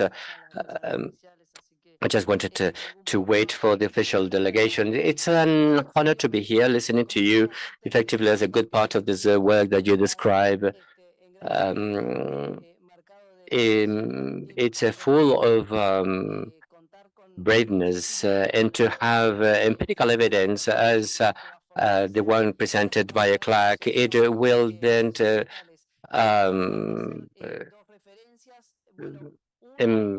make these possibilities better. So I think that this report is very good. Just try to read it very quickly, but it shows that when we signed and we got committed to these goals, we didn't know exactly how to reduce poverty. It was evident from COVID. But this recipe is not working, in fact. So the evidence shown here on how investment reduce this gap of poverty and extreme poverty can give us some indications on how innovation should go. And that's my point, because many of you named that, and we have been working close with many of you. Some of you cover gender, women in the different formats with the ministries of women as well. Into the Regional Conference of Women, where in last November, in Buenos Aires, we put this road sheet that many of them obeyed the mandate of the ministries to be implemented. That was Francisca Gallegos was saying from Chile, as well as the representative from Salvador and Brazil, and Paula Narvaez was starting to see with this new vision of Latin America and the Caribbean, and the role of Chile and ECOSOC that will take us to this area. That was an important point for this intersectional part of the agenda that was brought by the Ministry of Brazil of Panama, a particular view not only for women and adolescents, but also to the indigenous women and Afro-descendants, the disabled women. When we see the sector of care as a chain of value, we see that they are overrepresented there. There's the migrant women, the rural women, Afro-descendant worlds, and with a situation of informality. That is our call, not only to strengthen this vision of the universality and step by step, but thinking as well on the cost. What is the cost with a social sense, obviously. Along this line, Alberto Arena was saying social protection is the same as in the one in Copenhagen. In Copenhagen, we did not have identified the care after COVID, that it should be a social point, in fact, to be covered. And it doesn't mean that we have the solutions here, but this is done with costs and developing as well the different components. I think that we have listened them all today and not losing sight of this cross-cutting vision. When we see in page 17, the incidence of poverty, this graph hasn't got a gender perspective, but we see how the indigenous populations are by age, the rural ones, and obviously the other ones. So when we see them in terms of care are the households in which in the poorer quintiles is where this is multiplied, and we have to mark the difference here. We have 12 countries working in this line in a record time, in the worst context of history, because coming out of a COVID with this impact that was 1 decade ago that we are lagging behind. In fact, it's a difficult place to start working on this. And I think that there are good experiences, local ones, Panama as well, Honduras, Brazil, at the level of Berlin. Many countries are doing it at the national level. And this is an opportunity to learn mutually. But I think it's interesting that we can make the bridges between the Commission of Social Development, the Commission of Women's regional committees, and those that are in charge of Amirena, because this is a triple dialogue that we are looking for, making it easier. And obviously, the approach of care systems allows us to formalize employment, but also these perspective scenarios that they can give us a tool so that the society can identify them. How do I go to universality with investment and return on investment? It's important to say that many of these things are happening today, but we are listening ourselves from the different circles, from the decision of economy, the gender agenda, etc. Thank you very much for the possibility of contributing. Muchas gracias a la representante. We thank the UN Women representative. Civil society at the back, you have the floor. We can't see from here. Thank you very much, Angel Pacha, Abrazarte Association, Civil Society of Peru. I have carefully listened to all that we have discussed so far, and I miss one component, and that component is indeed the business sector that in one way or another has to be involved with the social development of their countries. Perhaps my experience as an entrepreneur, and for years I worked on strategic development in many companies. Today, we are involved with social assistance in Peru. I have lived in Chile for 30 years, and I traveled to Peru to conduct this social assistance. And I miss certain components that, in one way or another, are able to generate a business community that is much more responsible, a business community that contributes, that in one way or the other is aware of the different social development projects that are discussed here. And so that in one way or another, we are also able to contribute. As from a strategic perspective, we cannot lose sight of the fact that every time we talk about a value chain, what is not measured simply doesn't exist and therefore cannot be improved. And therefore, if on top of all these programs, we assign visible measurements for compliance and evidence, we will be able to improve. Perhaps this is a biased vision based on my entrepreneurial or business experience, but that I believe can contribute to make social development sustainable over time.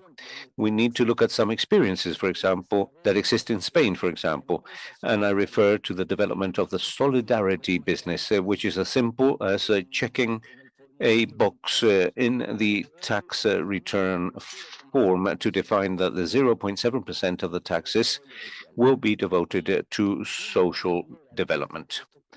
And so that with these principles, in one way or another, we're able to build a responsible society that implies the integration of community, public entities, private entities, authorities. And I'm not only talking of local government authorities, but also international government authorities, institutions such as ECLAC or the UN, so that our continent, and even more so, perhaps our world as a whole, may improve every day. Thank you very much.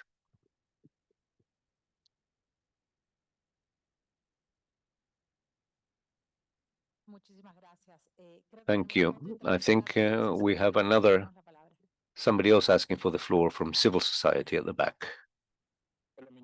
Hi, my name is Carlos Guerra. I'm a lawyer and a member of the civic space, Venezuelan civic space, representing civil society in Venezuela, led by young people. I believe that there is something that we have to highlight, and I'll be very precise. So the social development of countries is not measured by the number of public policies that we may have in place. Venezuela is characterized by being a country that has countless public policies in terms of security, in terms of food, in terms of housing. But what happens? Venezuela is one of the countries that has an arbitrary context at present, and therefore the efficacy and the efficiency of those public policies is what has led us in Venezuela to fall behind severely. And this is established by the UN system, by the offices that operate in Venezuela, and especially by the office of the UN High Commissioner for Human Rights that works jointly with civil society organizations. And therefore, I believe it is important to highlight that the efficacy and the efficiency of public policies is what determines the progress that may be achieved in terms of sustainable development goals. So that's all. Thank you. Thank you for your intervention. Some important points that come out of the recent interventions is, on the one hand, the importance of dialogues such as this one, where we can learn from between countries, and other wider-ranging discussions where we can listen to different stakeholders, different ministries, and so on. In addition to the inclusion of other stakeholders when it comes to social policies, it is not only the 2030 agenda that was created in 2015. It was an agenda for everyone, where everyone, and not only governments, were going to be responsible of this agenda, but also civil society and the private sector and society as a whole. Well, now we'd like to offer the floor to Alberto Arenas from ECLAC to offer his closing remarks. Thank you, Almudena. First of all, I'd like to congratulate all the social development authorities that have delivered presentations. I think it's been a very rich debate that we have had this afternoon. Now, some final considerations. I believe that social transformations that are not done or not implemented are the most costly ones. Inaction involves a cost. And I would like to say that tomorrow in this conference, we will be holding a parallel event that talks about inaction, about the cost of not doing things. And so you're all warmly invited to that. Now, the panel referred to social protection systems, universal social protection systems. At the end of the day, what is it that we understand by universality? That is a direction in which we have to head. With access and with coverage that ensures rights, that leaves no one behind, as mentioned by our 2030 agenda. We're also saying that they must be comprehensive. And what do we understand by that?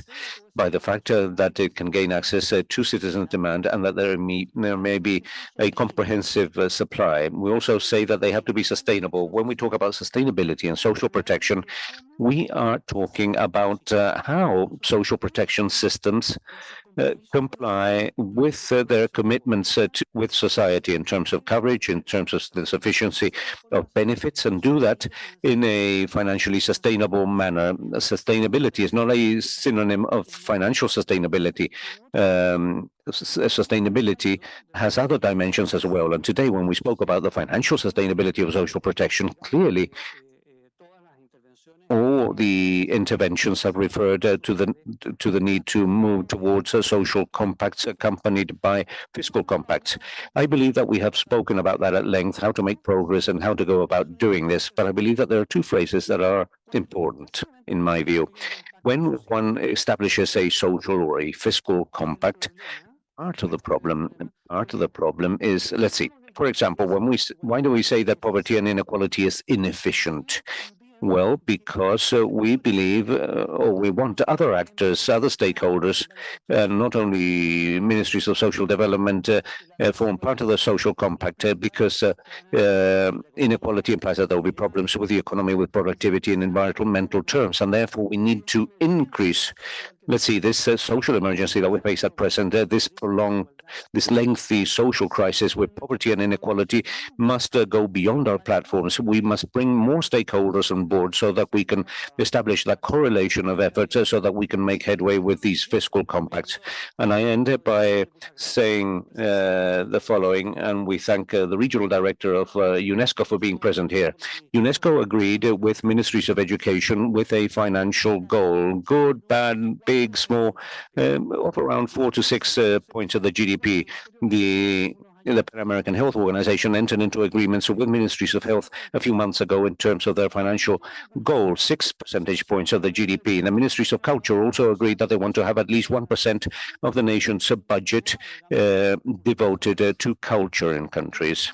I believe, and this is an invitation, I believe that social protection and non-contributive social protection, because social protection is far more wider ranging and includes many other sectorial ministries that are not here, but social protection, non-contributive social protection requires a financial goal. It requires a goal in order to face up to inequality and poverty in the region.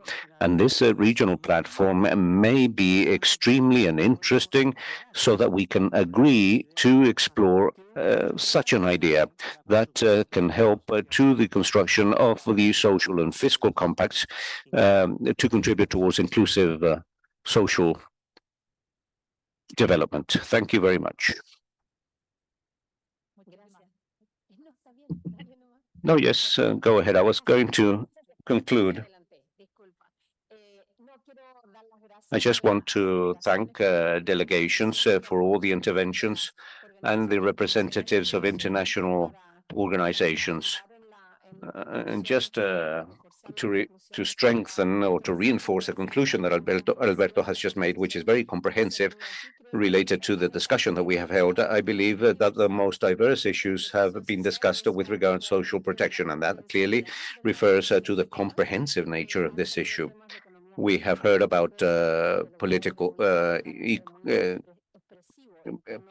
political economics, and the Dominican delegate was very clear in terms of how decisions are made and how, at the end of the day, we have balances among the different stakeholders participating in these decisions, including civil society, that has an important impact there. This is not only a question of government. Civil society has an impact on decisions that are made. We have spoken about public finances and the challenges with regards to general public finances, resources that are sustainable over time. Something interesting and important that was mentioned with regards to contents of interventions and social protection programs. Not a social protection system doesn't require any social protection program, but those with certain characteristics that can promote the goals that countries have. What was also mentioned is adaptative social protection that, as a result of the pandemic and other emergency and risk situations, comes across as something very important in terms of flexibility and adaptability that programs must have. And we cannot continue to do more of the same with more time and greater coverage, but rather have rational flexibility in terms of how that can be worked with. There has also been a tremendous coincidence with regards to the importance of a social compact, but not any social compact, but one that contributes to cohesion. And that relates to social protection measures, but also to care and other elements that were mentioned. And finally, I'd just like to conclude by saying that there are many opinions about the importance of measuring indicators and also measurements and indicators that have to do with efficiency and efficacy. Sometimes the balance between efficiency and efficacy is a complex balance. We measure efficiency often and not so much efficacy, and these are not the same thing. And the only way to have sustainable goals over time, as someone said, is if we have regularity in terms of what we do. The example of Latin America that comes across over the last few years in terms of upholding, of sustaining social protection policies beyond government periods in each country and the ups and downs of political coalitions and so on, has evidenced that to the extent that we have lasting decisions, those long-term results have greater possibilities compared to ever-changing policies that rediscover the wheel permanently. I believe that there is solid evidence in all countries in the sense that if there is continuity with regards these types of policies, the sustainability of the policy is achieved, even if it is not financially sustainable, as has been discussed. So with that, I would like to thank everyone's participation. I believe that the agenda for the next 2 days will be very nourishing in terms of the discussion for delegates and institutional representatives. So very much, thank you very much for your participation and for your presence here. Thank you, Chair. To conclude, we will resume tomorrow at 9 a.m. in this same room. I know that I promised a coffee break at around midday that was non-existent. Now, I must say that in 20 minutes time, or in 15 minutes rather, the government of Chile will offer us a cultural activity in this same room, right outside this room. And if you go down, there will indeed be a cocktail party after the cultural activity is over. So that cultural activity will begin in some 10 minutes. So we resume tomorrow at 9 a.m. Thank you very much.